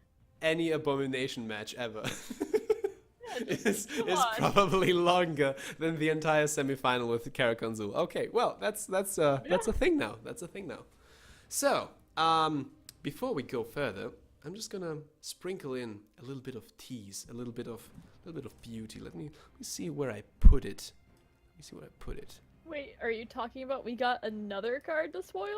Wait, what? Another card? Who would say such a thing? Who would give us another card to spoil? Hello, Team Rankstar Classic here, bringing you all of the spoilers, and this seems somewhat familiar for the people who have played Oblivion before. This thing, I'm gonna call it thing. It Well, looks so cool. it does look really cool. I love I the don't know art. anything about the background, so if I'm saying something like really terrible about it, don't judge me too much. I know none of the lore, so I mean, That's okay. he That's has, okay. Like axe or like mace for his hand, and he's holding a dude, and his face is morphed, and I don't know. It's cool art, and I don't know what's behind them. Looks like a temple or a castle or something. It's always those unrealistic depictions of the male body or something. Goes both ways. Terrible in card games. You know, the card art's really. No, honestly though, I love the art. It looks really cool, really hype as well. Like when you play that, the enemy's gonna know. Okay, all right, fine. So, but that, ladies and gentlemen, we are going to reveal shortly before the finals. Before that, we have a second best of 5, the second semifinal to cast, and believe it or not, there is also going to be a third place match. So, you know, that guy that got like finished off in 30 seconds by Karakon Zul, yeah, he still has a chance to show us his decks, and that's also going to be really hype. And I'm going to be commentating on that with Silverfuse because our dear Lazergician actually has a cold today. Like, imagine that, he has a cold. He's been casting like a madman, and yeah, we're giving him a little bit of extra break, another cup of tea, like a second cup of tea, to be ready for the finals. So, Silverfuse, with that said, are you ready for some analysis? Because we haven't seen any of Warrior's decks yet. Yeah, Warriors always brings interesting stuff to the table too, and I want to see what he brought. I'm thinking I didn't look at the list earlier, but I'm guessing a lot more control, like control Talvani, which I think is a given, and I don't really know what he brought after that. I'm curious. I was just gonna let you finish, like not spoiling about. Here we go. That looks like a lot of purple is included in these deck lists. So we have what seems to be like a mid-battle mage, Ancano, Aspect of Persine, Mighty Conjuring, all of the good stuff in the top end, and yeah, that seems like a very solid battle mage list to take care of things in the early game and then punch through life points. I love how Warrior's background is the giant chicken. Just a side note, Soty, shout out to the man who made all of these deck lists for us to use, so that's great. Warriors a chicken. So what can you tell us about the second deck? It seems like you've seen it quite a lot today. I mean, this is like maybe the second time we've seen this deck. No, obviously we've seen Abomination Scout after really had not been played much at all. Max continued winning and doing well with it. He got a few buffs from the Frostbark collection, and now we're seeing it everywhere, and it's been performing very well overall. We've seen it brick a couple times, it does happen, but overall, it's been a monster, and I think it's just gonna keep getting better in a lot of ways. It's a scary deck to deal with. Just the cycle. Once the engine goes, it's not stopping unless there's pretty much a user error, and then after that, journey, and that's it. And now we have a deck that we haven't seen at all today, I feel like. At least while I was paying attention, we didn't. And that one is other the person. Telvanni. Have we seen Telvanni? We saw one other person was running a Nixox style. Wait, was August running a Telvanni? There was someone who got their Telvanni banned, and that's why we didn't see it. Okay, well, that's that. So, Ulfric's Uprising Warriors has brought the land and Threat Brahman, all of the things that you need, 3 Ice Storms. I mean, with this is an interesting meta we are seeing this tournament. We have lots of aggro and really, really aggressive decks on the one side, and on the other side, like Abomination Scout and some other things that are just meant to deal with aggro. So far, aggro has been going pretty well, but then again, we are seeing Warriors in the semis, and he had an incredible run so far. I think he beat almost everyone 3-0 or 3-1. Yeah, and something to note on this deck too, he completely cut out Path Mage and Nixox and instead added Eclipse Baroness.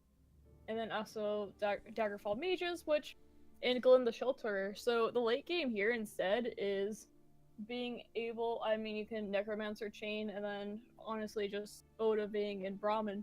A little bit surprised. I kind of like the one of Experiments just because of what you can do with it, but it is kind of a win more card in this meta where we're seeing a lot of aggro. If you can just hold out and then keep going, like start slowly just applying pressure, then you're good. You really don't need to have these great end games because what else are you trying to beat that has a great end game? Well, what can you tell us about the final deck, though? So we saw Rocket Boy also brought a very similar deck to this, which is the Tribunal Control, which we used to see this deck a lot more often, and a lot of people are starting to bring it a little bit more just because we are seeing as much aggro as we are, and this deck is favored against most aggro decks. It gets pretty stomped on by a bomb, but besides that, it does pretty well. And yeah, I mean, I'm not seeing. There's 3 Hollow Death Priest, which I wouldn't expect just by looking at it. And there's no. Oh yeah, no, there is that. The Hollow Death Priest I haven't seen as much just because there aren't many decks running these late games that you want a Hollow Death Priest. Like if you're seeing aggro and you turn a Cloudrest Illusionist to a 2/2, most of the time that's not going to be super impactful. So I'm a little bit surprised to see that. But overall, oh, he also. Shrine Guardian, and he has a. I always say his name wrong. Is it Vivek? Vivek? Yeah, that is Vivek. Vivek? Which. Or Vivek, A lot of these, or whatever yeah. you want to call him. A lot of these decks don't have a ton of interaction, so there's probably cases where that card just wins him games. Yeah, I can imagine that. The thing is, Hollow Death Priest, it's also not really all that good against Abomination Scout, right? Like, most of the time you won't find anything to mummify, and if you do, you're probably gonna... the Mira. Yeah, the Disciple is basically the only target you can hope for. But with that said, we are going to go in game. Yeah, Castle at Time could do something too. Do we know the bans? I'm not entirely sure, to be honest. Well, first we have August on Abomination versus Warriors mid BM, and this is a pretty fun matchup in some ways too, because depending on how they draw, I kind of see this as one of the few decks that can go either way because of the threats that the mid BM can put down. Like the Mighty Conjuring, if you can get it to proc that 8/8, it doesn't matter what guards that the scout plays. They don't matter anymore. The breakthrough damage is enough.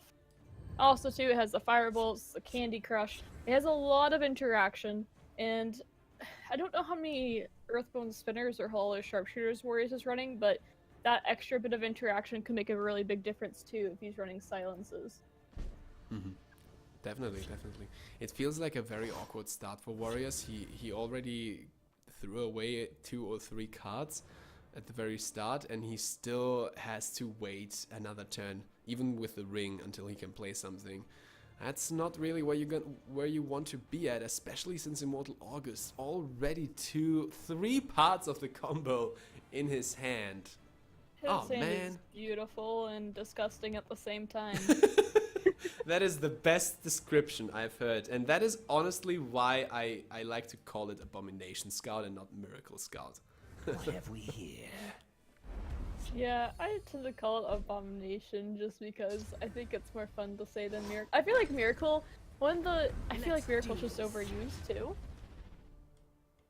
Or I think of Miracle's just, I think of it like Miracle Rogue from Hearthstone, where you're just flat out OTKing someone. Oh, okay, well, I'm not a Hearthstone player, so I wouldn't really know about that, I guess.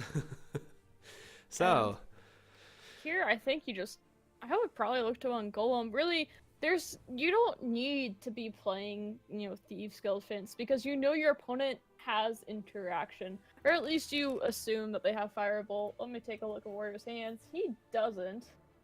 He could get one from Cunning Ally, though. But I don't think you ever play the Fence here. I think you try to just get the engine going in one turn. And top that, you have 2 Moon Sugars. This does make it hard, though, because you do have to set it up in one turn. You can't, we saw a lot of times where people could just kind of play Moon Sugar here, play it there, not have to worry about their opponent killing it. But against BM, you have to worry about Firebolts and Rapid Shots making the card useless. that was a very, very long The Black Hand turn sees 3. all. Not gonna Yeah, I lie. think he was kind of thinking of taking the risk and going for it, which I don't think this early is worth it. You're not gonna get rewarded because you can't. I mean, maybe you're thinking of playing both, playing the Let's shed Namira and some light Fence. on the I problem. don't feel like doing the math on it. I think it would be a turn too early, though. Like if he had played the fence, Firebolt. he would have gotten immediately punished for that. Yeah. Like it's the you fence don't, or as you the said, you sugar. don't gain enough. You don't gain enough from playing it that early, especially not against a battle mage deck who you have to consider is more on the control-y side, especially in the early game. Yeah, I think if August sits tight for like 2 more turns, it can just build a bit of a board enough where he can sacrifice off 2 Moon Sugars. Then he gets to have a lot of fun running out the turn timer for a bit. By going through cycling, of course. I think I'd play this in the Shadow. I think you would want to build up the Shadow as much as you can and hope for no Candy Crush. I'm ready for anything. Seems to me. He knows that there is a bolt in the hand. Warriors really isn't getting the damage he wants to. I'm assuming we see a Blood Dragon. Yeah. I mean, there's not many choices here. A little bit extra too for Disciple and Fence that they had. Like, Oh, this is hold why you have up. to This is combo not in one good. turn. This is not good. Oh, August Immortal DC. August did mention that he had a couple Internet of internet issues. problems, but hopefully he's back now. Yeah, I was gonna say, on this part too, if he passed, it wouldn't really be the end of the world for him. That is such I mean, a it's- mean thing to say as well. No, it's not, because really, he doesn't need to play anything to go off soon. Yeah, I mean, Like, yeah, he what are you can, doing? but- You're playing maybe a Shadow Shift or a Gearwork Spider. Like, Yeah. you don't really do all that much. So that's what I'm saying, though. It's like, you don't actually need to do anything here. I mean, usually I tend to think of Bomb as being unforgiving, but in some cases it's really forgiving. It just kind of comes down to the draw. Yeah, that is definitely true. So if you're warriors, what are you trying to do here? If you're warriors, do you just slap down that Bread and Conjurer to start gaining 5/5s, or are you going to play the Ash Berserker into, I don't know, okay, Firebolt you hold on to until you can shoot away something like a fence. I mean, it's really made for the fence, really. It's tough to say here. I think... Oh, that's not the draw he wants. I think you try to keep this engine from starting in the first place, and for example, him using the Blood Dragon to clear a 1-2. It's not something you typically think of doing, but he's trying to prevent the gears from turning here at this point.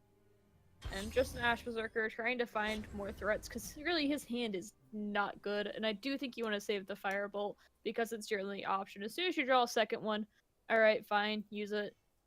But for now, he just... yeah, it's just not where he quite wants to be. But it's not in the worst spot either. He'd like to see a Candy Crush relatively soon. That'd make him feel a bit better. So Yeah, definitely. no sugar. Cradle Crush is what you want to draw here. Just The good thing is that this Ash Berserker is going to stay where he is for quite a while. Like, Battle Mage is allowed to do whatever it wants, especially since I like the Breton Conjurer into Lesser Ward, into Firebolt, etc, etc.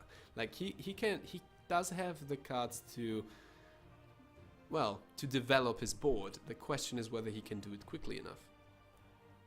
So, not sure if August was one off combo or if he had combo here. Double Moon Sugar, if you Moon Sugar, Fence, Disciple. Instead, I think you just I mean, obviously use it all the time now, but Spire. I think he was trying to make sure if he could get it going, but it's really easy to mess up on, and I think he might have been one Magicka off on it. It's something that you have to be pretty familiar with the deck to recognize right away. Do I have combo or do I not? I think it's interesting that you went for removing as much as possible. I like the double Blood Dragons. Oh my god.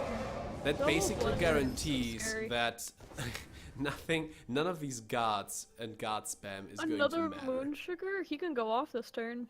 Oh, wow. On top of that, once he gets his fence out, kills the Moon Sugar, then he can also trade Spire and draw a reduced cost card. Well, a normal cost, but that helps the engine a little bit. The triple Moon Sugar is just insane. Oh, you need to sacrifice one of the Moon Sugars off, though. He must be waiting a turn. I mean, it would be really easy to brick, I will say that. If he draws Shadow Marking, you're done. If he draws Thieves Guild... Actually, no, he'd have enough for that. A lot of cards you would just be done really quick, and he knows that if he does brick, then these Blood Dragons are going to take care of Disciple in the Mira and Thieves Guild Fence. Mm-hmm. But I'm assuming... emptying your own board in this stage is also, well... It hurts. It hurts, yeah. Doesn't feel good. Here, come and take it. It is all yours. As warriors, do you not Think you just just- attack next turn? Like, at this point, you have have to be- 16 damage. You can take him out in 2 rounds if it goes well. I don't know if you do, though, because you would still be worried about... I think you have to play them in the shadow. I was gonna say, you'd have to be worried about him just getting these combo pieces, because if you're warriors and you're looking at his hand right now, you're probably thinking it's not so great, even though we know it's combo pieces.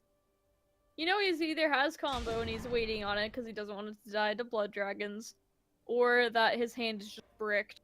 But he has 5 Magicka, so if he had Shadow Marking his hand, he would be playing Shadow Marking. If he had Endoral, Yeah. he would have played Endoral. So Warriors probably is leaning toward, alright, August has all these combo pieces in his hand. We can help one another. Yeah, And yeah, he it needs does to seem like decide. the reasonable thing to assume. The Mighty Conjuring is great here as well. Honestly, I would have probably just lost my patience here and just straight up attacked. Maybe that's why I don't really win tournaments all that much. This is interesting. If he could find a second fence and it could just use the draw to reduce cost a bunch of stuff, that would be really helpful What have too, we here? even without the Namira. Here's the journey. It's reduced cost, which is pretty nice, but it's not going to be enough. However, if these Thieves Guild recruits did live, then he could go off really easily next turn. I don't think you play Moon Sugar because Warriors has how many cards? He has All of 8 the cards in his things. hand, soon to be 9, and you know he's running rapid shots and fire. You know he has a Firebolt in his hand. I don't think it's worth baiting it out against Thieves Guild because it's just going to die to one of these Blood Dragons in the near future anyway. So I think you hold on to it and you use it for a strong combo turn next turn. Well, if I'm Warriors, now I attack. Right? That's almost, yeah, that's the, come on. Make me happy. This is Yeah. also a case where you can lead him to overdraw, I believe. Or at least almost. Yeah, no aim for That August. seems like 10 cards to me. There we go. There, yeah. I was just looking myself. That's a firebolt, so he manages. He makes sure that there is as few things as possible. We must protect the Night Mother. And there's the guard nag too. It's, I don't think it is possible anymore. Because if he finds amulet, alright, so play all your moon sugars. Now this is gonna be the turn of truth. He plays all three of the Moonsugar Smugglers. There comes the fence. He gains extra magicka. He can sacrifice one more. Indrill Mastermind is going to draw him a card. So hopefully one of them will be something he can play. And there we go, Black Ridge Rebuilder. There goes a bit of additional health. Shadow Marking, is it going to stop the combo though? No, it would more likely help it because it would give cheap pieces. However, what did he give Warriors here? He gave Warriors- That was I that a think he misclick? I think he misclicked. Oh, He probably wanted to God. give Shadow Shift because you would really want that draw. That is the draw that he needed. Oh wow! Oh, that is. I mean, I Yeah, would have he- said heartbreaking if this wasn't Abomination Yeah. Scout. That was definitely I thought that was Camel in my mind. I have. This has happened to me so many times with Shadow Marking, did- though. Yeah, it happened to me the first time, and then I learned my lesson. I remember Peanut Max made a joke. He was like, "I've given Journey to my opponents way too many times." Because you see it and you immediately click You're on like, it. "Oh, there right." it is. No. And it does it even let you like accept your choice? I don't think it does. You just click, gone. No, you click both and then you accept, but it's Okay. just such. You're so used to Camel, especially August used to play Tavani Nixox all the No, time. but you He's don't played click a lot of both. Camels. You don't. Yeah, no, click you just both. click You one. click one. You click the one that you give, so I wish it was either you click both or you make an X over the one you don't want. Like, I talked to CVH about this, and he was like, well, then the people who are already used to it won't be used to it. I was like, Come on! okay. Don't do this to us. Well, I was like, there's better ways to do this. they are in the second match, and we're gonna go in and see what happens. This is going to be, well, on the one hand, that's Abomination out of business, out of the semi-final immediately. Ooh, that Fell the Mighty is really relevant in the future when we see Mighty Conjurings or Blood Dragon. I kind of think Mid BM's a little bit favored in this too, just because all the wards it has access to. I mean, Wait, when he you're a said- deck based on pings, you have to double your pings to take care of anything with ward. Oh, I can't talk to him, I think. There we go. Watch yourself. I feel like Warriors will take a more of an aggressive line He here. said he kept 1, 2, 3. Huh? 1, 2, 3. He kept I 1, 2, don't know. oh, I think he it bugged out for him. I don't know. They've no Mulligan I do bugs? not know. anticipate. Kept Ward Cunning Ally, I think. Oh wait, is Warrior saying that his bugged? Warrior is saying that it probably bugged, if I understood it correctly. Who makes the official call for it? Because I do not know.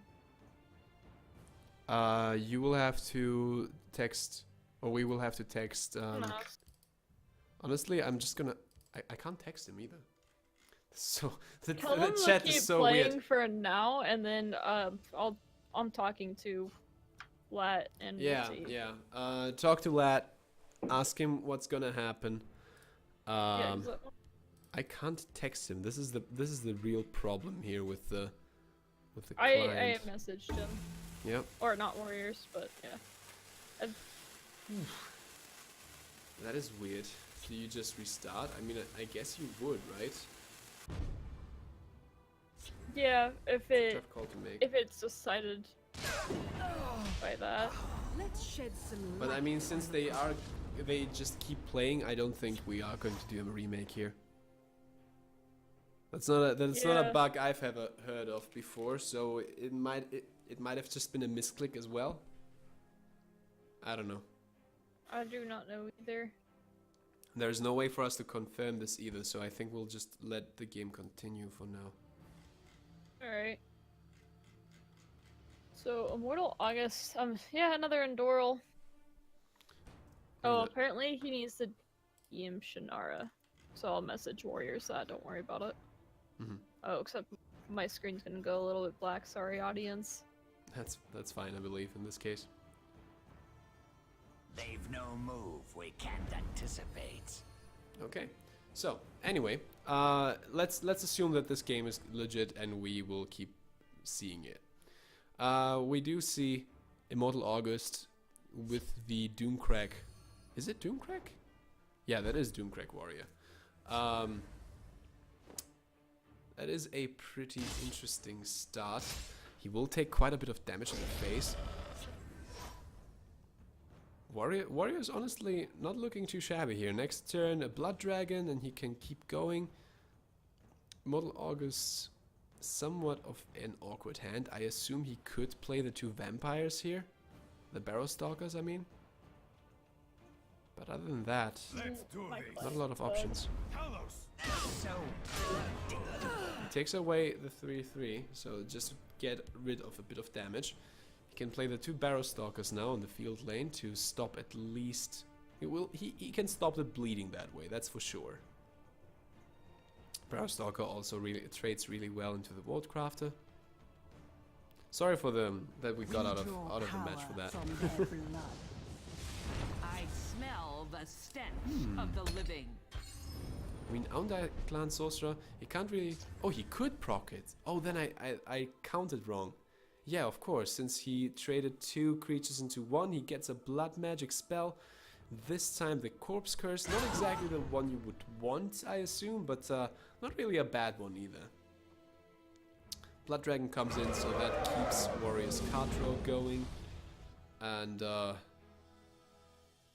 would even... Yeah, I would assume a lesser ward to protect the Ash Berserker for now. Ooh. However, there is a lot of pings here. So... North Firebrand, and then you could trade the Onde and play another Onde in the Shadow. Yeah, and then you get another Blood Magic value spell. from it. Mm-hmm. I believe that's However, actually really good.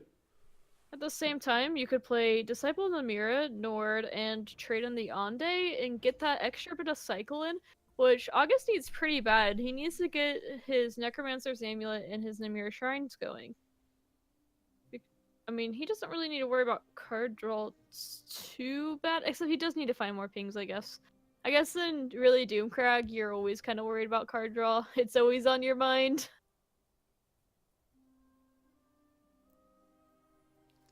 So, let's see. I think the Corpse Curse, you just hold on to that for later, right? And when there's a very real chance the opponent gets lethal, that's when you play it and just delay by 1 more turn that you need. Yeah. I smell the So stench goes in of the plays, living. but throws out, gets a Raised Dead. The Raised Dead could be really, really strong here, depending on what he gets. From Warriors has Crown Quartermaster, Cunning Ally, and Ash Berserker. Second Blood Ooh. Dragon, that's what I would assume now. That's an interesting prophecy. What is it gonna be? No spoilerino. Drum roll. Alright, I won't give it, I won't tell you. Come on, Immortal, just play it. It's Greetings. kind of a weird one to play. Oh, yeah.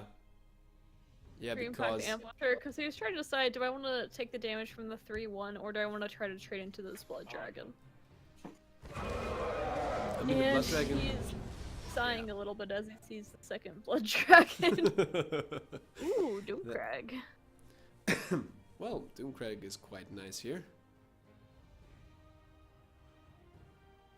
Like him getting, if he can get up to 10, we've seen a lesser ward already used from Warriors, and he's running 2. We know that Warriors has Mighty Conjuring in his hand, though. There is also a world where you just play Corpse Curse and Raise Dead. I thought about that as well. That has potential, because then you can just Doomcrag next turn. Yeah, exactly. And take out both of them. Yeah, August needs to be thinking of too. What do I need to do? Wow, that ping is spectacular for him. Oh god. That went pretty well, one would say. Warriors So- needs to think, or August needs to think too, like, what do I do if there is a Mighty Conjuring on turn 7? How am I gonna take care of that? Which he has Fell of the Mighty, as we know. But Yeah. still, it's still a scary thing to think about. I'm assuming that's what we'll see come down. Yeah. Yeah, that there's makes not the really most any other sense. options there. Warriors probably also calling the Doomcrag. And just like, Yeah. okay, no, you're not gonna get all of my dragons. Now calm down here. Come on. Play Top nice. of that, though, August getting rewarded for saving that Fell and not being tempted to use it on the Blood Dragons. That's really good resource management. Oh yeah, definitely. I think you just trade the Ash Berserker in to get the blood magic. Yeah, because you're not going to really get value from that ever. From their blood. Not in Doomcrag. And that's 2 blood magic spells too. Raise Dead and Corpse Cursed. I mean, pretty much anything but Drain Life he's pretty happy with. Yeah, pretty much. Although I do appreciate a drain life every once in a while. Not gonna lie. Yeah, he doesn't want to give Warriors the rune, I don't think. Although the health would be 11 pretty nice. damage left. Did you just Garnek here? Garnek into Daggerfall? Hmm. Let's heat things up. Yeah, oh yeah, and you can even play a Firebolt here to get rid of at least one of them. Then the Garnag. Oh, that's pretty beautiful. It also is the perfect turn because you deny him 1 Magicka. Yeah, even arguably 2 because of the Ring of Magicka. Although you can use the ring after you play something. Yeah. Rapid Shot could be a potential here.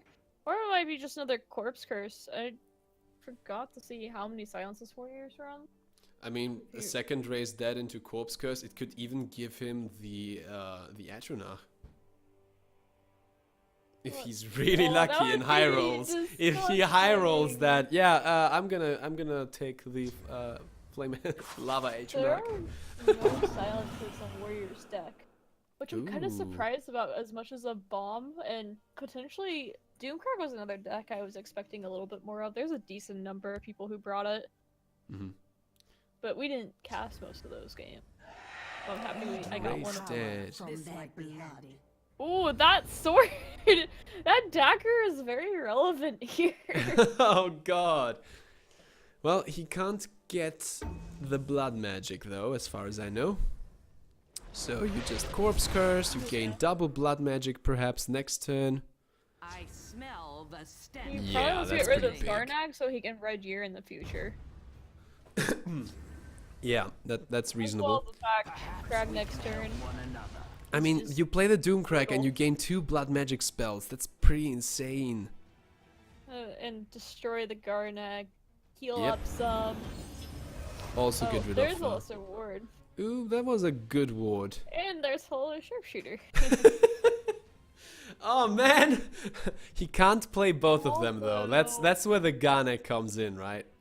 Shrine, Steel Dagger, Lateralus Sharpshooter isn't too bad, but it does put him at a pretty low health. Like, the Garnag is doing so much work here. The problem is this Garnek, Good yeah, this disciple. Garnek ward straight up denies the double blood magic. Yeah, it's pretty rough decision here.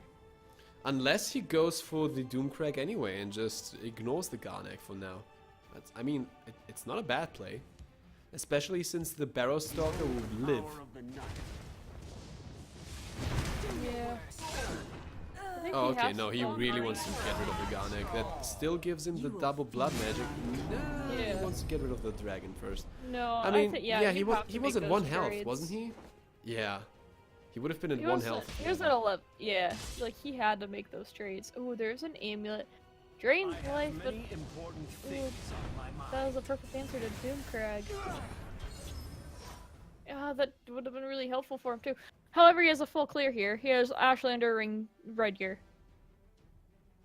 Oh, yeah. And he doesn't have to worry about Onkano anymore. Most damage that can be done from hand is double bolt. To the tribunal's lackeys. So it's always 2 cards and not 1 card.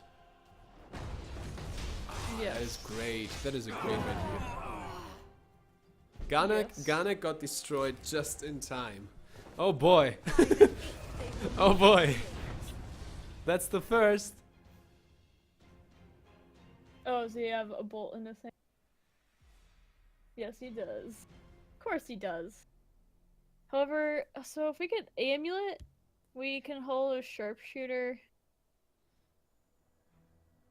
Wait, I think yeah, would Amulet hold a Sharpshooter Skaven. I love how he's holding on to it just in case August for some reason decides not to play the amulet.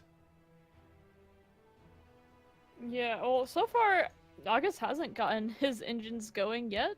And he's halfway through his deck. Which, Warriors has got to be a little bit...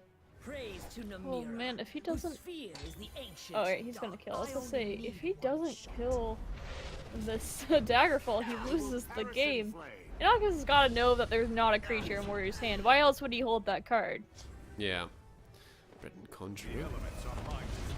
That's a dangerous one, especially since the sharpshooter just got played. Yeah. Just battle an enemy creature so he can't battle. I mean, They missed their shot. you Going do have to a a guard drain at life. least. Yeah, the tree minder here. That's the drain life. Yes. Yeah, it was a must Welcome there. to the shadow. I like the setup. The hist shall Now heal. it's either you give August a card, Still no Or amulet though. you have to use your bolt. Yeah, at 10 health though, he's feeling pretty okay. Really didn't want to give August any cards there, but this Doomcrag That is Doomcrag is at- an incredible it's draw. nuts.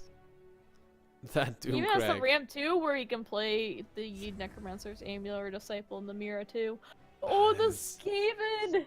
That is No. the top deck. That No is way. the top deck. You cannot tell me this is true. And he can draw too. He can play Amulet, Doomcrag, Skaven. He gets to heal. He gets to draw. He has both of his support. I mean, you stuff. can even go Ashlander first. To the tribunal's Yeah, he's actually gonna save the Skaven, which I can see. I got really excited to see the Skaven, but I understand. I understand, August. I love Skaven Doomcrag Oh, together. there's the Makes a lot more forfeits. sense.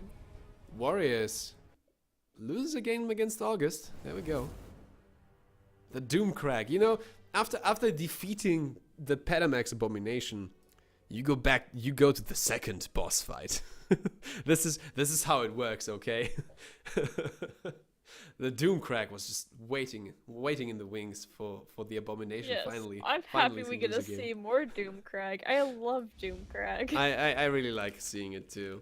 It's a nice deck to watch people navigate, that's for sure.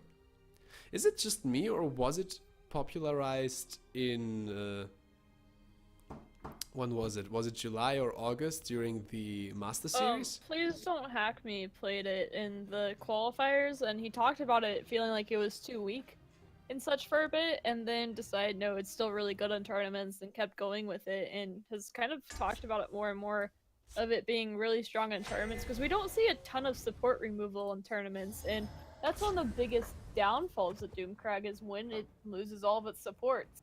But we're not seeing that many Shadowfin priests, except Warriors happens to be running 3 of them. The man came prepared. The thing is, yeah, basically the meta were Doomcrag isn't really favored. His was the Haunted Manor Hlalu meta, where everyone was running Yep. support removal. Like That was a great way everyone to and their die grandmother. quick. Excuse me? Well, too, when the old manor was out too, you would just die so quick against Hlalu. It would just high roll you and you were dead. I mean, it still does that occasionally, but then Not it as just bad. did it. Yeah, not Still as high bad. rolls, but not as bad as when you could get 2 manors out. And There's the second. Now there's a 5/5 Nord at my face on turn 5. I don't know. It was just disgusting. Or this giant hive defender that I can't do anything about. I always loved like the turn 2 Hlalu Oathman that gets procced twice due to Skulk gaining a North Firebrand. And that's when your opponent already says, oh, come on, dude.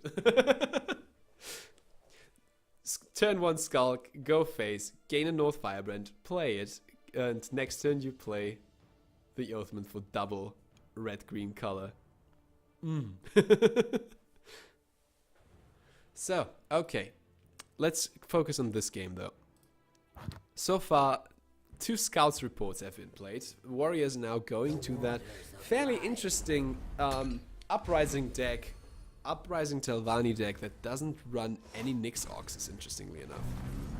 Yeah, just a flat-out Telvanni control. I think it's weird that he still goes with the Mentor's Ring though. That's a weird inclusion, isn't it? If you're not gonna go for the Nyx Ox combo.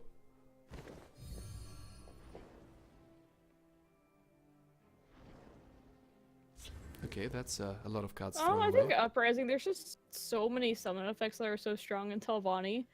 I mean, you have the ramp, you have Necromancers, you have Camel, you have Endoral. Yeah, no, I'm not talking so about many Uprising things. though. I'm talking about the keywords with the Mentor's Ring. Oh, with the Mentor's Ring? You Yeah. have Lethal, Barrow Stalker. Putting on Barrow Stalker is big. Queen Baron yeah, Zaya. fair Really, pretty much any. It's often I use it as like a heal. So if I'm against aggro and I set up a Barrow Stalker ring, often that's enough to turn a game. Yeah, that's a fair point. This is an incredibly early Namira Shrine compared to the last time. He also plays the Nord Firebrand to proc it immediately. I always love to proc the Namira the turn you play And it. goodbye to Namira. Well, yeah, that's what happens when my opponent has 3 of Shadowfen Priests and draws 2 of them.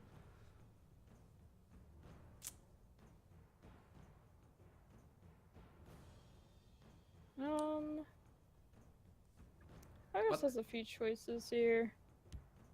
Probably, yeah, Endoral makes sense. Just trying to find more pieces to the puzzle. Really, it just feels so bad as Doomcrag when you see Shadowfen Priest on curve kill your shrine that you worked so hard to find and to play. And yes, just sad.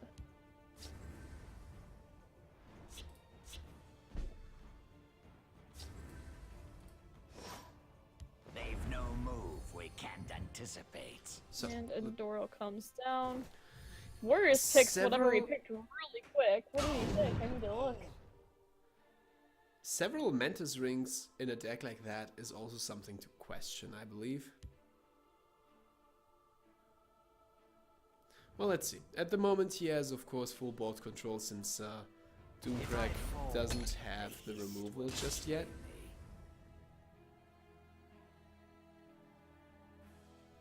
And, I guess you rapid shot the I would fighter consider skills? playing this Disciple and Rapid Shot, Nord, just cycling as much as I can. Because that's how you win the game is Doomcrag. Cycle, play a journey, win the game. Warriors does have Brahmin and Galin Necromancer combo though, so there's a chance that if he gets Galin onto the Necromancers and then just keeps on bringing back Brahmin over and over again, that he can outgrind Doomcrag. Oh god. I've been very close. That Rocket Boy and I had a game on ladder one time where I got him down to 5 cards left. And after he had journeyed, it was a beautiful, beautiful game where I brought back Brahmin like 7 times. once. I had a lot I of really fun like with it. I really like the fact that we got graveyard access in Elder Scrolls Legends. I think it's a really nice mechanic addition that you can just throw cards away, use your necromancers to use them again and again. I think all in all, it is an interesting mechanic that's probably only going to get stronger as time goes on. I mean, we are getting the icy shambles now, for example. Yeah, I go back and forth on that, because I think Icy Shambles with Necromancer is just going to be completely busted. I'm calling that before. I think it's going to be completely busted. Yeah. It's just it's a better Harpy, but now with higher stats and phrases when it hits things too. You can bring it back with Necromancer. And it survives to trade once. Greetings. Like it's a 2/4, isn't it? The weaknesses of it is its worse. It's a 2/3. Oh, 2/3. Welcome Okay. to I'm the pretty shadows. sure, at least. Let's do this. I remember 2/4 for some reason. You could be right on it. I might be completely wrong. I just thought it was a 2/3. Time to fight. But like I said, no promises from me. Oh, these Nords, this rating party's so good. Oh wow. This is so much cycle for Let's do August. this. Talos, And one day he'll find another shrine. time to fight. It may not be today though. Eyes on you. Ambusher's nice. Phelan. Wow, that is a lot of cards that August just went through to find no supports. I mean, They've no that's move all right, we can't because the anticipate. support would get taken out of the game again by the second Shadowfen Priest. Oh yeah, Warriors is ready to jump on whenever the next shrine is played. You know, you know what Warriors is playing. And I mean, there's also a night to remember for the Shadowfen Priest. Is one of Night to Remember.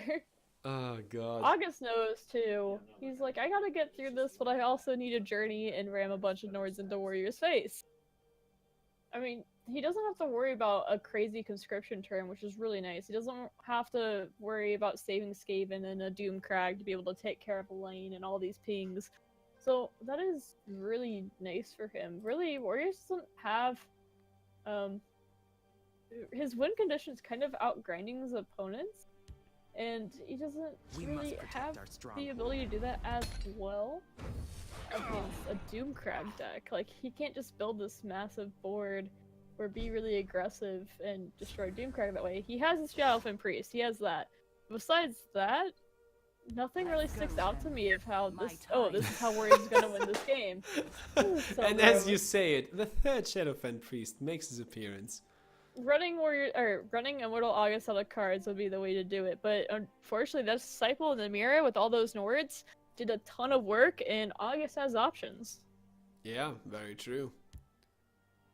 And it looks like he is going to be looking for some more, which I think is a good call. They're in my Here's a Doomcrag. Let's do this. You don't even need the Doomcrag, you just battle it and Nope. Firebrand it, draw as many cards as possible. Shadow, oh, that's also a good way to deny the additional draw. Now you have a guard as well. I mean, Immortal August, all in all, very comfortable at the moment. Yeah. He's like, I don't need support. contest. And Warriors is digging. Not really sure what he's digging for. Maybe an Odaving? Maybe Brahmin? I mean, Brahmin is not something he needs now, but in the future. And so, Brahmin doesn't do much when you... So he takes a when August gets a bunch Wardcrafter, of Nords. throws away the Daggerfall Mage and the Shrieking Harpy. That's interesting to say the least. Yeah. Also, too, he can no longer Night to Remember another Shadowfen Priest. What are we gonna do? However, when he finds... I mean, you know, he's probably trying to get a Galen Necromancer combo going. He wants to high roll those, I would think. I would lean toward that. Yeah, I mean, Really, at the this point, Shadowfens are dead because August hasn't drawn his support. It's kind of hilarious. and the journey to Sovngarde is already in hand, so there's no way for Immortal August to randomly overdraw it. It's always the showstopper for decks like that. Like, oh, I overdrew Journey. Might as well roll over and die now.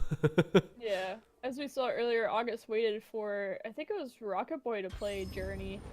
Yeah. Yes, the Bomb Scout. So we might see that from Warriors too, depending on what happens here. It's really hard to say, but I think August is really favored regardless of the supports being removed, because I don't see a win condition where Warriors pushes through and be like, what does Warriors do to make a lot of value and then win this game with that value? I don't see it. Yeah. Will we see a shrine from August? I mean, at this point, probably, right? Maybe. There's a chance where he might Doomcrag Ashlander or try to get another blood spell value instead. That is also a good point. Let's see. And then he can also draw that way as well. He just cares about cycling at this point. Oh yeah, he does run Bannerman. I forgot that he runs Bannerman. Bannerman in Doomcrag? Yes. That's actually insanely good. I saw him running it last night, and it can be really good. Follow me, men. In this situation, it's Praise pretty to alright. Namira, whose sphere Yeah, is the I mean, Pearl ancient Fireball's darkness. pretty useless for Warriors. He's not getting any of his Ice Storms, and Ice Storm would be pretty devastating here for August. Well, there's the scouts report. Necromancer, I think you kind of always keep, right? Yeah, I mean, unless you had to find Ice Storm, he's not quite at that point yet. But he's getting closer to it.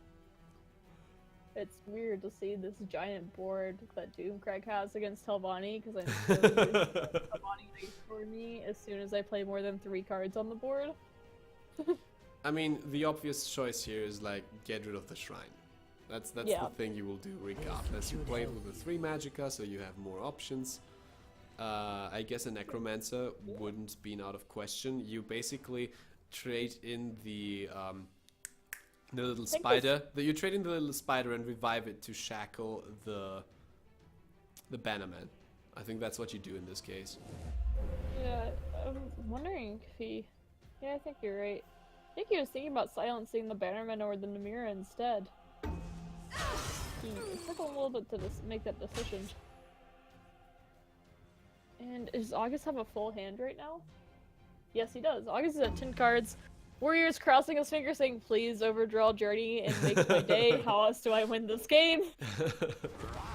But we know it's safe in Little August's hands. I am a little curious to see what he overdraws. Watch it be the 3rd shrine. Oh, That would be terrible. There comes the Uprising. Interesting.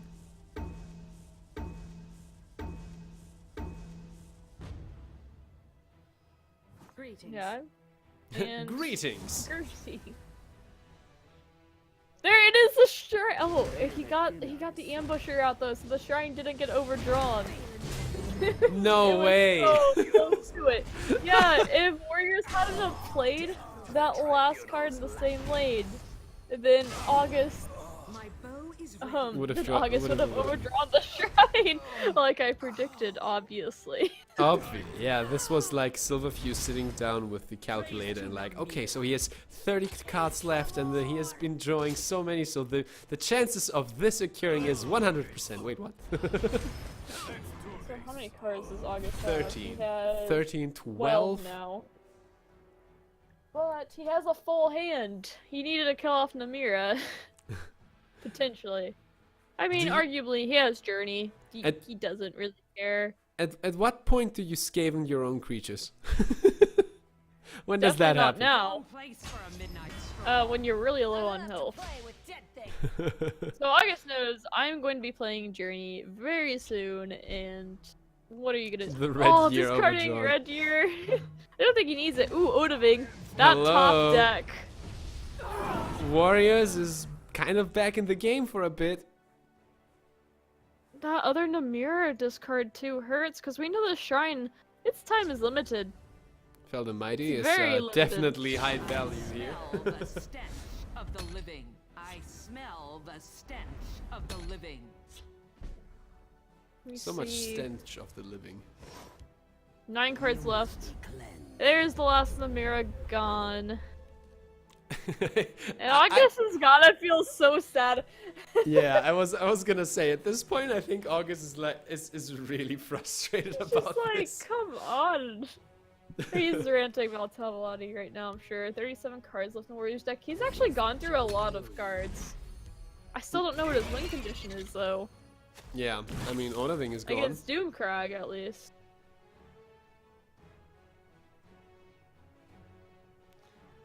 And I So mean, see, Dare, he was like, I guess I'll play my other support. That's 3 priests.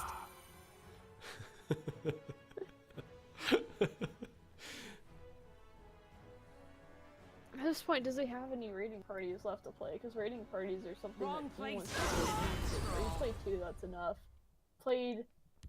He's played 9 Nords. He's getting really close to the point where he's fine with journeying. Because you want to draw the Nords, you just want to get a bunch of Nords to ram into Warrior's face.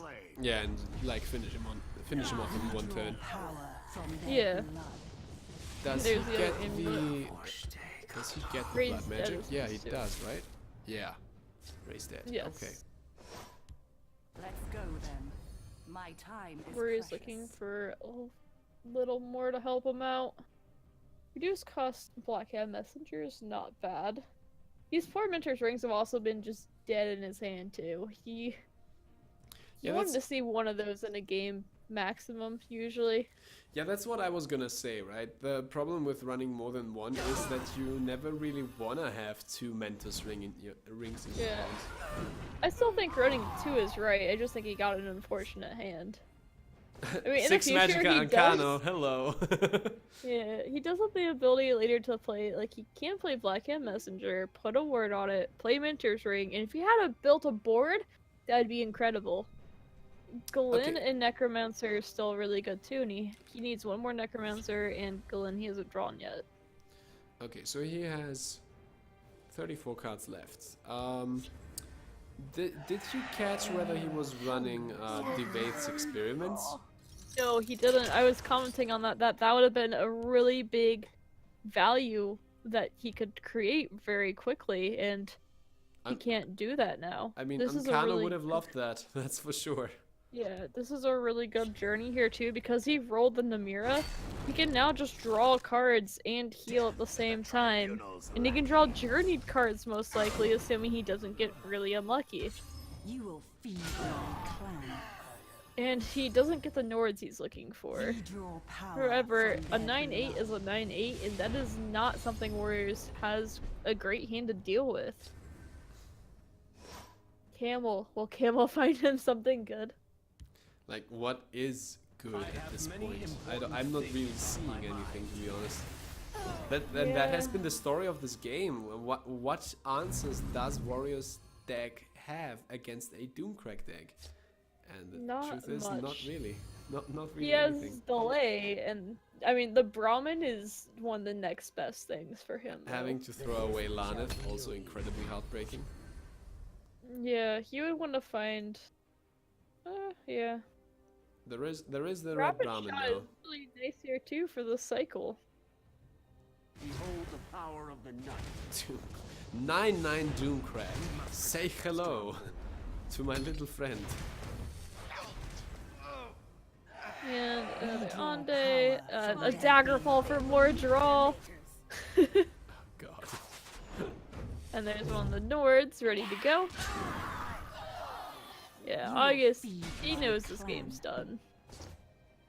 And he's rejoicing because he lost all of his poor shrines and it just didn't matter. He was able to utilize the Disciple Namiras really, really well in this game, and those became his draw engine instead. that is pretty satisfying to watch. Not Two gonna raids lie. there, Although this Telvanni deck did feel like it was limping quite a lot here, in this particular matchup as well. Well, remember, this is still a best of 5. We will have Yeah. at least one more match, and it does seem like it's going to be yet another Doomcrag. Yeah, Warrior's trying to decide what he can do. I mean, he can... If there was no Nord, he can delay lethal with the Red Brahmin and double Blackhand Messenger. But the Nord will kind of deny that. Actually, because you kill the 4/3, you can Brahmin the Shadow, kill the 4/3 with Blackhand Messengers, and I think that's enough depending on what happens with the rest dead. I don't know, I don't feel like doing the math. Well, it seems like this will keep him from dying for now, at least. There's 9. Especially since he has yet another god into that. Oh yeah. Yeah, it stops for now, I guess. And Dora might have more to say about that though. Same thing with Ray's Dead. It's just so much. And there's the Shadowfin. It came back to haunt warriors. I mean, we have seen 4 Shadowfen priests. That is pretty And cool. Doral just needs to find another Nord. No way! Wow. What? Wow. What? Hold up. Infinite Did the draw Raised Dead? type. Did the Raised Dead put this Namira In on this line? Necromancer.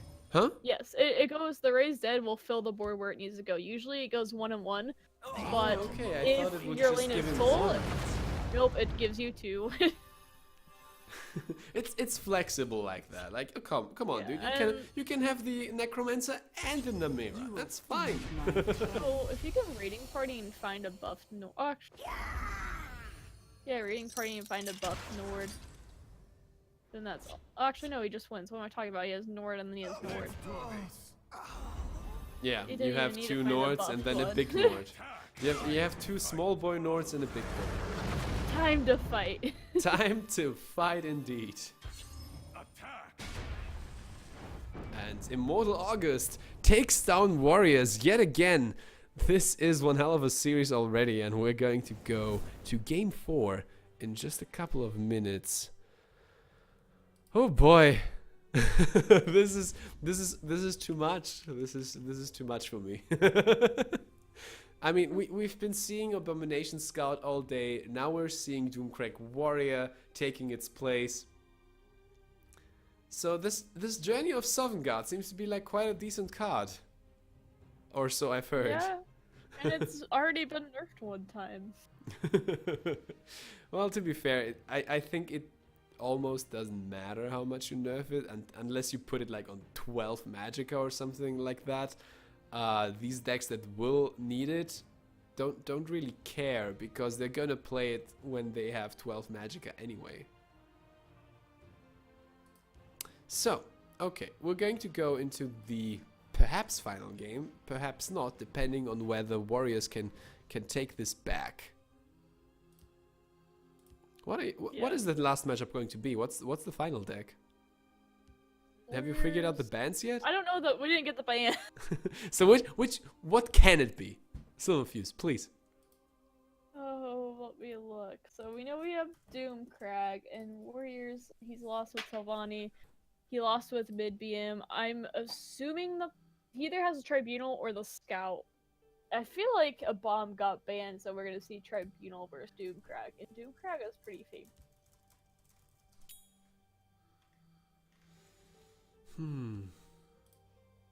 Let's take a look as well, because honestly I don't have the lists in my mind anymore, but I'm gonna have to keep an eye on them whether they start the game. So Warriors has used the Telvanni deck. I have a feeling that the Tribunal was banned, although it might have been the Abomination Scout. So either Tribunal or Abomination Scout is left. And Warriors is it just seems like he would ban a bomb, but I can't say for. Or wait, no, didn't. Or wait, no. August. Yeah, August I think would ban a bomb. August lost some bomb earlier. the question is, okay, so how is the matchup between Tribunal and Doomcrag Warrior? I have a feeling like Doomcrag generally wins against these slow, greedy decks. Yeah, sorry. Doomcrag's generally favored against it. I mean, things can fall Tribunal's way if there's enough pressure put on them, such as, I mean, they have the edicts. I don't know if he's running Shadowfen or not. And then also... Yeah, he's running 3 off Shadowfen. He's also running 3 off Cast into Time. That can play a pretty big role. Yeah, that was the other thing I was thinking of. Cast into Time, if you are forced to if you get pressured enough by the Tribunal and you're forced to Doomcrag at a time where you don't have another Doomcrag, that makes a pretty big difference as well. It's hard to say, like, Usually, I would say I favor the journey decks against Tribunal overall, but it can fall either way depending on what happens. Yeah, Depending on the draw, if Tribunal high rolls a bit, it can do it. yeah, that's for sure. And at Immortal least August there is are awful there are against some Sophie. there are some late game threats here. Like you have Nahagleaf, you have Ankano, Sotha Seal, Murak, Laneth, lots of things. Shrine Guardian is interesting too. The one off. Yeah, I think that's kind of an I don't know. It kind of seems like it could be an anti-Viper tech. Maybe expecting more Talvani. Just charges in general, though, it does well again. Yeah, I mean there's a lot of charges. You have the Math Crusader, you have late game random cliff races that finish games for Hlalu. Like I think the Shrine Guardian in general is a very good card. I like it a lot, especially in Arena. Yeah, in Arena it's amazing. So I've been told that Immortal August is going to restart somewhat quickly. He did show a couple of connection issues, but he should be back in no time. Alright, I was gonna say, he's not online for me. Yeah, I know that. He's just restarting. Silverfuse, that is actually a part of restarting your clients. Whoa, no, No, yes, really. Before. I said that before. I already restarted mine because I thought my client was bugged. But then you were like, oh, Immortal August is restarting. I was like, oh, okay. We'll just have to wait a bit. Honestly, it has been a really fun tournament so far. I've been really enjoying watching all of this play out behind the scenes. And yeah, only a couple of matches left till the second card reveal of the day. So that's one thing to look forward to. The other thing to look forward to is going to be who gets to the finals. Like who's going to face down Karakon Zul and try to live like longer than 30 seconds. I mean, both players have the right decks for that. That's for sure. Like Warriors as well as August have incredibly slow and steady decks, and I'm guessing not even Karakon Zul's aggro lists could take care of that.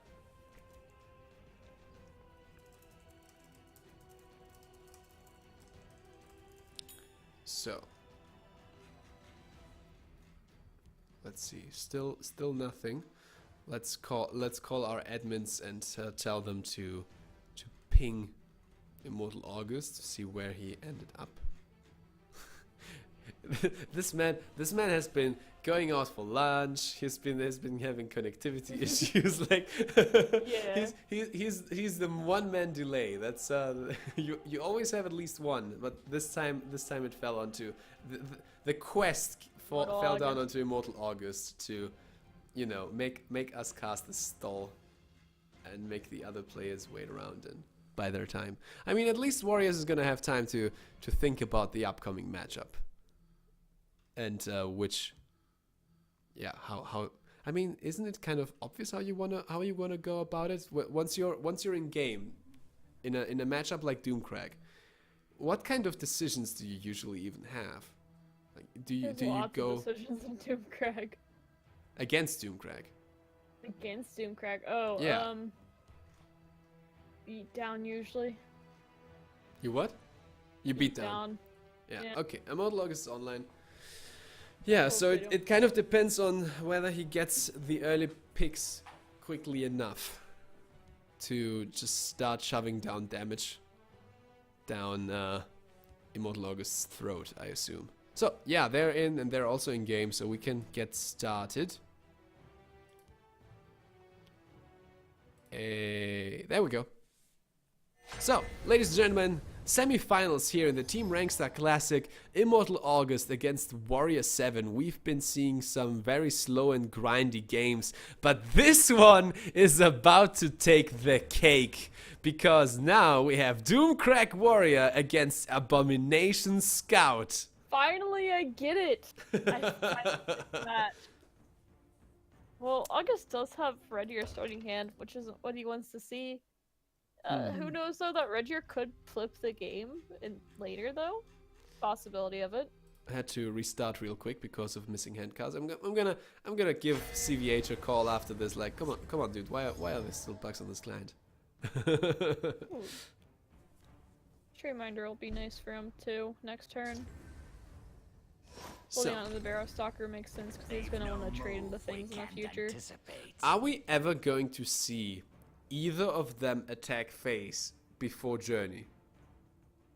Are they even going to interact with each other before Journey? There's a possibility because one might notice, hey, I'm losing this cycle race. I need to do something, but probably not.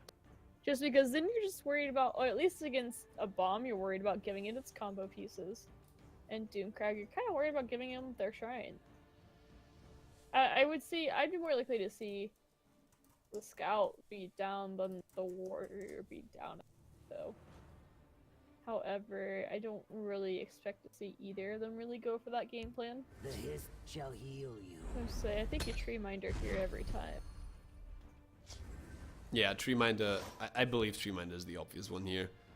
You want to go for the ramp to be able to cycle easier, to be able to play that Namira Shrine if you draw it now.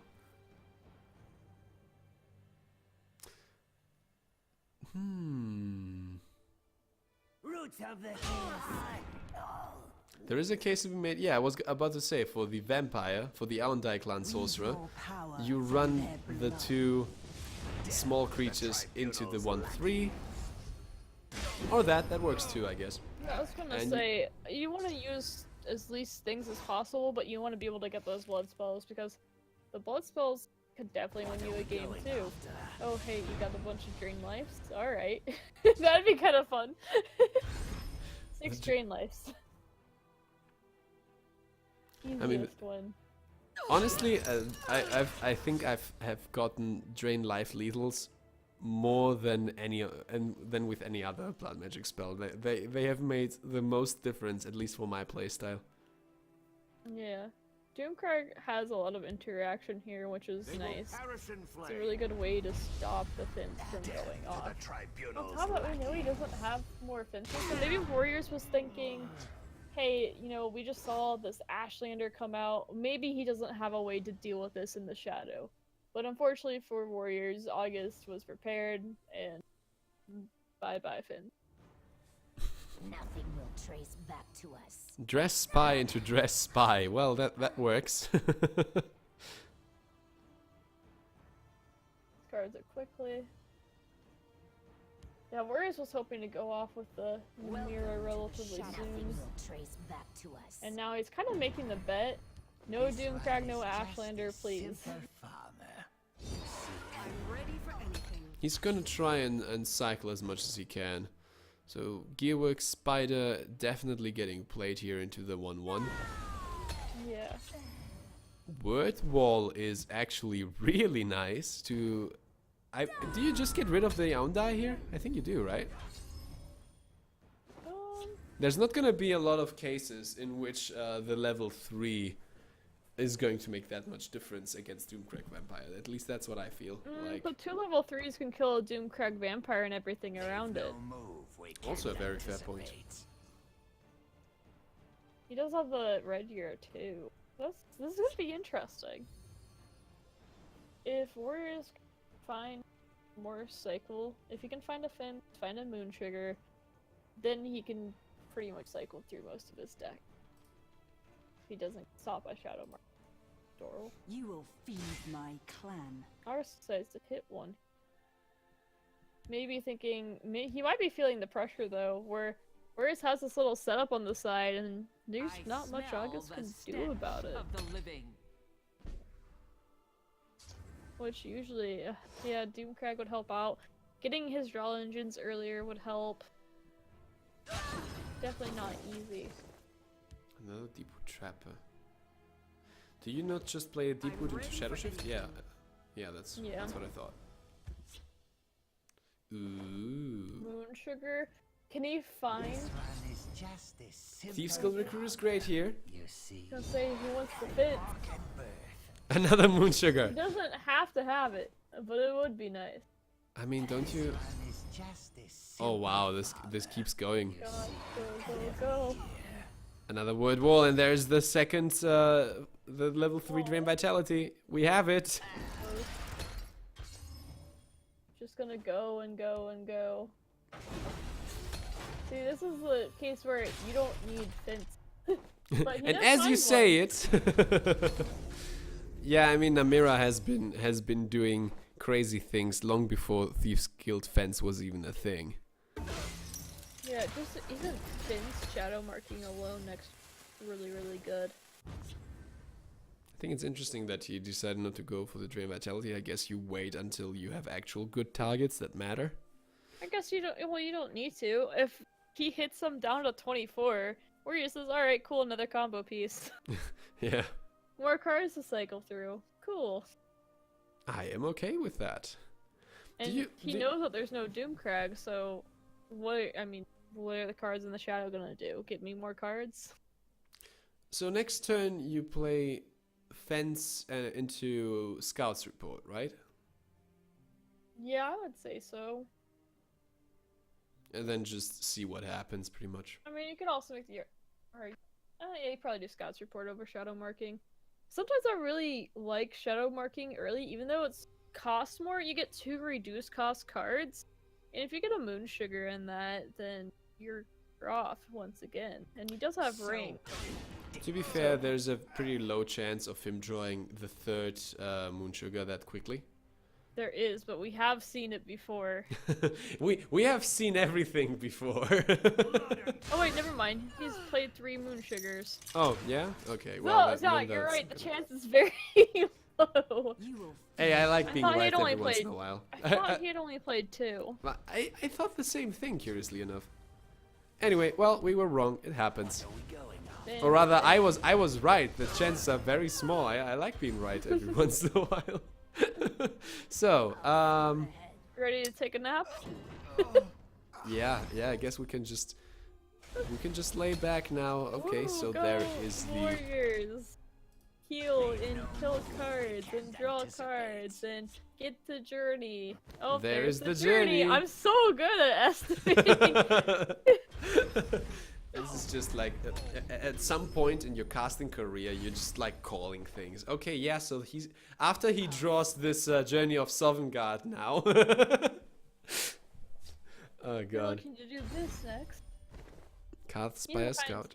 0 cost card. 0 or 1 cost. He does have a ring charge. What are you waiting for? Go, go, go! The timer is ticking. And unfortunately for him, he did not find a 0 cost and got stuck with the shadow marking. But it really doesn't matter because August has, once again, no interaction. He has Red Deer later, but he doesn't want to use that on non-buffed creatures. So at the same Yeah. time, he's just watching this cycle after cycle after cycle and probably really done watching the cycle The good over and thing, over the good again. thing about Doomcrag against Abomination is like you can tell who's doing well by just hovering over the deck. Yeah. Like, Who's okay, winning so right now? Oh. 8 cards left. 35 cards left. Yeah, I think we have a pretty clear winner here. Yeah, on top of that, seeing that Warriors never lost this June either. Was never touched.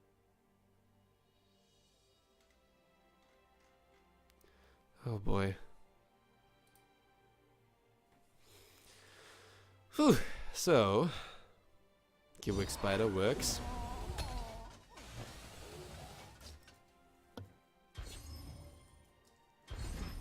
Oh, there's the amulet. I think I'd be kind of tempted to play.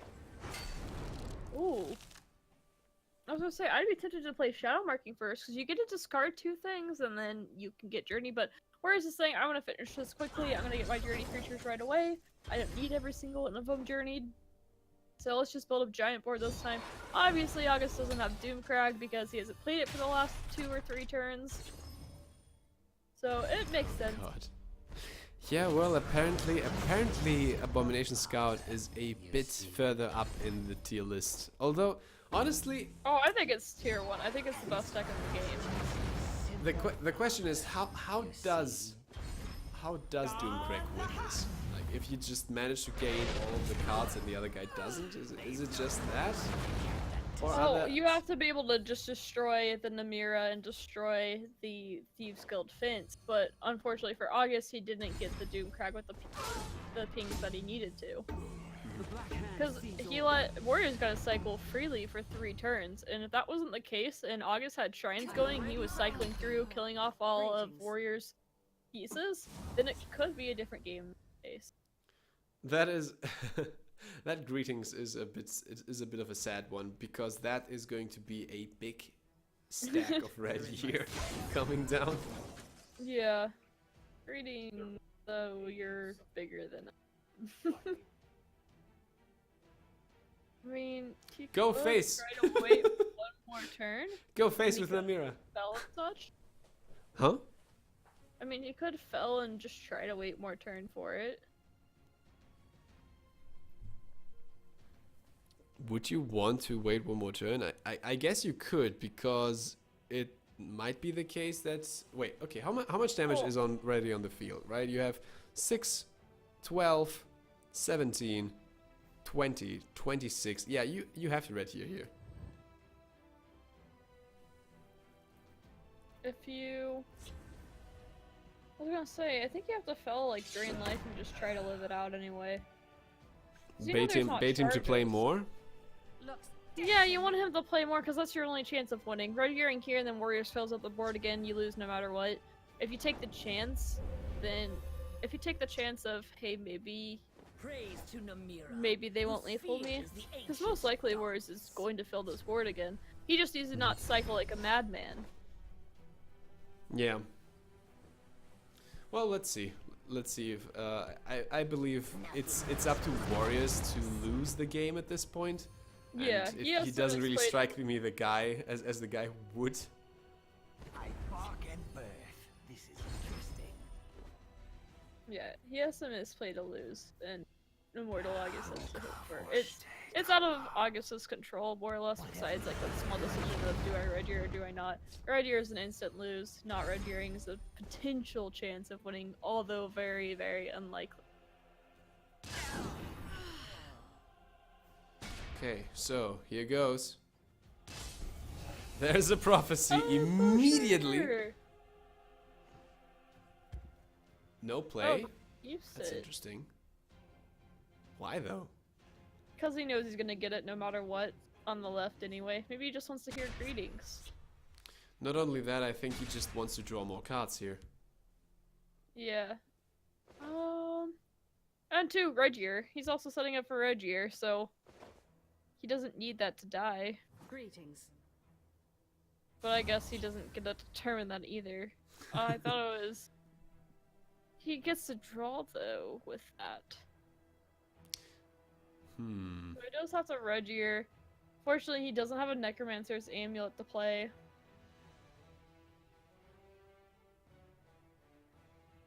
Because, like, Necromancer's Amulet and Regier would help a little bit. I mean, not a lot. They help Warriors more than August in this case. So, red here it is. Full clear. I was still satisfying Regier to watch, even though we know it doesn't matter. Yeah, red here is always nice. It's a great animation as well. I really love it. Not as cool as Dawn's Guard, Dawn's Wrath, mind you, but They've no can't anticipate. And Warriors goes, alright, I'll do this one more time. let's do this again. So how many cards? 17. Well, you know, if August manages to clear this like 2 or 3 more times, then I'll just deck Doomcrag. It's actually a full clear. Well, at least on the left lane. Because yeah. Doomcrag into Skaven, and even if he played more in the shadow, Doomcrag Sharpshooter into Skaven. Like, there's a chance for Warriors to lose this game. If he just keeps on cycling and doesn't do anything else, there's no point. Yeah. Like, you just need to play the cards. This is actually kind of scary for him. Nothing but Okay, let's take a look. Is this going to I be mean, that is if August top deck, so August has a top deck. August or definitely needs the Doomcrag now. Now you have to Endoral for it. Come on. How many cards are left? 23. Man, the cycling has not been online. He's That's had for a sure. Doomcrag all game. Last bottom half of the deck. Will Endoral give him the potential to win this game? No move we can't We needed to be fair. Come on. We need a On Doomcrag. top, he taking a Doomcrag. However, He had to doesn't- sacrifice a raiding he's- party for it, he but still come on. loses though. Does he? Yeah, because he doesn't have enough mana Oh, to play yeah. the sharpshooter. Yeah. He would have to prophecy another ambusher. Has he played Feels 2 bad, man. ambushers? Yeah, he's played 2 ambushers. I don't know if he has 3 or not. But you gotta Skaven though. Or I guess yeah, you have to No, Skaven. you scave. You have to Skaven here, and then you just. They will perish in flame. You hope. And you dream. The dream is not dead yet, ladies and gentlemen. The Oh, dream there's is not another dead. Doomcrag. They were right by each other in the deck, or at least like, or was Doomcrag raiding party Doomcrag. Rip. That's it. Anticlimactic. Oh man. So we're going to see. This is again going to game 5. That is actually quite insane, to be honest. Yeah, is- these are good games. These are good games. They just are pretty slow. This is not what we're used for in semifinals long in this day. tournament. That's a very long day. Holy crap. Yeah, it's We were wow, it's done 11:30 here. last Classic because we had all aggro. We were like done at like an hour ago. This is 11:30 now for me. I've been sitting here 9 hours? Yeah, because I had the preparations as well. Okay, 9 hours. There we go. Seems like it's good for you. Nice and healthy. Oh yes, and don't worry guys, you're also going to see me tomorrow in the Warp Meta tournament because I do that too. All right, let's see if we actually get to game 5 anytime soon. Someone asked Lateralus whether he wants us to stream the 3rd place match as well. So let's see. Ready when you are, and they are ready. Beautiful, beautiful. We're going straight into game. No downtime this time. And this is going to be game 5 for the second semi-final for the Team Rankstar Classic Tournament. And, as is tradition, we are seeing Abomination Scout. This time, however, against Crusader. So, perhaps this is a bit of a... If Immortal August ends up winning, this is going to be on the quicker side of things. Turn 1 Mudcrab. Let's roll. Let's pray to the gods. Ring of... Oh my god. Ring of Namira to Abomination Scout. Yeah, he just gave him an alternate win condition.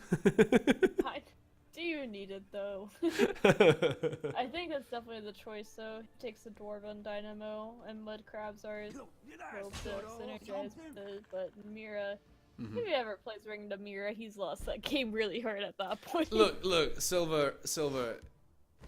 This is the game where he overdraws Journey to Sovngarde and then wins with Ring of Namira coupled with 1 or 2 amulets. This is the game, I tell you. I would be a little bit disappointed in Warriors if he did that, not gonna lie. Why though? If he won that way, that's like the most style points you can get, right? That's like at, I mean, at if that he point. lost that way? No, if you won that Oh, way. if he won that way. Oh, yeah. If you won that way by overdrawing Journey and then putting it down with the Ring of Namira, that's like at that point you're in the Hall of Fame of Elder I would Scrolls still Legends. be disappointed in him. You would be you would be as a statue in Elder Scrolls 6, right? At that point, you're just immortal. There would be a character, an NPC that would be involved in the Namira quest in Elder Scrolls 6, and he would be called Warriors. Oh god. Okay, so let's see what happens. We have a pretty dangerous looking field lane for Immortal August. A big boy crab and a withered hand cultist, just to mess with things like the drain vitality that we see here, Exhibit A. So Pretty bad hand for warriors too. He has no more draw. yeah, he can just needs place something. he can just play guards and hope for the best, pretty much. Yeah. He needs to find a disciple mirror pretty quick.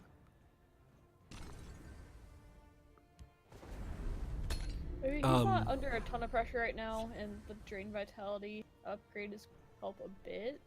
Oh, this is perfect. He can silence the fence. Yeah, I think I would do that for sure too, because you would be worried about moon sugars and disciple in the mirror potentially coming down and comboing. Don't you just trade in the 2-1 just to get down as much damage as possible? And Yeah, I then think I would. huh? Yeah, I think I would too. You don't need that 2-1 is not gonna matter. You need to deal the 7 damage, then get rid of the fence and basically race warriors down before he can set up and replace the fence. Yeah, I agree. You have I met think your end. that's exactly the line he needs to take here. Or something? Wait. Did you hear Marked that? man into a really happy Lateralus sharpshooter. Yes, it's very satisfied with its life now. It silenced the fence. And he has a pretty nice field lane here. Well, that's a level 3 drain vitality, isn't it? Yep. and That is a makes very it- nice field lane you have there. Would be a shame if Yeah. something were to happen to it. The reason why DB works in Abomination, but not in other classes of Scout anymore. Because Abomination can just play in one lane and play a bunch of guards, and you don't want to interact with it. Hold the You're line. forced into green vitality instead. Alright, yet another withered hand. You have met your end. Saying too, if you want to play another DB, it's going to cost you. Shadow marking getting to 7 magicka is a pretty huge deal as well, because honestly that is exactly what warriors needed right now. Yeah, still 4 magicka is pricey. Ready for the ring and Namira next turn. It'd be funny if we just played it for fun. Oh god. Help his opponent out more than help him out. I mean we did see in warp meta someone, I think it was warriors even, just play what was it, Lich's Ascension for funsies and win. Oh, really? I did not see that game. Oh, you have to. Oh, that was just brilliant. I think we clipped it. I believe we clipped it on Warp Meta. I'll have to see and make sure. And it was Warriors against Jelly, I believe. You see? Yeah, there was a time on ladder I was playing, and someone played Mudcrab, and they took Ascension and played it, and then they gave me like a halfway decent card, and I was just really confused because it didn't help them out at all. Oh boy. I only laughed a little bit. So, okay, we can do this. Who's gonna take down the wall? Decisions. The 1-2. Are you sure though? What happens if the wall falls onto him? I'm Oh. sorry. I shouldn't be taunting. August is probably just considering his options. He still has 7 magicka. He could play the Orclan captain. For you. Yeah, he's just saying out Oraclan Captain, Divine Fervor. I like the Divine Fervor a lot though because it, against another Drain Vitality, it does a lot more. Oh yeah, that's for sure. And Keep your cultist alive, you get them at 3 health. It's He's it's saying, 3 do I wanna immediate give him damage and just combo? scales up as time goes on. You have met your end. I think I like this because leader next turn he can hit with one of the Witherhand cultists and then sacrifice it Orclan Captain, play the raiding party if this lane gets messed with as well. I like that he didn't break the final rune. I don't think there was a reason to. That No, I don't 7. really think there is either. I mean, sure, the amulet is up. There is still a case in which Warriors returns from this, but you must have had the feeling that he wasn't really having the cards that he needed anyway. I'm gonna say, are we seeing the same game? Because I do not see how Warriors comes back from this, honestly. Yeah, no, did I not tell that? Did I not say that? Oh, I thought you said, I don't know. it's fine. No, don't see he's that not what he's he's not like. coming back from that. But These cultists are doing Move we too much. can't Even friends with Drain anticipate. Vitality with Divine Fervor and 2 cultists. Obviously not even playable. The silence, honestly, the difference here could just be the silence defense too. Because he didn't need the Disciple necessarily, but the reduced cost cards would have helped him out a lot here. And also too, shadow marking. The cultist was the biggest factor though, with shadow marking and shadow shift costing as much as it has. yeah, absolutely. I like how he was able to fill up the entire lane, so this is going to be a decent denial of damage, coupled with healing from the Necromancer's Amulet. And as Immortal August, it's do not you over just yet. start filling up the Shadow lane as well? I'm unsure. Hold the line. Probably drawings. Yeah, drawings always good. Wood crab, maybe. A dark omen for you. Feels so bad giving warriors health back and giving him second chances. Enjoy the next life. Yeah. Giving a bomb second chances is so scary because you never know when it's just going to go off on you and beat you because you were 1 turn off of killing. Talking, Yeah, much very true. hurting. Read my lips. I mean, we know from Warrior's hand, not looking so great. Wait, what did you get? Special for them. The construction engine. Okay.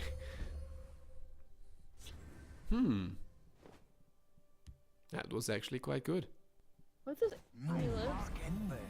This is interesting. 2 scouts reports for 5 magic tests. Oh. And it has to play it. Oh man.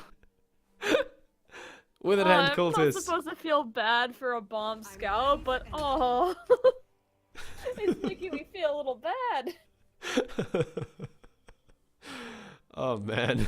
August gets the taste of his own medicine with the 7 Magicka raiding party and 7 Magicka Crusaders assault. However, it's definitely hurting warriors more. I mean, think about this, like the scouts report. Usually both of those could have been played, and they might have found combo pieces. But instead, he gets to play one of them. And You're not so play sad. anything else that turn. Withered Hand Cultist, ladies and gentlemen. A great card. A great card. And there's lethal here. Yeah, it seems Rune like it. skip available as well. At the ready. It seems like one less Abomination deck is going to make it to the finals. However, Well, isn't Immortal Immortal August... August is running a bomb. I know, okay? It just feels good seeing it lose. So, with that said, Immortal August is going to take down Warriors, who himself had an amazing run so far, but not enough. He falls from the semis. He is, however, going to participate in the 3rd place match, and I believe we are going to be watching that very, very soon. We did, however, say, I mean, is the reveal going to be now, or is the reveal going to be after this break? That's the true question, right? I'm gonna talk to Lateralus a bit. I think the viewers deserve a bit of a reward. Like we've been seeing, in this series we had 3 matches of Abomination and 2 matches of Doomcrag. I think it's fine. I think it's fine to reveal it after this break. Just to get people back up and wake up again. So Yeah, I'm feeling it. you're feeling it too. Well, that's good then.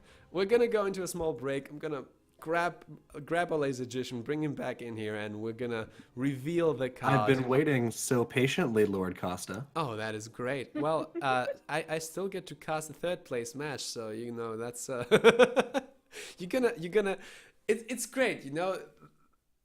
Lazergician has been on a break for over an hour, and Silverfuse was like 10 minutes gone. Are you sure you don't want to take an additional break after this, Silver? If he wants to cast, he can. It doesn't matter to me. Okay, well, we'll discuss it in the break. Meanwhile, ladies and gents, go grab something to drink, but don't go too far away because the second card reveal is right coming up in a couple of minutes. BB, be right back.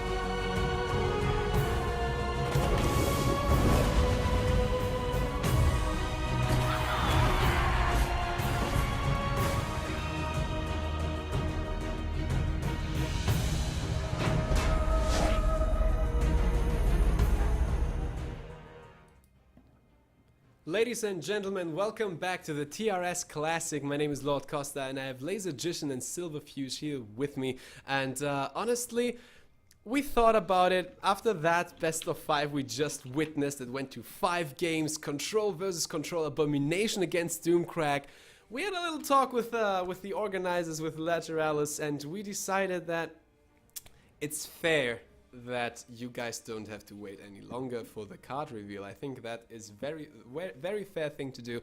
And also, by the way, we're not going to be spectating the third place match. The third place match will be going on right now, and after the card reveal we are going straight to the grand finals. So that was a very spontaneous change of plans, because this tournament has been going on for quite a while now.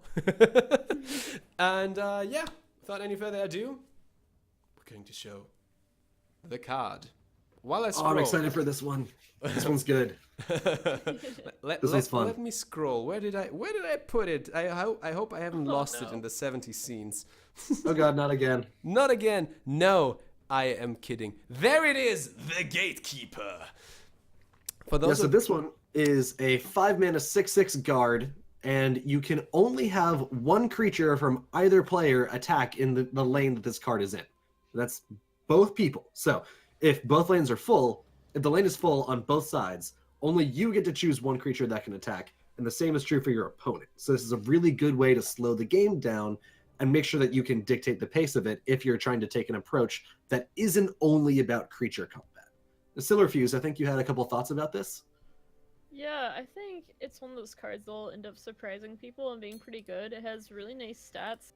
I can see it fitting well into like really Tribunal. A lot of the purple cards aren't that great at control, but this is one that I would definitely consider sticking in Tribunal, because I mean it's weak to removal spells such as like Javelin and then Viper perhaps, but it stops the creature to creature combat and allows spells to kind of take over. So it's very beneficial for these spell-based decks. What do you think, Costa? I think this card is amazing. I think this card is going to be slotted into quite a lot of Telvanni and Tribunal and Spell Sword decks, and it's going to have a lot of fun in them. It's great for purple in general. So, it's definitely an endurance card, and a lot of aggro decks and maybe even some conscription decks are not gonna like this too much. I think this basically I think counters... Silverfuse. Sorry, yeah. I think Silverfuse really hit the nail on the head when she said that this is going to be really good in spell-based decks, things that are going to be removing with like piercing javelins and stuff. Anything that doesn't rely heavily on creatures, I think this can slot in really well. And also, can we talk about how cool that art is? Well, yes. As I said, this comes down and you're like, oh no. Yeah, the gray and the purple really blend in like in a cool, like it has a really cool almost like filter that has that purple feel to it too. So it goes along together so nicely. I like it a lot. Yeah, I love this. I think I'm going to play around with this a lot just to see how impactful only having one attack per turn really is, which I think it's probably going to be a lot by the time this comes down, because this is going to be around the time, if you play it on curve, where aggro decks are trying to close out the game, where mid-range decks are starting to get their biggest creatures on board, things like mid-Dagoth. If you plop this down and only one Blood Dragon or Extortionist can attack, that can be a really big amount of tempo that you stole away from them. So I think this is going to be a really fun card to play around with. Yeah, the cards that we've been getting are kind of these spell sword control buffs. Yeah, that's definitely true. Okay, here's a question, all right? Because what happens? This is an interaction that will really determine how good this card is. Okay, this is a guard. You cannot hide this away. What happens if the first card that attacks this removes it? Can then the rest of your creatures keep attacking? Yes. I would assume so. Yes. Yeah. Because it's not a summon effect, it's just reads on the card. So it's like a status effect of if this card's alive and not silenced, then it will do this. But as soon as this card gets silenced, then that's it. So basically what I you think do so. depend Unless on... it's like Garnag. I mean, that's what I'm thinking about, right? Do you get the attack back? I would assume that you probably do, simply because assume that that's you how would. unshackling works as well. Like if at any point in the round you unshackle your creature, they can attack, and the same goes for the same goes for the catapults. After all, they also have a very limited. Okay, when can I attack and when can't I attack? And I would assume that this works in a very similar way or fashion. So with that said, this is going to be really good against a bunch of smaller creatures rather than a bunch of bigger creatures, because the bigger creatures are just gonna say, okay, well, whatever, I guess I'll take this first then. And I don't know about that. I think it's just as good at stopping a snowball from a bunch of little things as it is against two big things. I mean, it's 5 magicka. Like, if you're playing against tokens, that's really freaking nice. Yeah, against tokens, this is going to be the best case scenario, in my opinion. Anyway, by the way, now for a little lore. This is the Gatekeeper, and he is the guardian of the portal to the Shivering Isles. This is basically the dude that keeps random dudes and dudettes away from just entering the realm of Sheogorath. And fun fact about him, because some of you may notice that he looks awfully similar to a Flesh Atronach. Yeah, that is actually the case. He is somewhat like a Flesh Atronach, only he's the bigger and better and improved version, and he's made out of the corpses of the people who tried to get past him. Ha! So that's some fun facts from the Elder Scrolls universe. Honestly, it's pretty grim. Yeah, no kidding. The Elder Scrolls universe is pretty damn grim if you think about it.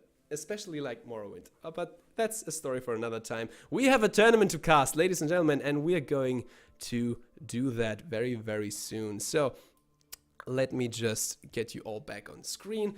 And fact is, we're going to say goodbye to Silverfuse for now. She has been doing an amazing job. No, I'm good. You? What you're yeah, good? I'm good. You good? I thought we were doing a 3rd place game too. No, I can do a grand final. I'm good. Oh, now you're taking it away from me though. Like, come on. I don't want to be done for the day. If only there was such a thing as a TriCast. Do we now go rock paper scissors? Do we throw a coin? How are we gonna do this now?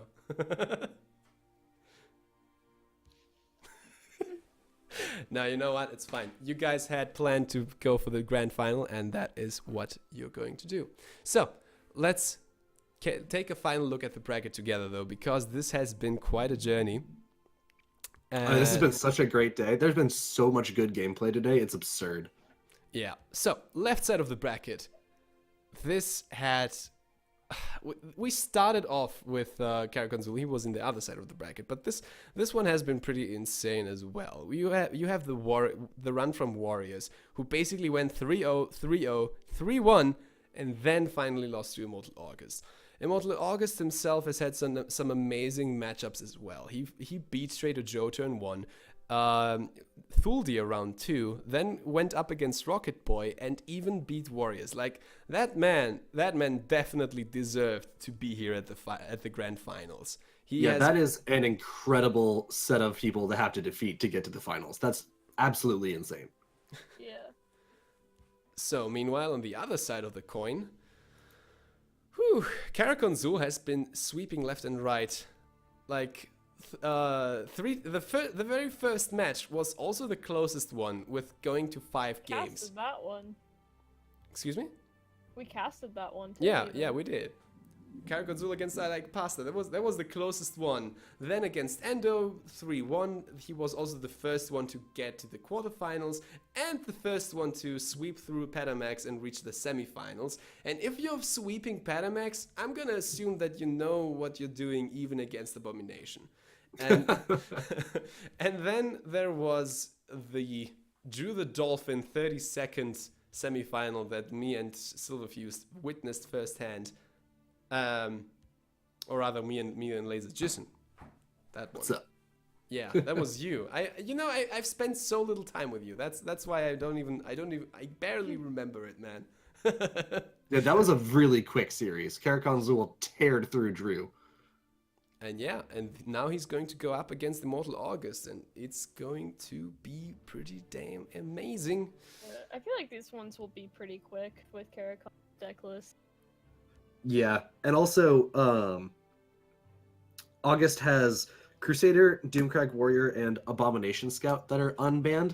And even if Karakhan Zul doesn't win quickly, it's the kind of matchups where Karakhan Zul will know quickly if he's lost.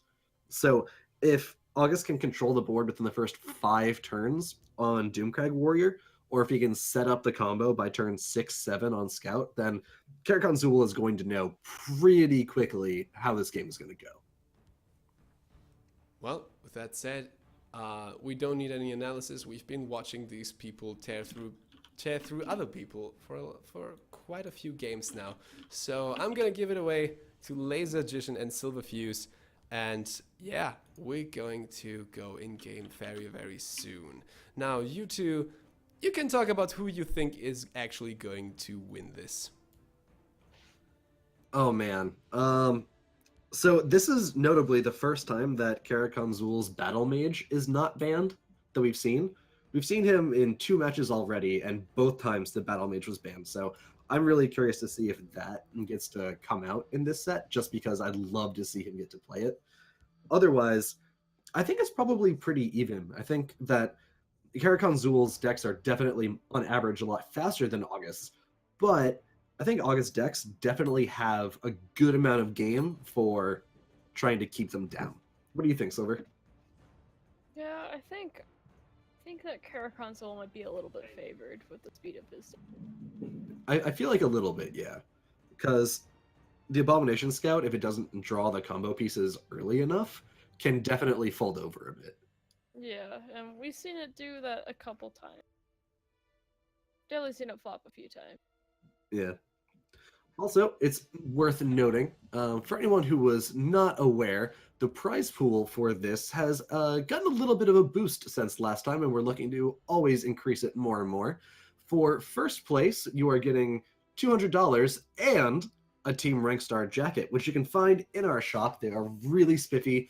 A couple people on our team have them for themselves and mentioned that they are incredibly cozy, so highly recommend you check it out. Second place gets $150, third $100, fourth gets $50, and for 5th through 8th place, you get a TRS mousepad, which I'm rocking myself. These things are great. They're super cool. Yeah, I have mine here somewhere too. Highly recommended. So yeah, one other thing that is worth mentioning is if you are curious how you could get into this tournament for yourself during the next season. The way this works is we have our own little system where you get points throughout the last few months based on Warp Meta weekly tournament finishes and your monthly ladder placements at the end of the month. So if you are within the top, I think it's top 32 on ladder every month, then you get a certain amount of points. And if you finish in 1st, 2nd, 3rd, 4th, etc., higher rankings you get in weekly Warp Meta tournament finishes. Speaking of which, there is a Warp Meta tournament tomorrow. Check it out for another card reveal. Then you get more and more points. And by the end of, I believe it's a 3-month period, we tally all of the points that everyone has accumulated throughout those months. And whoever has the top, I think 32, are invited into the tournament. So if you're looking to join us next time, what you got to do is either start working on those Warp Meta finishes or start grinding that ladder real hard.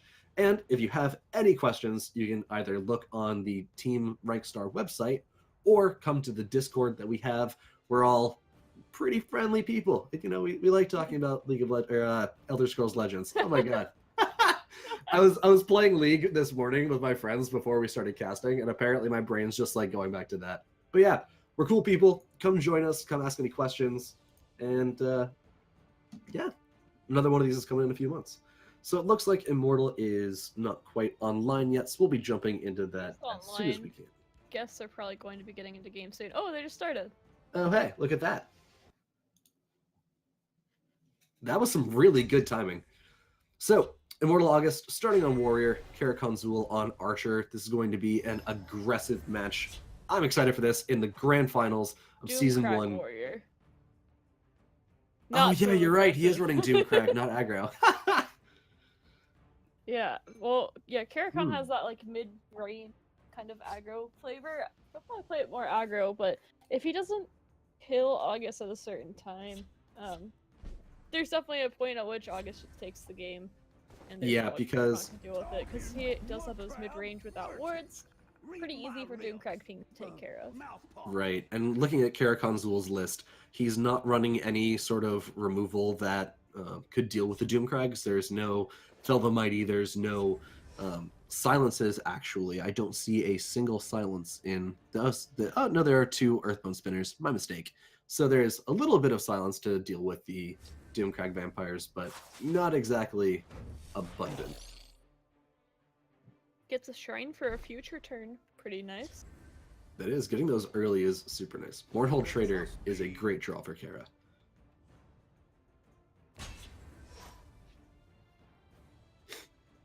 So, if I'm August, I'm looking at just ringing out this shrine, to be perfectly honest. He's 1 magicka off, but are you tired? No, I'm just blind, apparently. My god. Because I was thinking, it's either that or the Douchnik, Fell right? the Because mighty. he could ping it and then trade next turn? No, no laser. That's not how that works. So, Yeah. if you're August, do you just pass? Because I think assume you you want to do. keep these resources around. I think you just have to pass. I think so too. Which Karakhan Zul is probably thrilled about. Yeah, Karakhan's pretty okay with that. So Karakhan's looking down at Magicka efficiency for a Corner Club Gambler, which is going to be answered by the Fell the Mighty and Immortal August hand. But what do you I think would Kara assume pitches so. here? I'm not looking at it. Take a look. What did he pitch? He pitched the Morag Tong Aspirant, which I think makes a bunch of sense. Yeah, that's just gonna get pinged off and left to die. Yeah. This one is just really sad looking, especially knowing that Immortal August can answer this Gambler. You'd think he would. I mean, he's probably deciding Fell might be better to be saved for like Belligerent Giant, and maybe he's looking to Earthbone Spinner here instead. That would make A sense. little bit greedy, but I think that's what he's trying to determine between the 2. I'm Yeah, sitting for Magic Hero, what do I do? Earthbone like- does trade after, but Fell the Mighty is instead the play, preserving that life total a bit. I think that makes sense. Yeah, I think it's greedy not to. Like, I can understand the reasoning for it, but I think he needs to worry about staying alive. Greetings. And seeing that Karakhan Zul only has a few cards feels a lot better about that. He has Nord, he has Dushnik, he has Skaven! Ooh, Skaven is Skaven. really, really good here. Skaven and either Nord or Sharpshooter is just... Yeah, Kara does Karakhan not Zul's have... gonna be so sad seeing that. I mean, soon enough, too, he'll be able to deal with the Mournhold Trader on top of that. It's not long at all. Yeah, so Kara's next turn is looking really low velocity. It's going to be that shadow marking, probably. Do you save that Cliff Racer, or do you just jam it down now? You might have to jam it down, but it's so hard to say at this point. Just, you see the impact of what happens first when a Gambler procs and when it doesn't proc. The Gambler is procced and he had 2 more cards in his hand going on 5. That's an insane difference, and then instead he loses a card for free, and... Yeah, overall being just able to disappointed. answer that Gambler was definitely a crucial point in this game so far. Yeah, Because if usually- Karakhan Zul decides just to shadow marking, then that is probably so low tempo that August can run away with the game afterward. And a yeah, Cliff for Racer, sure. Punisher does help a bit. I think you just Punisher. Cliff Racer's fine too. Yeah, both are just totally keep that reasonable damage. plays. There's the journey, so not gonna do anything this turn. We get a double trade. I think you almost have to defensive Dushnik here. Yeah, that's probably what I'd be looking at as well. Because 'Cause you otherwise your life have to total is respect getting the really burst. low. Yeah, you have to respect the burst. Especially when you don't have any other real removal options available to you yet. If August had another Fill the Mighty or Doomcrag would be great, then maybe you could think about other plays, but without any of that available to you, I really think you have to just say, okay, you're playing Archer, you have a lot of charge available, you have a lot of damage that you can put out. I think this is the safest play and therefore the smartest. I like my face being intact, is what Immortal August said. Yeah. Ooh, And second Morag Tongue I'm Aspirant. gonna draw. So, is this Shadow Marking? No. Okay, Morag Tongue comes down. I have to play the 2 creatures. Shadow Marking's a last resort thing of, oh no, I have nothing else to play. Because Yeah, now that's fair. it sets up lethal with a top deck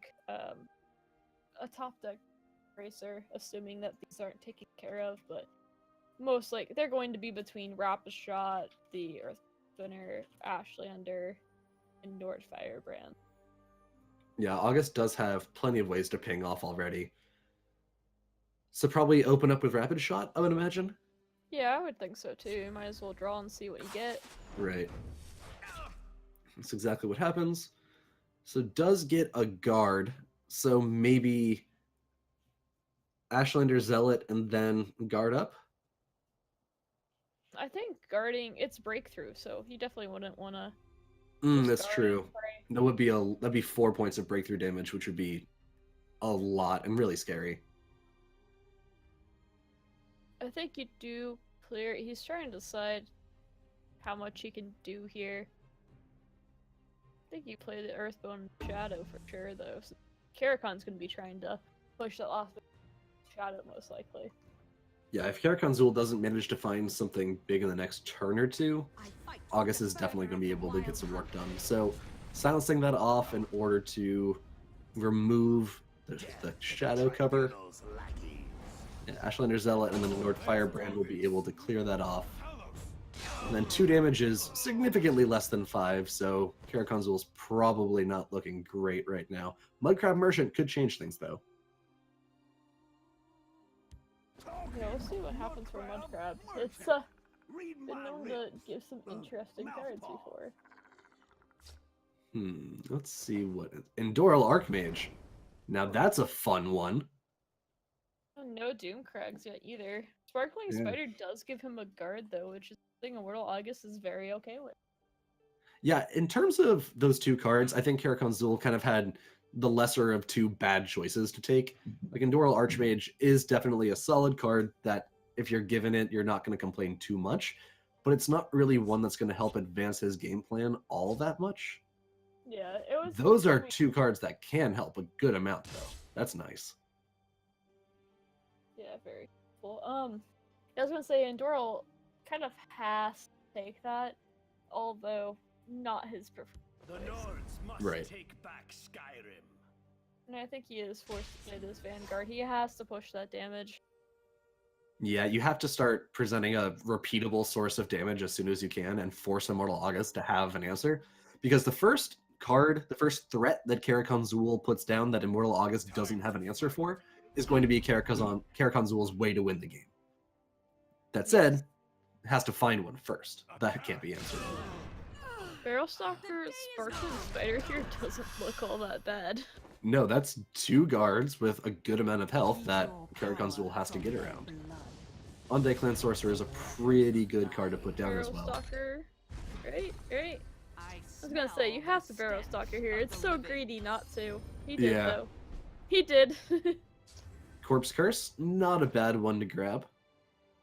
Looks like this Corner Club Gambler would not be answered in hand so far. Easy as hunting a red skeever in the snow.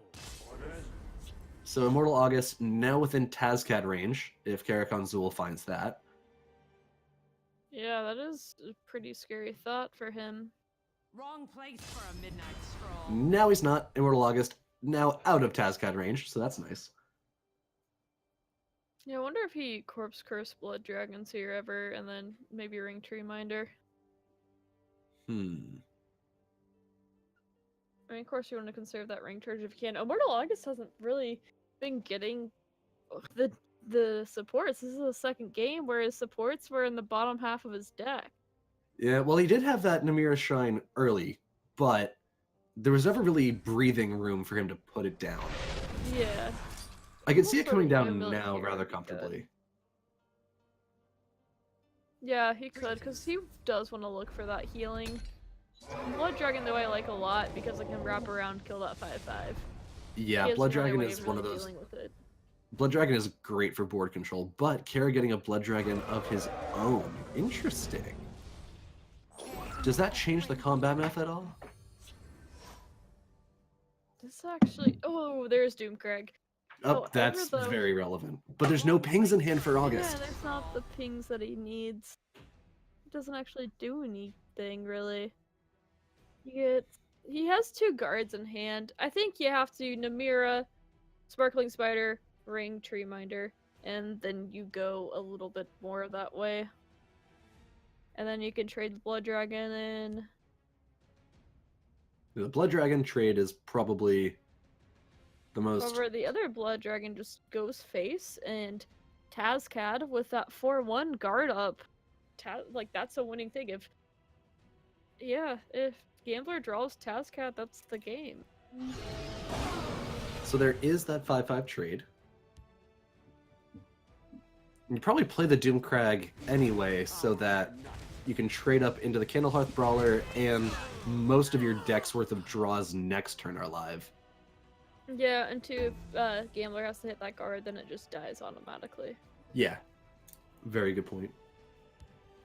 I think you would always play the Sparkling Spider in the shadow. I was gonna say, there's no point in playing in the field. Yeah, agreed. So what is the Raise Blood Magic Dead. spell? Raise Dead.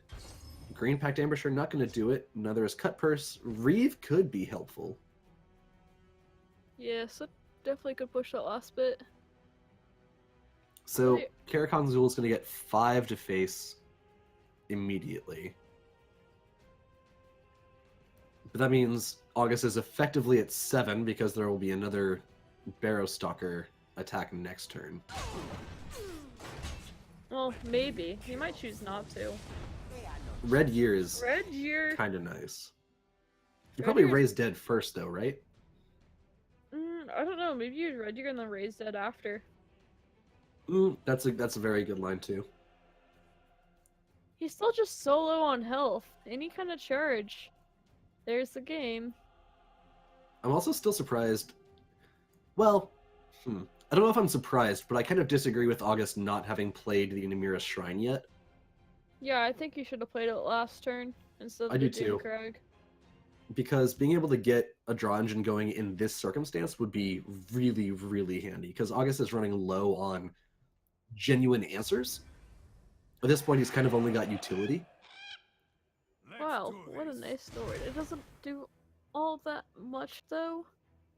Well, it Not does much give you'd want- a Oh, he free has trade. Namira.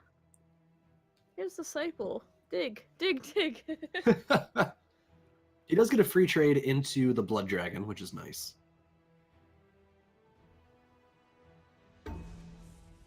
Yeah, he's trying to figure out what he wants to sacrifice off here. I don't know, I kind of wonder if the play was just Red Yearing and losses. Ooh, He what? He might be forced to Red Year. Ready to join I don't know why you'd hit with the Cliff Racer too. Is he gonna Oh, hit yeah, with probably- everything Red Year? I think he is. I think so too. Which is really weird to do because you'd be worried about the burst from his hand, I would think. Yeah, I'd be concerned about a Tazcad plus an item or something. What is there? So, more cool Gatekeeper would be a live draw. Tazcad would be live. Cliff Racer would be live. Garnag would be Red live. Year? What is That's- happening? Very confusing. Well, without that Mortal Gatekeeper, he had lethal. I still don't think I'd ever go for that lethal, though. I'm still very confused on how he played this. Because this is I can easily lethal for Karakon Zul now. Yeah, that's it. Move we can't anticipate. Did Immortal August just punt this game? I don't know. It's hard to say. Hmm. Because 3, 5, 4. Yeah, and that's a full lane for the ambusher to come down. So Karakon Zul can trade into the Barrow Stalker, and then Belligerent Giant the other guard, or that works as well. And then that'll be lethal for Karakhan Zul for game 1. Yeah.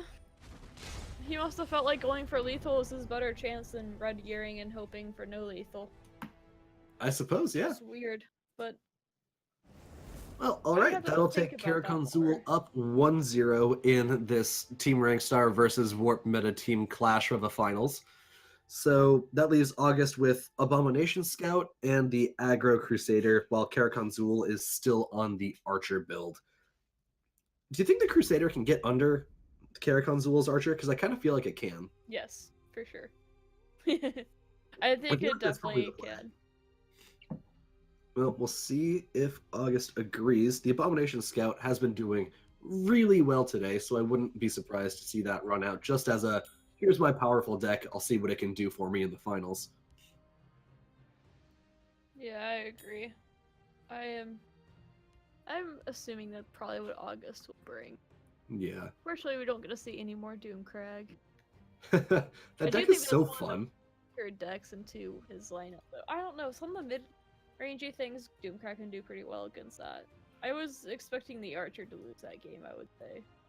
I actually was too, because it had surprisingly little burst. Like, I thought it would have, because I hadn't looked at this deck in a while, and I thought it had significantly more from hand potential than it did. All it really had was the Cliff Racers and the Tazcad in terms of substantial from hand threat. It looks like it's more tailored toward getting under mid-range decks than it is Yeah. tailored to get through a control deck. I think it was kind of too. It looks like it's meant to counter some of these aggro decks by the fact of the prophecy count. That's true. There is a lot of prophecies in that deck.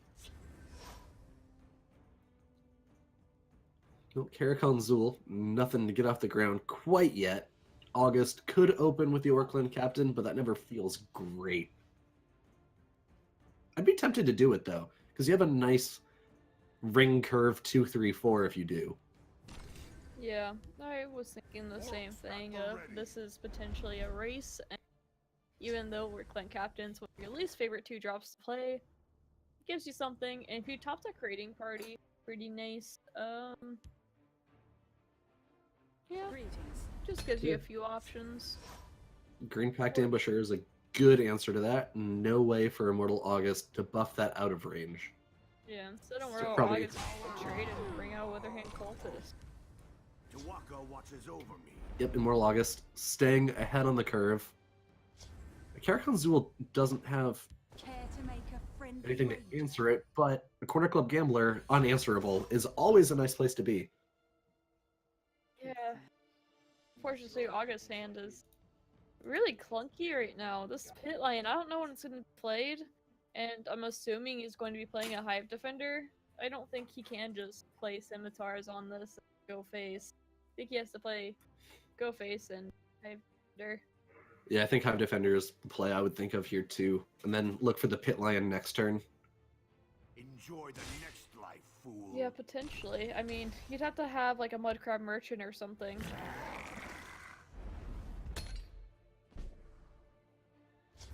Karakhan Zul, looking at double 2s here probably. Or do you want to get the Reeve down and online, trying to get that damage racking up soon? Could definitely see the Reeve here just because if it's not... You know, Gambler wasn't answerable, so why would Reeve have an answer to it? Right. And it's not like Immortal August is like running the secret tech piercing javelins in his Aggro Crusader, so However, Scimitar Pit Lion's looking pretty nice here. it is. Getting that Scimitar down, buffing the Hive Defender out of range of Reeve be super, super nice for August. And then Pit Lion is always such a strong card to be able to get online. Yeah, hovering this Cleric of Kind, which I can see the argument for it as well. I like the Scimitar though because then Reeve dies. That's true. Man, that's a big point.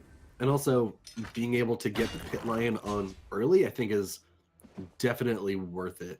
Yeah, it's... Ooh, still not going for it. I'm really surprised on that just because the difference of the stat lines here. So Really I think does not want that's the Hive Defender to die. yeah, I think that's just a play in recognition of Karakhan Zul probably having some sort of charger at this point. Yeah, like Brawler perhaps. But still, Or Brawler even a would Stormcloak die. Vanguard would be enough with an item. Yeah. And I think Karakhan Zul is not running any items, so it'd have to be something like an Orc Clan Captain or Oh, he's not running Steel Scimitars in this? no, actually. There are Really surprising. surprises Not me even a too. one of the Karakhan special? No. You know wanna know what's interesting? Karakhan Zul is running a 0 Anasi lineup. Easy as hunting a red skeever in the snow.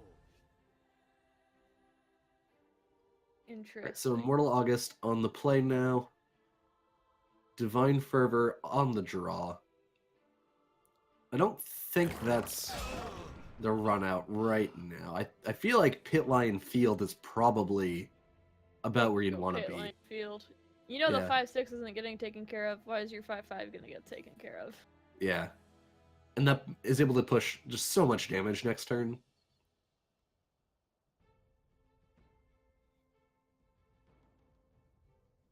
So, yeah, I don't. Yeah, Divine Fervor. I think it's low. For this. I agree. I think if you are committing to winning first, then you need to double down on that strategy right now. And the fact that he has attacked first without playing Divine Fervor means he's probably in agreement. Yes, and the Morkel. So I agree it goes Shadow. And that probably goes on to Reeve so that you can... Oh, interesting. I don't think I put it in the show, because negating 2 damage, but negating potentially 5 damage, alright. That's a good point.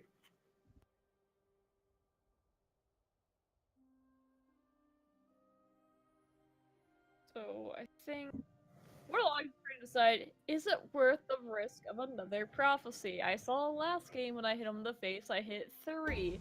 Do I want to risk hitting another prophecy? And Yeah, if I do because- hit a prophecy, how do I deal with it? Does it instantly lose me the game? Or how much Yeah, does it Karakhan actually win me Zul- the game? Kara's already ahead on resources, but it's resources from hand, not on the board yet.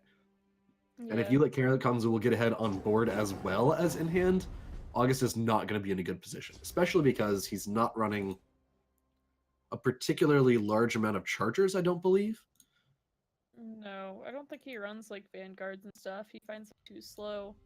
He probably has raiding parties. I think he has brawler, and then after that, He has 2 raiding parties and 1 Stormcloak Vanguard, and that's it. So no Immortal brawlers? August is not running a burst from hand build. This is going to be the damage that I have is going to be the damage that's on the board. You're going to see it coming, and you're going to have time to react to it.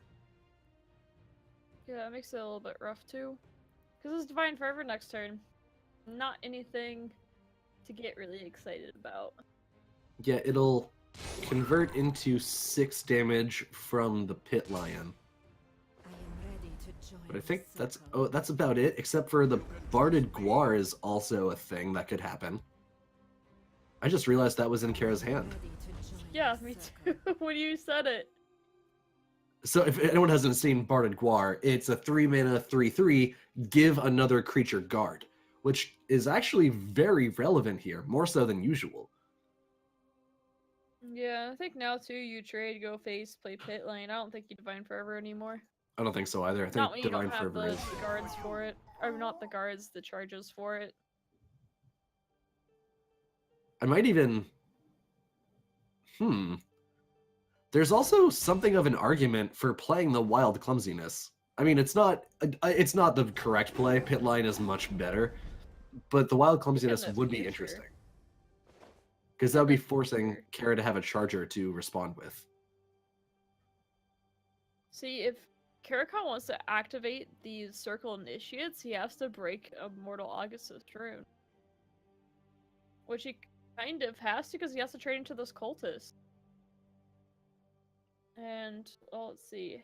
And, yeah. Yes, wait. What can he do with So you use one Stormcloak Vanguard to break a rune and transform. You trade one Initiate into the Withered Hand Cultist. Okay, that works. I don't think he would Vanguard. Oh wow, Mortal August. How many I'm gonna make prophecies fun does of he him for run? that Not later. many. No, this is a big one too. This So- probably just won him the A game. little distraction might prove you. Oh, that's a Cloud Rest? I thought that was going to be a Yes. Cleric of Kine. No, that probably just. Yep, that's it. Oh, that Cloud Rest was dirty! Immortal August taking it back 1-1. The two teams going head-to-head in this final. For anyone who's not aware, Warp Meta does have a competitive team. Karakhan Zul is one of the two members of that team. So we're going to go into game 3 here. Karakhan Zul has either the aggressive warrior or the battle mage to run into the Crusader. Battle Mage.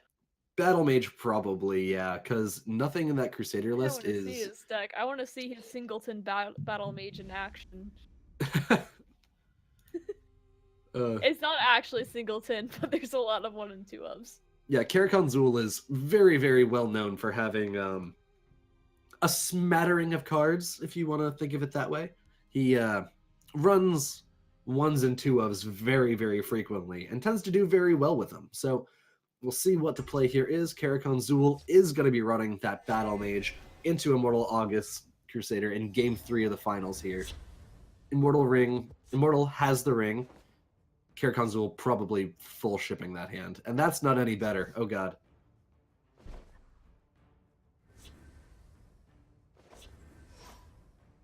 That is a hand that Karakhan Zul is looking at. That's a bummer. And that's one of those problems that mid-battle mage has had for a while. It can be very, very odd in the early turns when your hands are potentially very disparate in what they want to do. There's a lot of cards that mid-battle mage can run in the early game that are very aggressive, things like the Stormcloak Vanguard and the Green Pact Ambusher. And then there are a lot of things that aren't. For instance, that Shrieking Harpy is a very tempo defensive card. And you can often get these kind of competing ideas in your hands. And Karakhan Zul, who's running a bit higher of a top end, is just getting kind of variance punished for it. Sniveling coward! Tawaka watches over me. August has a really nice opener here. Getting the Withered Hand Cultist down early is always good against a blue deck. Karakhan Zul does have the Green Pact Ambusher to answer, but... Oh, I want to see Cloud Rest Illusionist, but you can just Vanguard now. Dang it, I want to see Cloud Rest Illusionist. I would probably Cloud Rest myself, but I can see... I like the Vanguard getting that 5/5 for next turn. That's totally fair. And also, you're not really sure when you'll have another opportunity to get the 5/5 down into your hand. August, weighing his options. Yes, he is. You have met your end. Options weighed, and options hit into face. Over. It's time to act. So, Karakhan Zul has a singular play. We'll play it. Karakhan. Yeah, this is rough.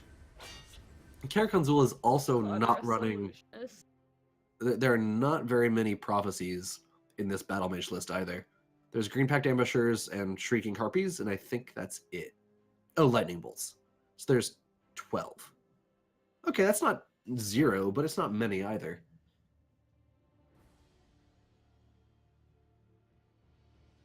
Do you bother No, trading I'm into the here. Cloud Rest? Or trading with the Cloud Rest? I think you Cloud Rest every time. I was saying it earlier. You can hear me, right? Yeah, you're just a little quiet. Oh, okay. Sorry. Yeah, I think you Cloud Rest here every single time. You have to be a little bit worried about Bolt. So I think I would hit with Withered Hand Cultist first and then Cloud Rest. Do my thing after that. Yeah, I think I'm in agreement because you definitely want to get as much damage as you can in, because Karakhan Zul's top end is frightening. It can definitely blow out a Crusader. Enjoy the next life. So you definitely want to be looking to close this out as early as you Fight like can. a child. Yeah, and here comes the Cloud Rest, right? Right, August? Show us how good she is. The tempo, though. I love Cloudress Illusionist. We talk about this card a lot, that's why I'm like, you have to play it. Cloud Rest is such a fun card. Alright, Earthbone Spinner. Probably not much. It's gotta be the Blood Dragon, right? Yeah, Karakonzul jamming that down in the Shadow Lane. Probably looking for Cradle that's Crush. lethal. Next. Ooh. It's just lethal because Orclan Captain. Actually, Divine Fervor, Nord Firebrand. You can skip a rune here. Bolt can stop it, I think, depending on the ordering. I think you almost hit with Cloudress first.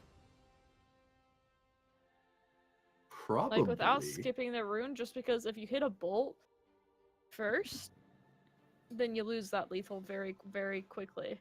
Hardly a chance. Yeah, you want to make sure you get as much damage in as you can. Yep. That's fair. Then So you that's- hit with 3. You can't Yeah, defeat me. Yeah, 2 runes then- down. doesn't matter anymore. Immortal August taking the third game as well, going 2-1 up over Karakonzul, who now only has the Warrior left. He's going to have to go 2-0 with Warrior if he wants to win this tournament. I mean, This is definitely not exciting. impossible. Yeah, Crusader has done so much work today, both for and against Karakonzul now. Yes, poor Karakon. Yeah, right? So that's going to be... August has the Crusader, which he is still playing until he loses with it. And if Karakonzul manages to take this one, then August will be on Abomination Scout, which I bet we're all really wanting to see just one more time before the day's over.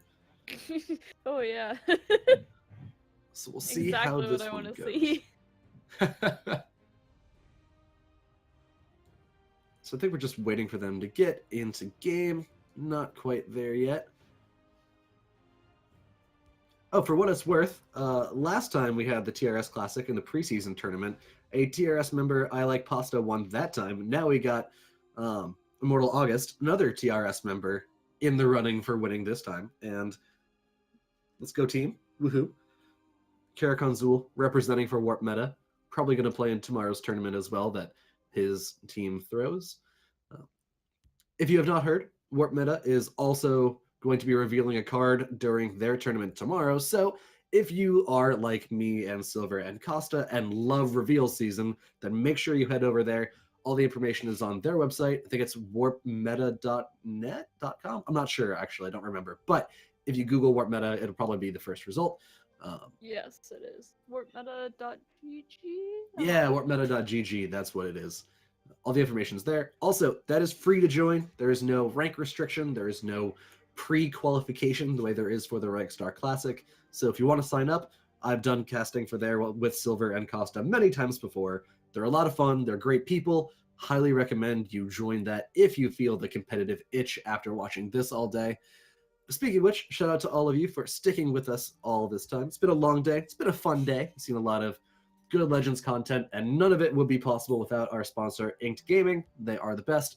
Check out their mousepads and game mats while we wait for this next game to get started. Silverfuse, what's your cat's name? Is Jack. Jack. That's so cute. That's such a Yeah, cute he cat. was sorry. Sorry, I was a little bit quiet. He just got on me, and I got a little bit distracted by him because he's really cute and he hasn't hung out too much today. Cats Yeah. tend to be distracting. That's very fair. He's very cuddly. Aw. So sorry, I was like looking down because I was petting him, and I forgot I was on camera for a second. My bad, everyone. These things happen. I mean, cats are totally worth a little bit of embarrassment, right? Yes. He's very distracting. I'll put him away if I have to. So how do you feel the Karakonzul build of Warrior fares against August Crusader? I need to go take a look at that deck list again. Yeah. So I'm many photos. usually I would say I think Crusader has a good way to get under the Warrior. However, August's version doesn't run a lot of burst damage. So I think Yeah. this is going to be a lot more of a board control centric game than a lot of other aggro mirrors will tend to be. I feel like August is still going to be slightly favored here, actually. I think Crusader is likely to go under. I could definitely believe that. Karakonzul has the ring, has the 2-3-4 curve. Immortal August. Ooh, that's a little rough. The Marked Man isn't bad. Yeah, this hand is a hand that you really want to see 5th Legion Trainer or Clan Captain. Instead, it's kind of dead, and he has a 1 of Sharp-Eyed Ash Cannon. It's in his hand, unfortunately. Yeah, that's a card you only want to see once every 2-3 games toward the end of it, maybe. So do you just jam down the Marked Man and say, this lane's going to be mine, you got to do something about it? Yeah, I think you do, just to get the makeshift defenses and hope that you draw into a pit line sooner rather than later, but you can see either one. You can also hope, oh please give me a 5th Legion Trainer. Karakonzul, with what appears to be the easiest choice of his life, slams down the Siege Catapult. And now you probably are looking for that Did you hear that? nice guard token.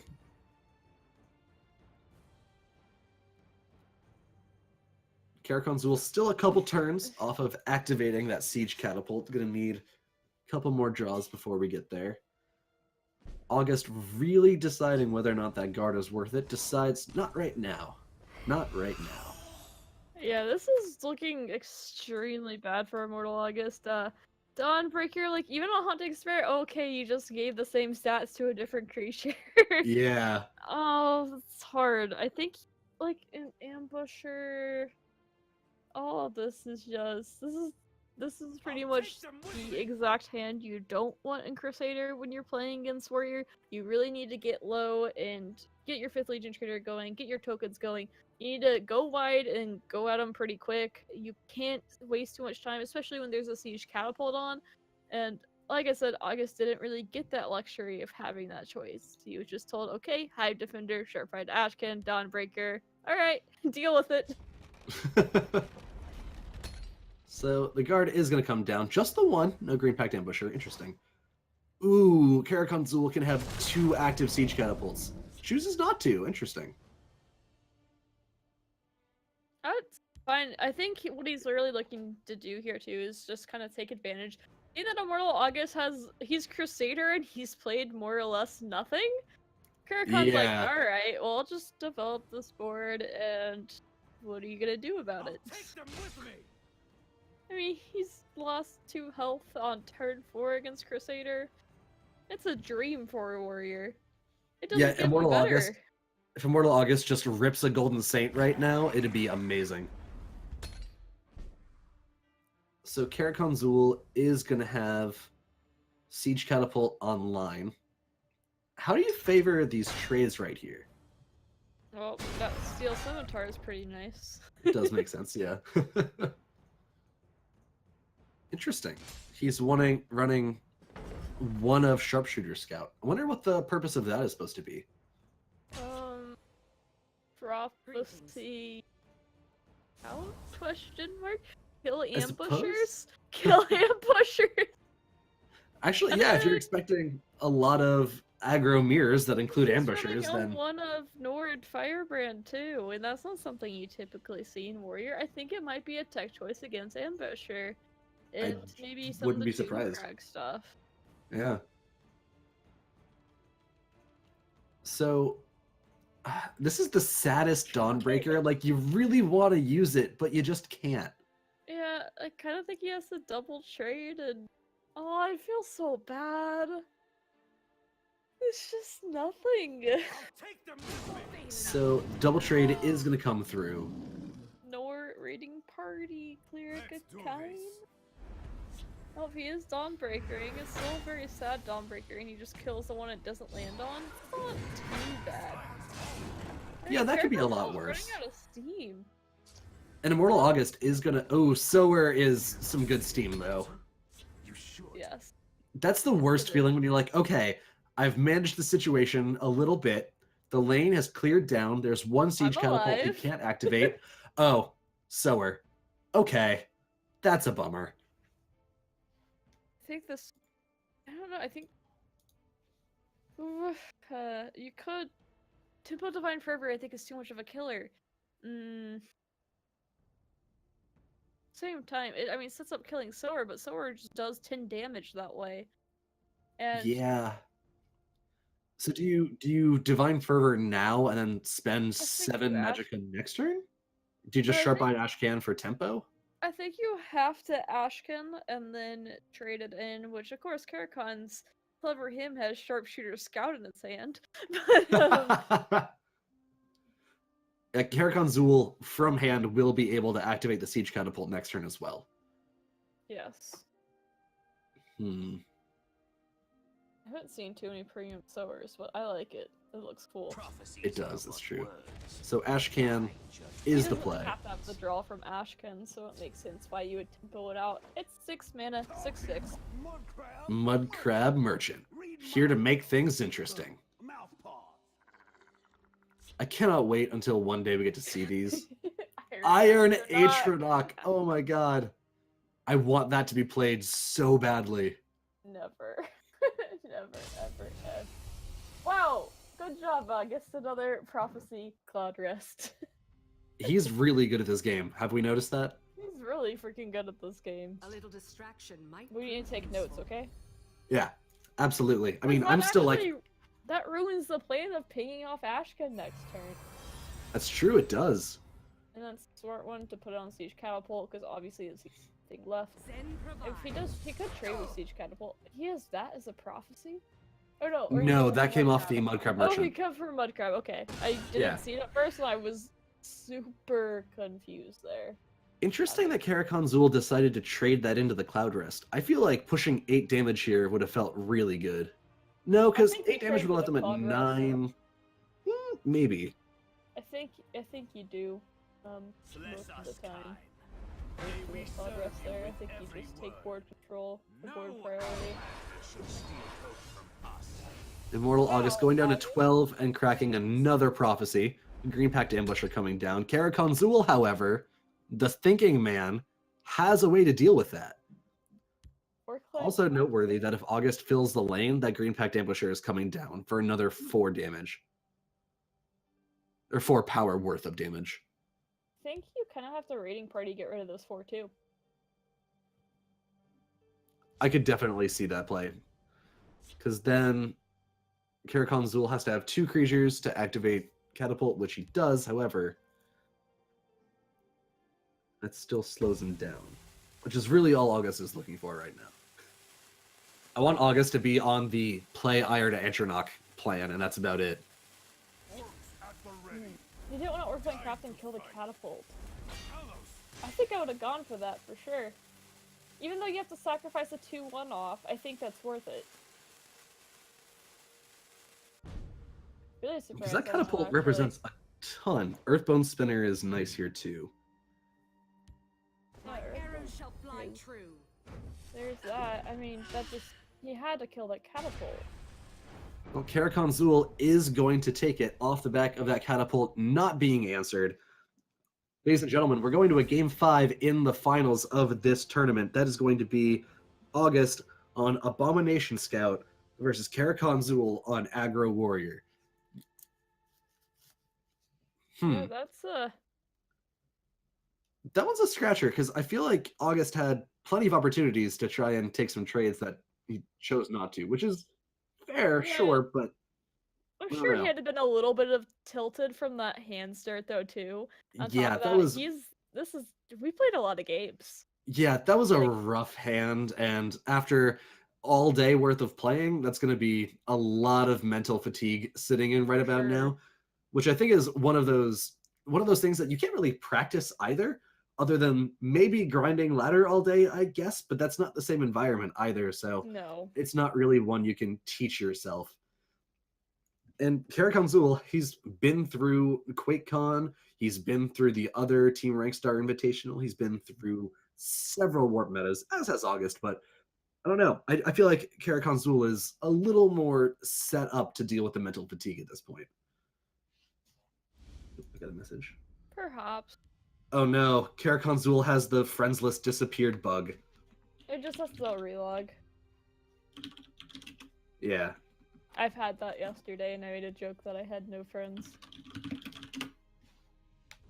So we're just going to wait for him to load back in and then hop into game. So, Aggressive Warrior versus Dirtily Solitaire Scout.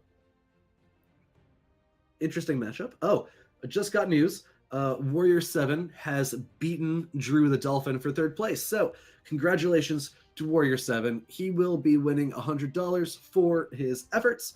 Drew the Dolphin, $50 going over to him. Congratulations to the two of them. Let's get some hype in the chat for Warrior 7 and for Drew the Dolphin.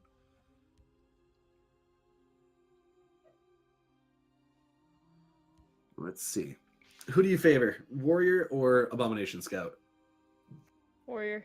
I think Warrior is one of the few that Abomination Scout has a hard time dealing with. You have to get just the right draw at the right time in order to not let Warrior kill you on turn 6. I agree. I think Abomination Scout just... Usually you're looking for that large tempo swing stabilization of a Drain Vitality on turn 5, 6, 7, but Warrior is super resilient to even multiple Drain Vitalities. Everything they put down is going to be at least 2 Drain Vitalities worth, which means they're super resilient to their comeback plan. So here we go. Going to be the last game, 2-2, down to this game 5. Karakhan Zul, Immortal August. The winner of this game will be the winner of the Team Rankstar Classic Season 1 tournament brought to you by Inked Gaming. Yes, and August starting off with a clunky hand. None of those cards, I mean, Namira is okay, but something you prefer to draw into. You'd really want things to be able to kind of put a little bit of trading pressure on the board with the Warrior. Betty Netch will do absolutely nothing. I don't know. What are you talking about? Betty Netch is the most powerful card in Heroes of Morrowind. That's what the Ian Bits and Friends card review stream taught me. I mean, one time someone double Betty Netched me to activate like Pureblood Elder to hit me for 16 in the face. Oh my god, it's a that's amazing. Clip. So Karakhan Zul, are you thinking Siege Catapult here probably? Or do you put the Unday down first? Siege Catapult. It's gotta be Siege Catapult, right? Every time. Because you get the Siege Catapult down, and then next turn, you can Shulk Fabricant for value off of your Mudcrab Merchant being a neutral card. Yeah, and the nice thing for Karakhan, yeah, he doesn't have any interaction with Scout, with a bomb, but a bomb has no interaction with that Siege Catapult either. Yeah, so Immortal August, and this is a rough spot for August to be in, because sure you can get some guards up and get a level 3 Drain Vitality, but really what is it going to do? Deepwood Trapper is a little bit better. That is one that can slow down Warrior a decent amount. Decides not to play it. I think that's fair. You have basically nothing to cycle with at this point, so saving those 1-drops to try and use for Disciple of Namira sacks, I think makes sense. Power of the Alm Civi will never be played in this game. I was also thinking the potential that he might want to play kind of like Surprise Word Walls and buff the DB that way, and hope that Karakhan plays Draugr-studded cards other than Cultist. Yep. However, we saw the work that Cultist did against the bomb earlier when it made Warrior Shadow Marking 7 Magicka. And that was so rough. Scouts report 5 Magicka. That was so brutal. So Karakhan Zul is running a full play set of 3 of them. We'll see if that is one that comes out to play. So is Karakhan Zul's play just Stormcloak and Windkeep Spellsword Shadow next turn, barring anything new? Or do you think Onday is worthwhile? I don't think Onday does much. I think you can get some value out of her later since you know you'll be forced to trade into some guards. However, if these guards are played, then I would definitely consider playing Onday. If I get a blood spell, I'll play Onday. If I can't, I'll probably consider playing something else.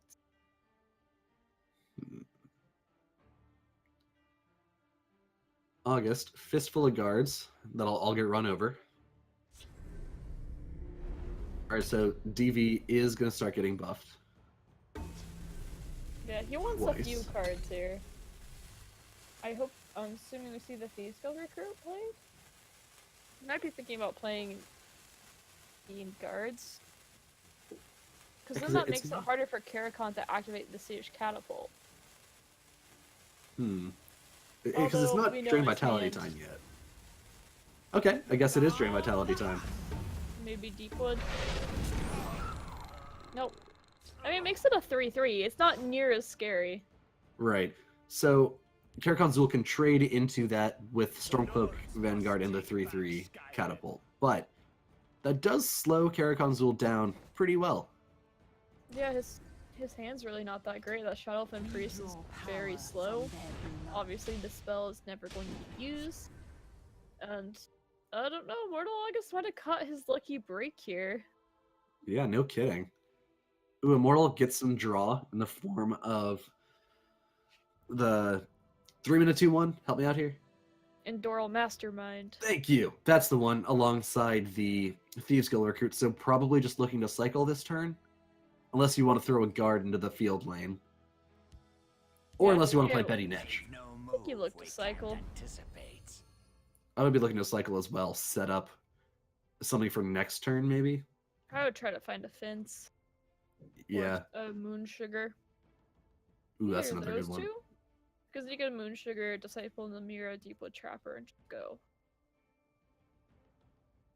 August taking time, looking at the choices from the Mastermind.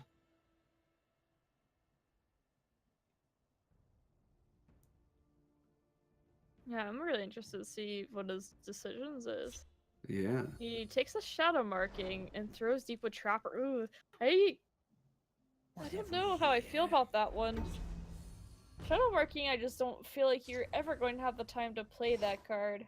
I agree. At least not August- anytime soon.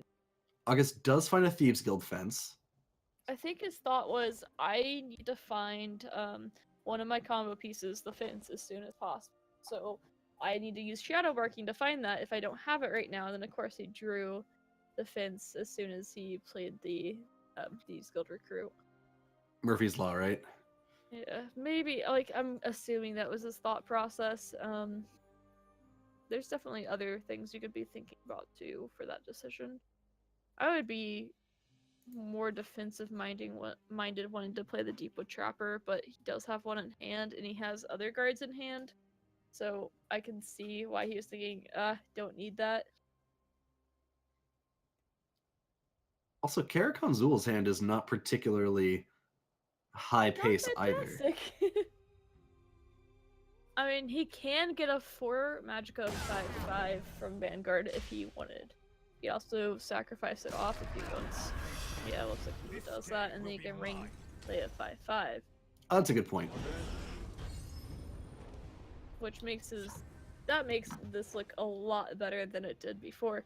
Ooh, Amulet. I think you set up for combo though. I think so too. I think 'Cause you you're not Amulet. gonna lose.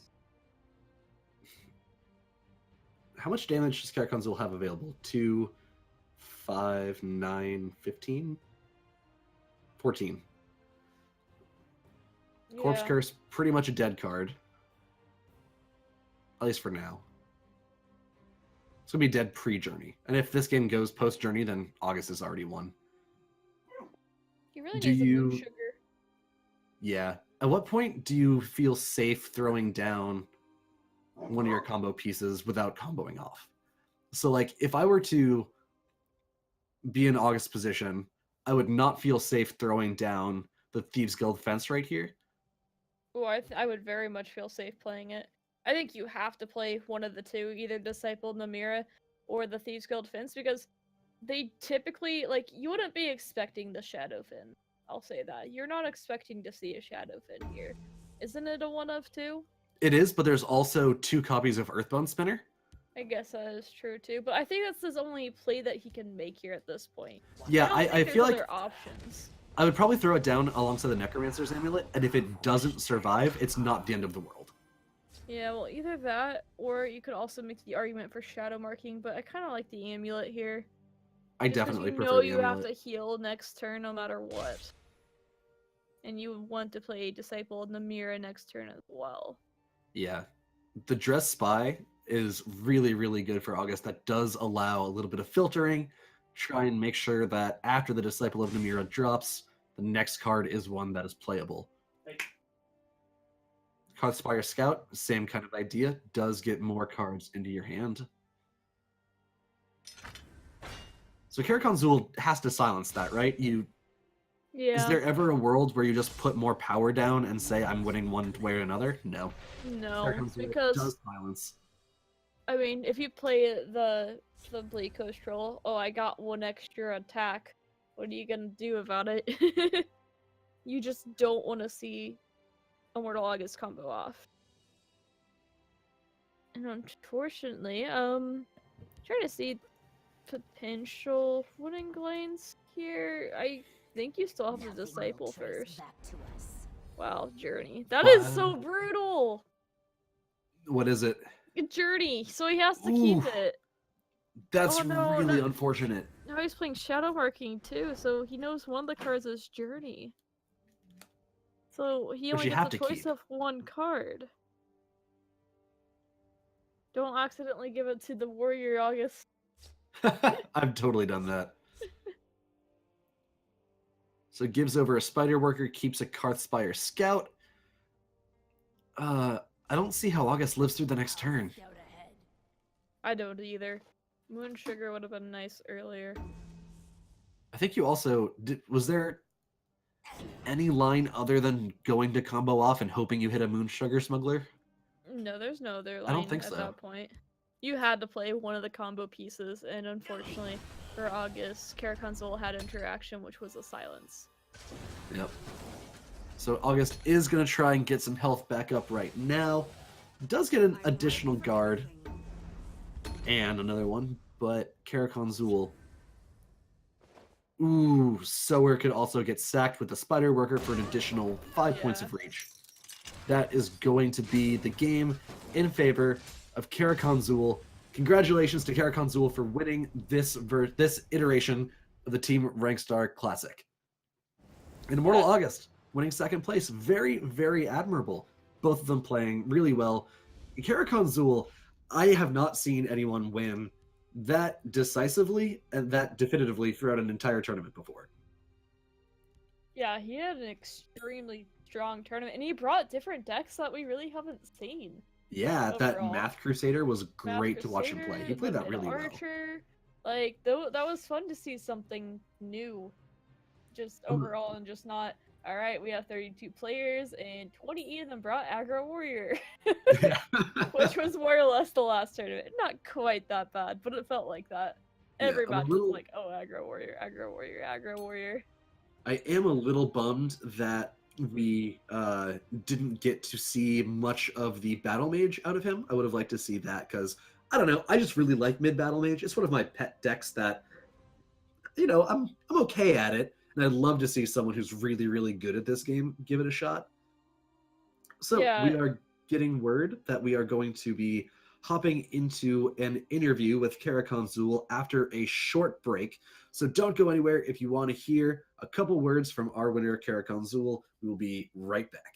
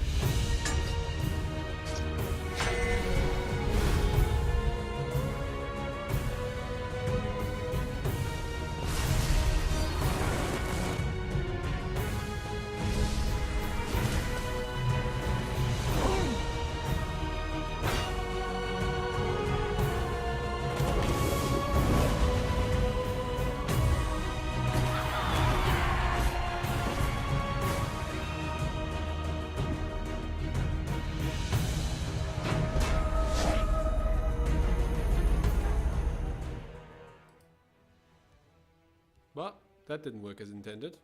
Oh well. There we go. Nope. Wrong screen.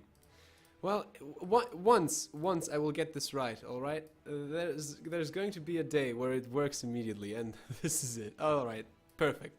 So, welcome ladies and gentlemen to the final chapter of today's Team Rankstar Classic tournament, and this is the interview with our champion, Karakonzul. Hello man, can you hear us? Yeah, hello. Can you hear me? Yes. Yeah, we got you. Yeah. Loud and clear. So, this was quite a run. I feel like you have been waiting around more time than playing. Yeah, that usually happens when I bring such aggro lineups. So what can you tell us about the decks that you brought and why you brought them actually? I don't know, it's just decks that I was trying out. They did too well on ladder, and I was like, oh, okay, those are like 4 decks that I play well. I'm gonna submit them for the tournament.